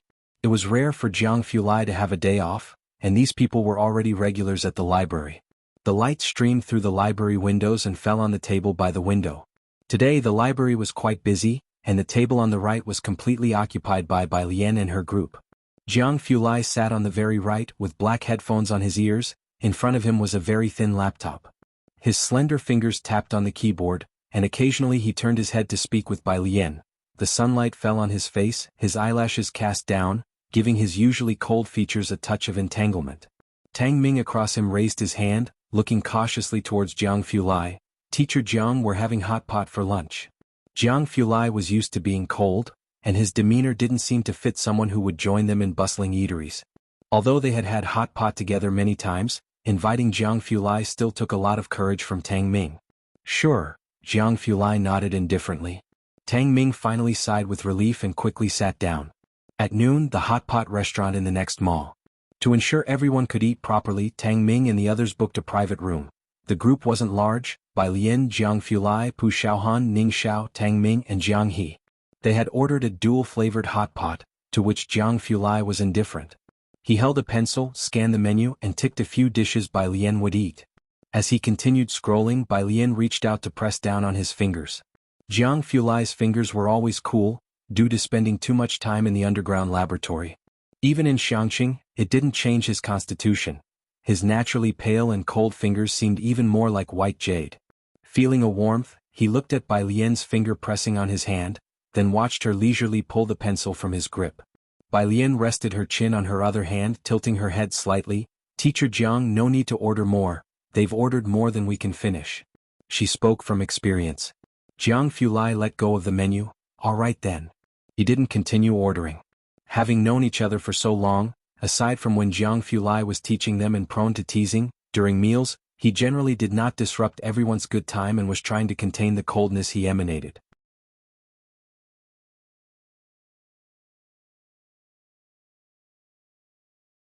Chapter 508.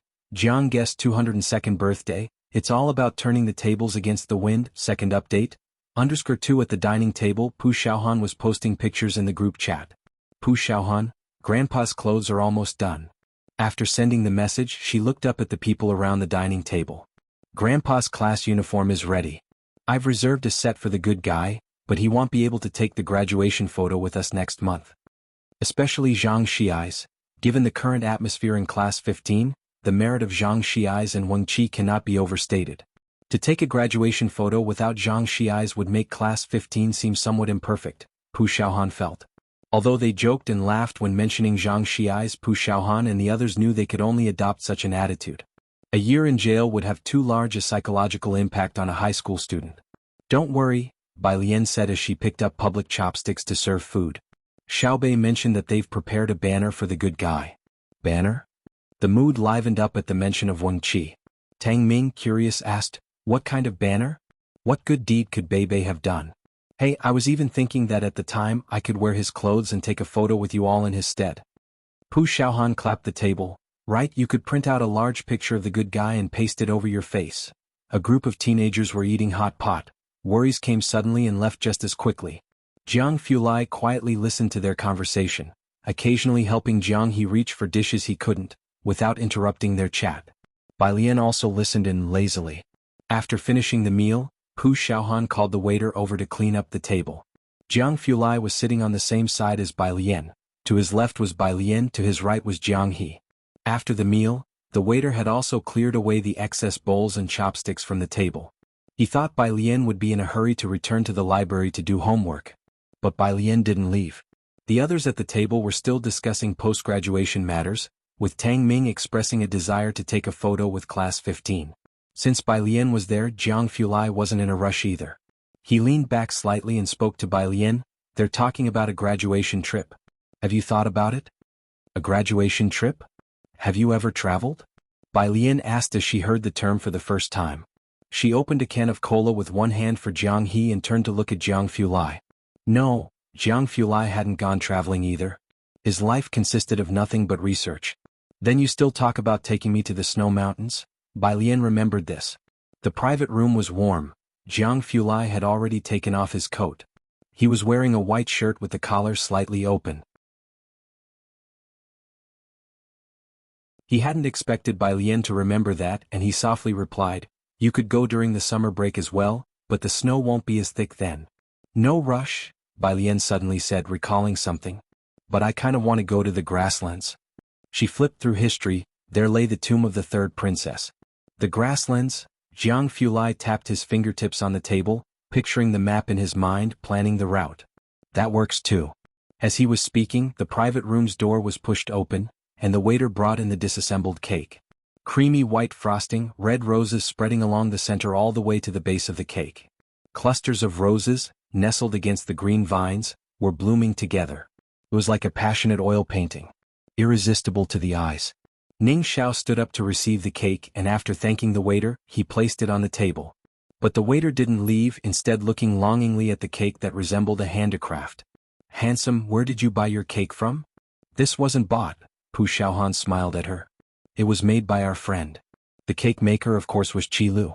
Tang Ming motioned to Jiang Fulai to blow out the candles. "Happy birthday, brother Jiang. Blow out the candles and make a wish." Jiang Fulai looked at the slowly burning candles. For the first time, the usually calm and composed him didn't know how to react. Perhaps because his family was no longer around, he didn't celebrate his birthday. He usually spent his birthdays in the lab to avoid trouble.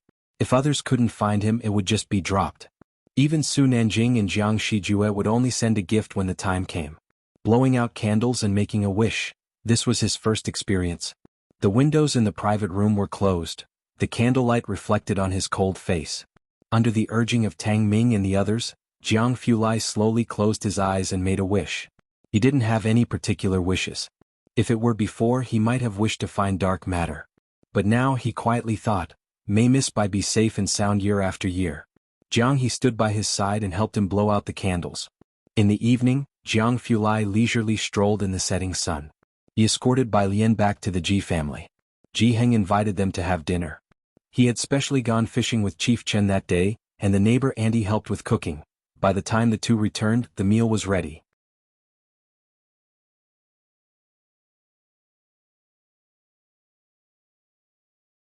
Chapter 509, Jiang Guest's 202nd birthday. It's all about turning the tables against the wind. Second update. _3 The dishes were very rich. At the dining table, Ji Heng gave Jiang Fulai the set of clothes meant for him. A silver-gray overcoat, made of silk-like material that looked very high-end, fastened with Chinese frog buttons.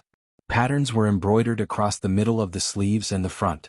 Jiang Fulai carefully accepted the set of clothes, his fingertips grazing the cool fabric. One glance was enough to see the dense stitches. Ji Heng had put a lot of thought into it. Chief Chen and Ji Heng both enjoyed drinking.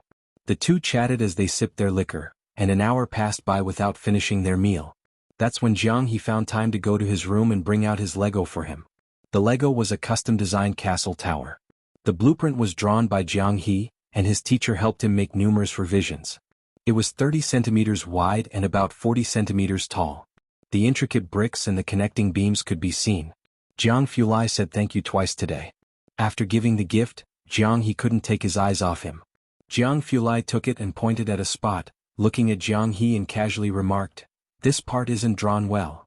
Jiang He, He decided to sleep with Ji-hung tonight. Ji-hung had drunk too much today. Bai Lian made an exception and walked Jiang Fulai to the door. At 9 o'clock, Jiang Fulai looked down the long dark alley. Just as he reached the bend at the entrance, he stopped and told Bai Lian to go back first. Bai Lian was dressed in a pale green outfit today, her jet black hair half up. She stopped, stretched out her left hand and opened it. A piece of Kylin jade almost melting under the lamplight appeared before Jiang Fulai. "Happy birthday, Teacher Jiang." Jiang Fulai was taken aback, presumably not expecting her to have prepared a gift for him. He reached out to take it, still able to feel the warmth of the jade in his palm. End of May. With the college entrance examination approaching, the school arranged for a graduation photo to be taken. The location was the central stone of the school, with 5 steps beneath it, perfectly accommodating the students to line up. Class 15 prepared uniform attire. The girls' dresses featured a mandarin collar with a white undergarment, embroidered with ivy at the edges, covered by a red, sleeveless waistcoat adorned with delicate vine patterns. The buttons were matching Chinese frog buttons. Below was a white skirt, the hem embroidered with vivid clusters of roses, red and pink rosebuds in full bloom nestled among green leaves. As the girls stepped forward, the rose bushes hidden in the folds of their skirts burst into full bloom. The boys' clothes? Skip.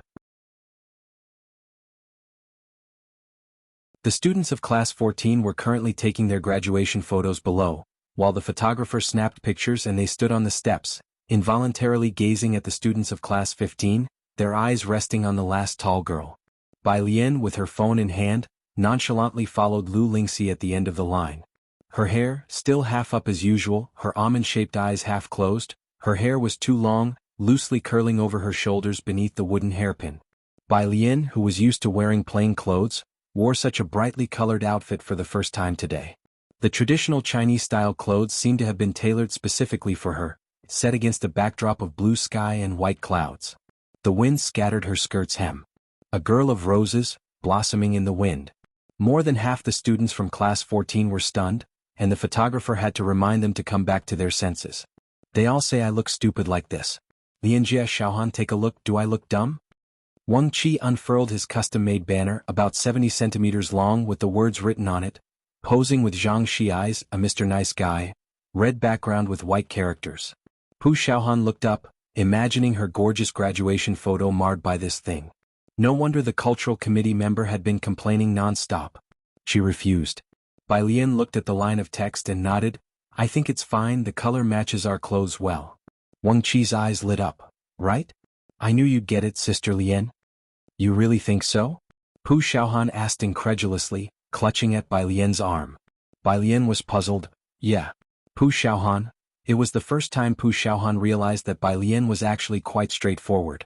The graduation photo for Class 14 was taken, and the principal, vice principals and teachers from various subjects stood up from the front row. The principal couldn't leave since he had to take photos all day.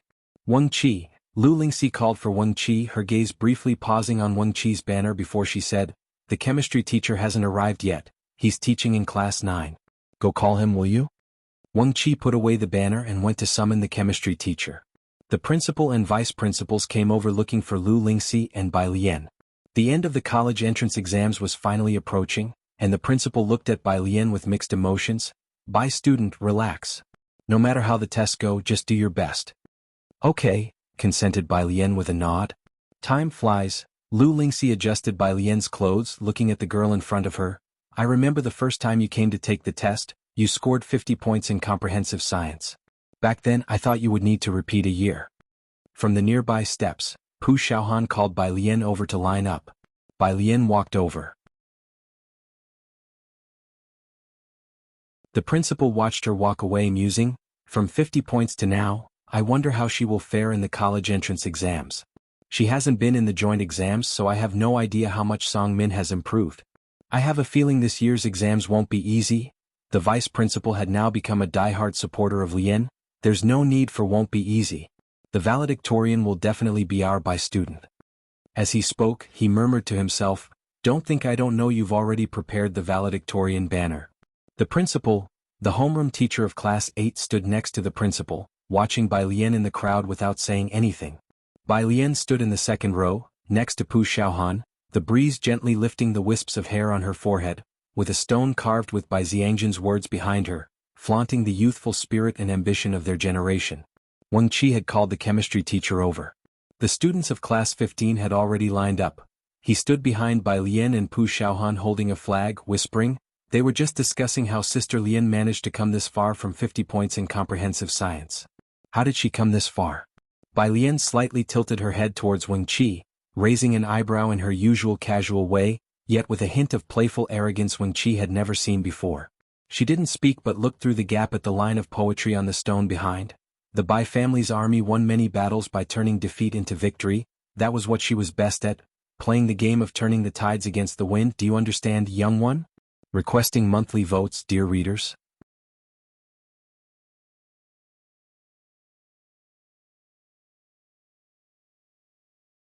Chapter 510.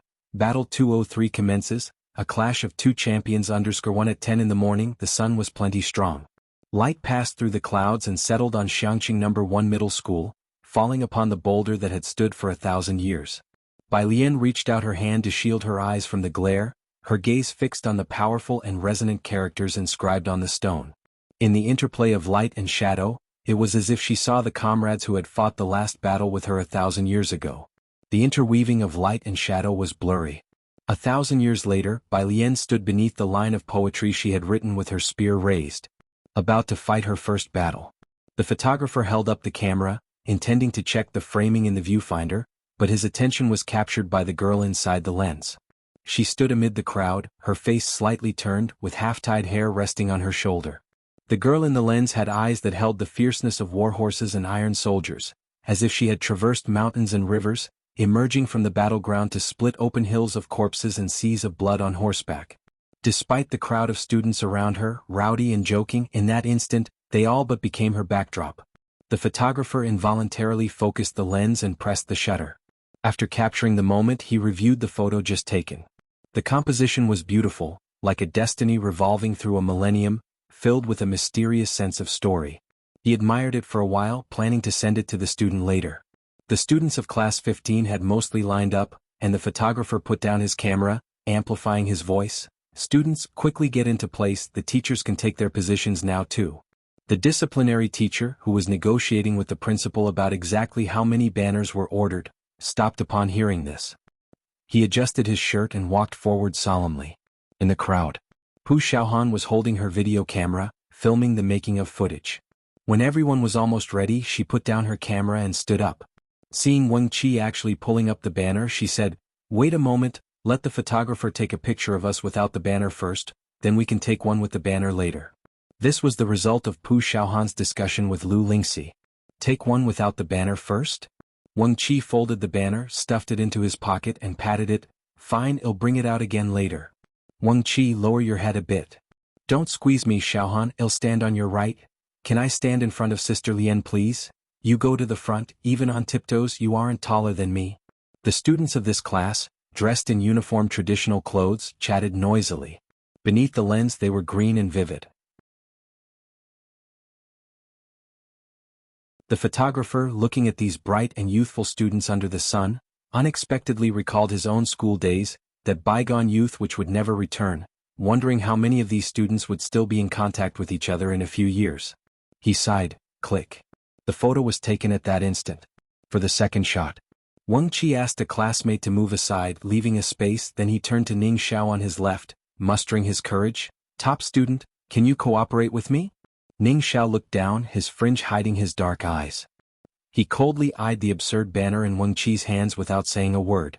Having interacted with Jiang Fulai for so long, Wang Qi no longer found Ning Xiao as unapproachable as before. "Top student." Wang Qi passed one corner of the banner to him, assessing the distance of roughly one person between him and Ning Xiao. He tentatively asked, "Good man is your desk mate, so if you hold it, isn't it like he's here too?" As he spoke, he cautiously lifted the banner in his hand. Ning Xiao stared at the red banner and still said nothing. Bai Lian stood in front of the two, with the space Wang Qi and Ning Xiao left behind her. She tilted her head back. "Ning Xiao, help him hold it." Ning Xiao coolly extended a finger and hooked the corner of the banner. His expression was especially somber as he held the banner. Wang Qi gave Bai Lian a hand gesture of thanks before waving at the photographer. "We're ready now, you can take the picture." The photographer lifted the camera and was drawn to the banner, seeing the symbol that read, "One Good Man," on it. He thought to himself about how serious students' nicknames are nowadays, as in their time they were things like Fart Prince or Crazy Wild Boar. After all the photos were taken, Lu Lingxi sent a student to call down Class 16 for their group photo. Pu Xiaohan meanwhile took out her camera to film the class candid shots, and Wang Qi called the boys to stand on the roadside and shouted to Pu Xiaohan, hurry, take a group shot for us guys. Pu Xiaohan readied her camera and turned to point it at them. Wang Qi stood in front of everyone directing them to pose. Before he could speak, a few taller boys hoisted him up as they shouted, "Taro Xiaobei."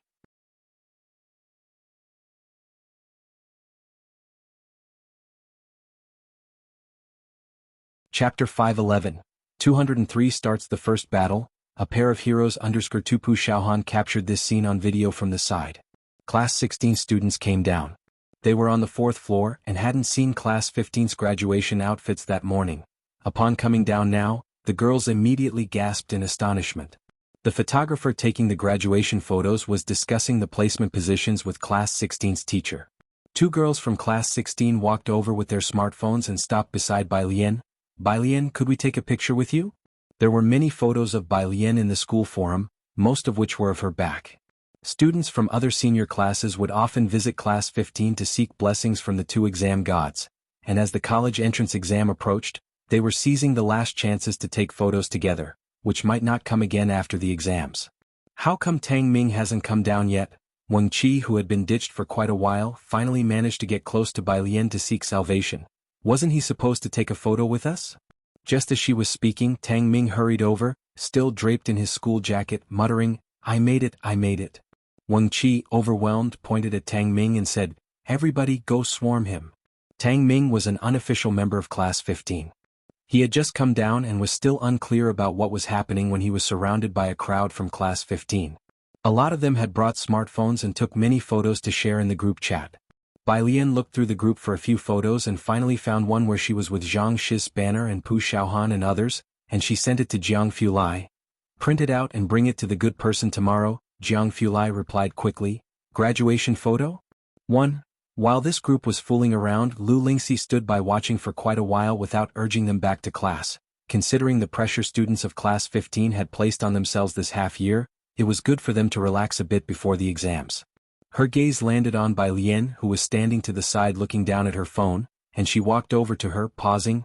"Just perform normally without pressure during the college entrance exam, and try to relax now that it's almost here." She thought Bai Lian was studying. Bai Lian silently put away her phone. "Okay. The Research Institute." Jiang Fulai waited for quite a while, but Bai Lian hadn't replied, so he couldn't help but click to open the photo Bai Lian had sent him. The photo was taken with a smartphone, with Wang Qi and Pu Xiaohan holding up Zhang Shi's banner standing to the left of Bai Lian, and another girl standing to her right, while Ning Xiao and Tang Ming and others were in the background. The sunlight above was just right, making the group of young boys and girls radiate with youth.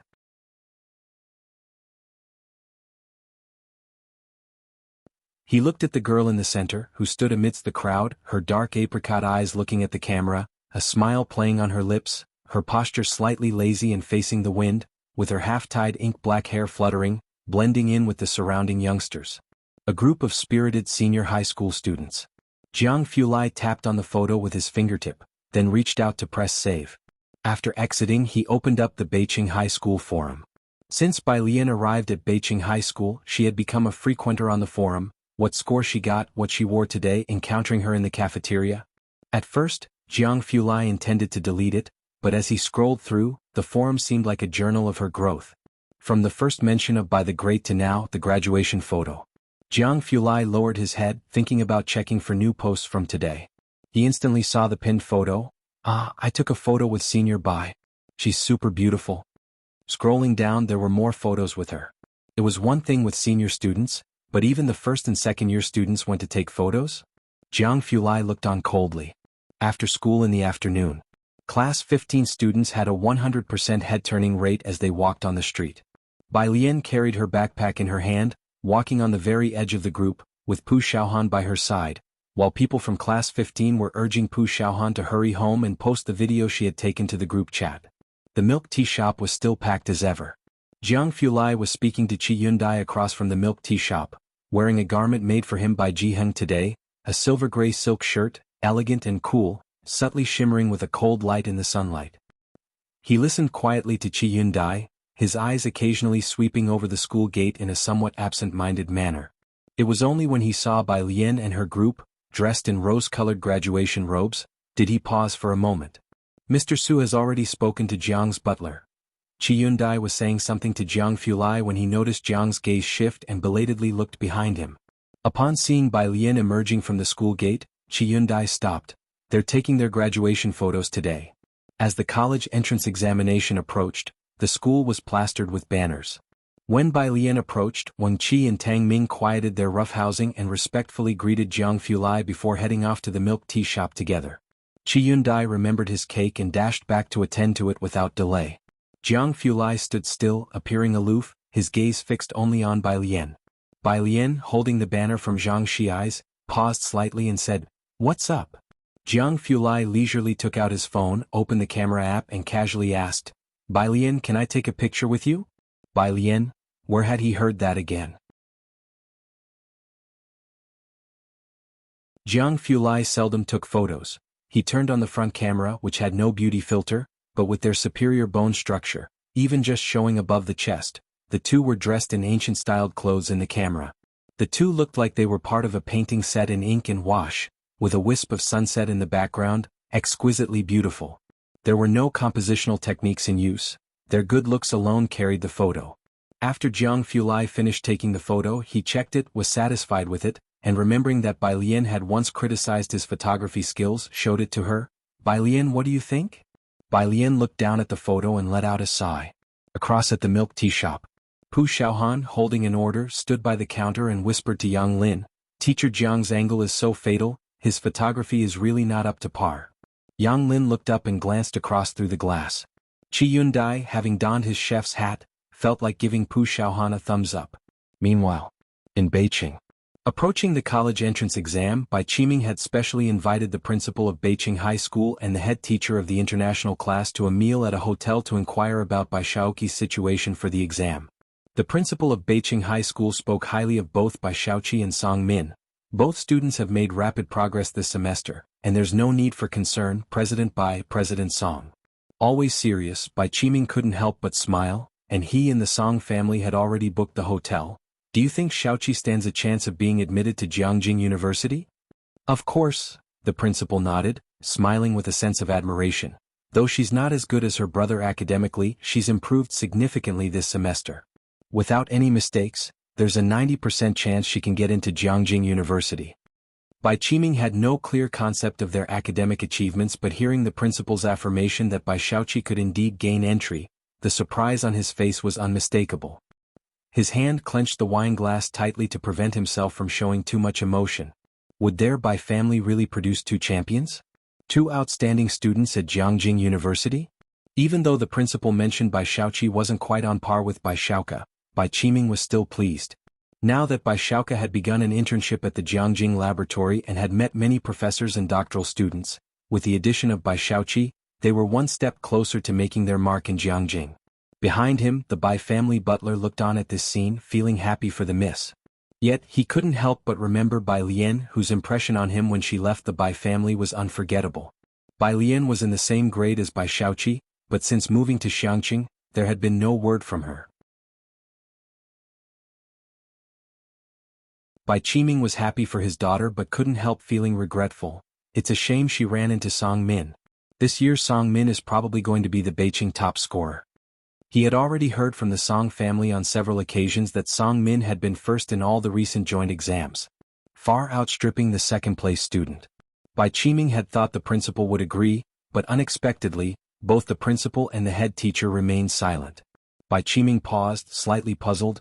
Did I say something wrong?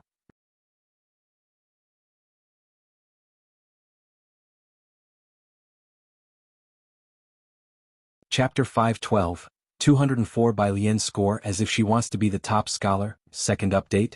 _1 Bai Qiming knew very well that Song Min was extremely outstanding. Not only was he excellent in his studies, but he was also very sensitive to finance, and with Song Min's grandfather being from Jiangjing, he had access to different resources from an early age compared to those in Beijing.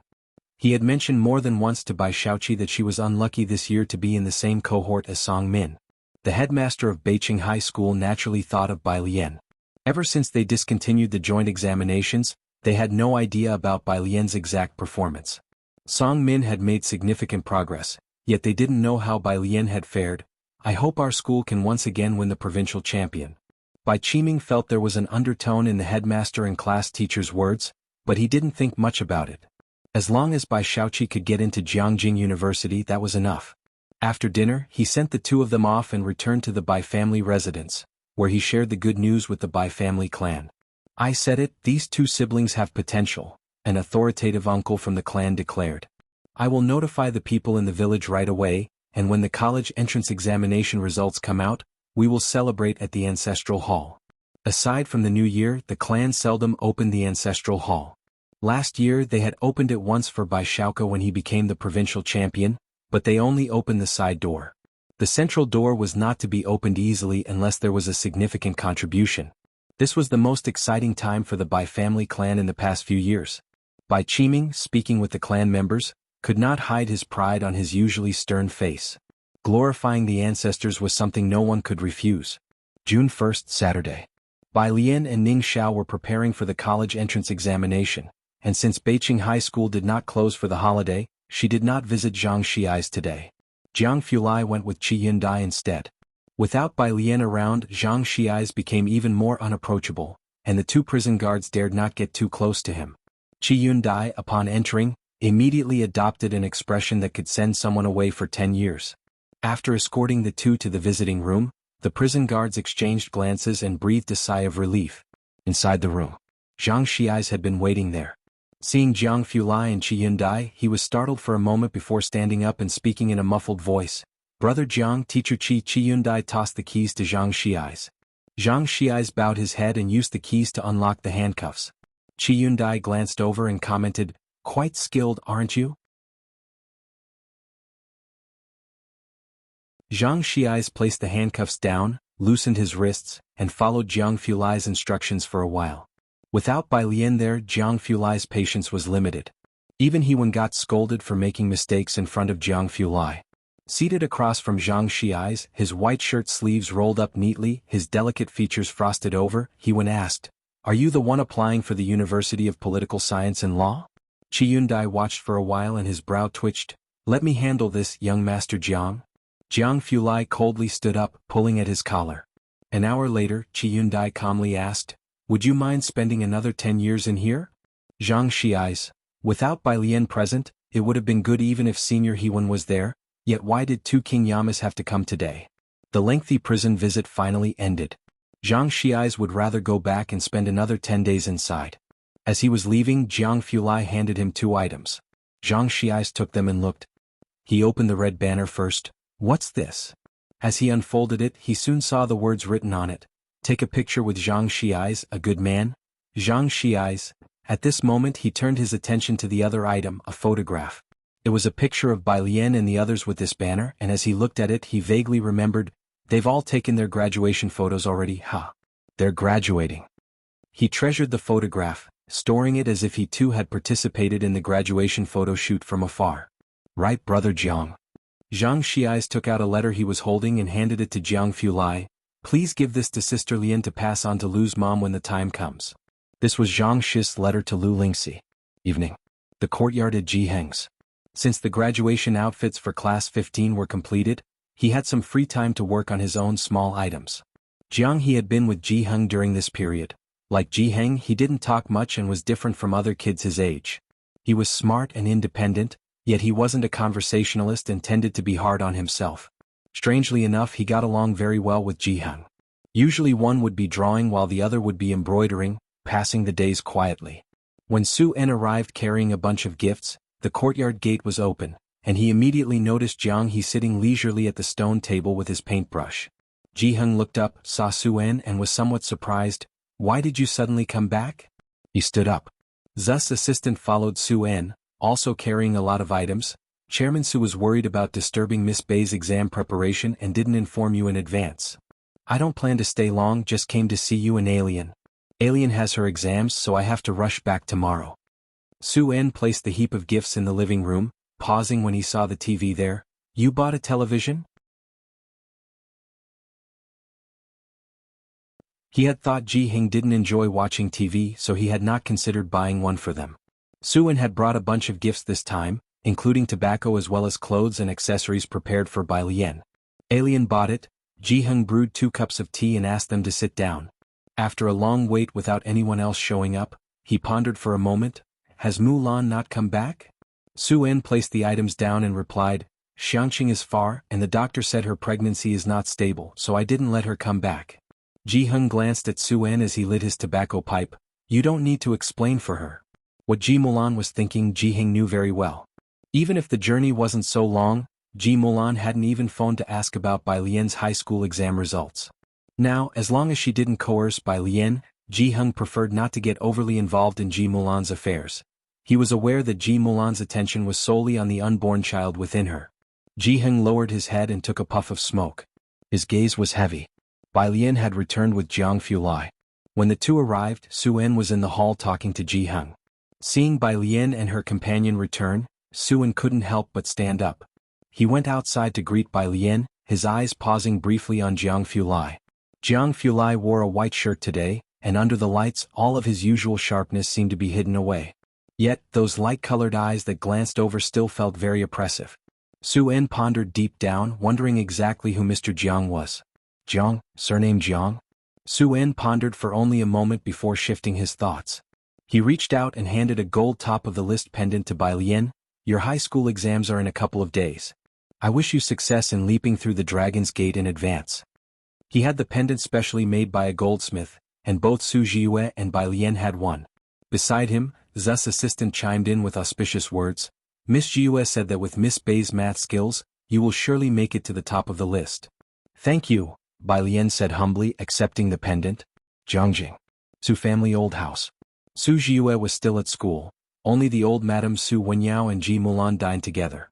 He'll be sending Jiue to the exams on the day of her high school exams. The old lady held chopsticks in her right hand while turning Buddha beads in her left. Wenyao, you're busy with school, so there's no need to rush back especially. Su Wenyao nodded in agreement. With the high school exams approaching, the old Madame Su was also anxious. After having a few bites, she suddenly remembered something. What about your father? He's gone back to Xiangqing, began Su Wenyao. Alien also has her high school exams, so he went back to visit them in advance. The old Madame Su knew about Bai Lian's exams. But she never expected Su En to make a special trip back for it. She looked at Ji Mulan across from her, thinking it odd that while the child's own mother didn't return, he, on the other hand, made sure to rush back. The old Madame Su refrained from further comment. After finishing the meal, the old lady still went to the temple at the back to offer incense to the Buddha, praying for Su Ziyu's exam results. Madam, the butler respectfully reported at her side, according to the news, Miss Qi seems to have met the third young Master Su. The third young Master Su, a character of renown among the Su family clan. Su Jin and Su Jini were both overshadowed by the third young Master Su, and many people said that the next clan leader of the Su family should bypass the older generation and fall directly to the third young master. Are you serious? The old Madame Su opened her eyes wide, the murk in her eyes giving way to a sharp glint. Although she had no privilege to meet the third young master's group, it didn't stop her from always tracking their movements. The butler replied, most likely. The old Madame Su hung the Buddha beads on her wrist and clasped her hands together. In a few days I'll make a trip to the Qi family. June 4th. At Ji Shayan's place, after finishing a day's worth of classes, Ji Xiaojun and the house butler among others voiced their intention to return to Xiangqing. And they were planning to go back early tomorrow morning. The Dragon Boat Festival is coming up. The house butler looked at Ji Xiaojun, disagreeing with his decision to go back. I was planning to take you to meet the old master. Why are you heading back to Xiangqing at this time? Ji Xiaojun poured himself a cup of tea without looking up and didn't hide his intentions from the house butler, speaking at a leisurely pace. Going back to see my dad and Alien. You can see people anytime. The house butler set down his teacup, his fingers etched with deep lines. The old master has taken time out to meet you now. House butler. Xin Qing joined the conversation to explain. It's different, Alien has her high school exams, Xiaojun and I plan to go back and send her off. She sat next to Ji Xiaojun, no longer as awkward as when she first arrived in Jiangjing. High school exams? The house butler paused, remembering Bai Lian indeed had her exams this year. And send off. He knew of Bai Lian, who lived with Ji Heng and attended Beiqing High School. With a stern expression, the house butler wondered, I understand your care for her, but is a high school exam so significant that you need to go back especially to send her off? He knew Shenqing and Ji Xiaojun always cared for Bai Lian, but it seemed that they were placing too much importance on Bai Lian's exams. He could understand paying a bit more attention, but was it really necessary to make the long trip back to Xiangqing just for this? Why were Shenqing and Ji Xiaojun so agitated, as if she were vying for the top scholar position?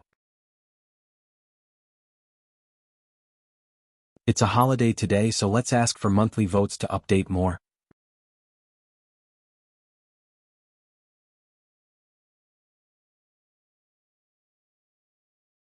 Chapter 513, 205 College Entrance Exam, Go Against the Current Straight to the Clouds. Extra chapter for monthly pass. _1 Shenqing opened her mouth, looked at the butler and explained, Alien is a good student. Last time at the Su family. Su Jiue had mentioned that Bai Lian was at some Yuan base, and as Shenqing wasn't highly educated, she had almost forgotten about it after half a year. She couldn't remember what that base was, but she knew that Bai Lian was very likely to be directly admitted to Jiangjing University. For her, the fact that Bai Lian could attend Beiqing University was already surprising enough, let alone Jiangjing University. I know, the butler said upon hearing this, only glancing at Shenqing with a perfunctory tone. He had heard Shenqing brag about Bai Lian's good grades more than once. But after all, the Mu family was a prominent clan, and the butler had seen all kinds of geniuses in the family. Could Bai Lian's excellent grades really surpass those of the past prodigies of the Mu family? Alien's mother hasn't gone back. Ji Xiaojun pulled out a cigarette, pinched it between his fingers without lighting it and simply said, if the two of us don't go back now, it might affect her mood. Affect her mood? The butler thought to himself, does it really matter to her whether it affects or not? But having been around them for so long, the butler knew Ji Xian's character and didn't insist on keeping Ji Xiaojun and Shenqing. He simply said, all right, I'll have Xiaojie take you back. Make sure to return as soon as possible. He calculated the time. After the college entrance exam was over, it would be the Dragon Boat Festival. If Ji Xiaojun left right after her exams, he might be able to make it in time. June 5th. Class 15 high school's last class. Even the usually most lively Wang Qi was quiet at this time. Lu Lingxi, with her hands on the lectern, swept her gaze across all the students, pausing on the seat next to Ning Xiao. Classmates, the day after tomorrow you will be on the battlefield. It is a struggle where each of you will fight alone. I will be here waiting for your triumphant return. Outside the window, the setting sun lay on the jungle, partly hidden in the clouds, with its light refracting from all around, casting a reddish twilight. Lu Lingxi began to talk about the exam precautions again, though she had already mentioned them many times. The classroom was very quiet, all the students were listening to her. It was unclear whether they were listening to her talk about the exam details or listening to the final high school exam precautions. For quite a while. Wang Qi was the first to jest, Lu Mom, you owe us a hot pot meal. Right, Lu Mom? The boys started to chuckle and laugh again. They seemed to be the carefree young lads they once were. Okay, Lu Lingxi also laughed, after the college entrance exam, I'll treat you all. Pu Xiaohan's desk mate turned back gently, and looking at Pu Xiaohan and Bai Lian she asked, after the exams will we be able to be in the same city? Or will we ever meet again? Bai Lian sat quietly at her seat, with many pieces of paper on her desk, all classmate autograph books passed to her by classmates or students from other classes. She bowed her head, slowly writing and listening to the other person's words, then slowly lifted her head. The light from the outside window fell on her profile, with her eyebrows and eyes as casual as always, pressing the paper in her hands deliberately with a finger, her voice very soft. We will. Pu Xiaohan hugged her desk-mate's shoulder. Don't worry, no matter where you go to school, I will come to see you. After the last class ended, Lu Lingxi stood at the lectern, watching all the students pack up and leave. Bai Lian finished the autograph books and handed the stack of papers to Pu Xiaohan, all of which were entrusted by students from other classes to Pu Xiaohan. Pu Xiaohan walked ahead of her and Bai Lian, one step behind carrying her backpack, stopped beside Lu Lingxi. She handed Zhang Shi's letter to Lu Lingxi. Zhang Shi's handwriting was so poor that Lu Lingxi recognized it at a glance. Her students were about to take their college exams, and of all the people in the class, even Wang Qi had settled down to study seriously in the latter half of the semester. The only one she hadn't let go of was Zhang Xiai's. Lu Lingxi lowered her head to open the letter. Hi Lu Mom, it's Zhang Xiai's. I never thought I'd be writing to you from a place like this. I'm sorry Lu Mom. Zhang Shi's letter was very long. Lu Lingxi didn't know. Since the incident with Zhang Xiai's, he had never apologized to anyone, nor admitted his wrongs to anyone, because he didn't feel he was wrong.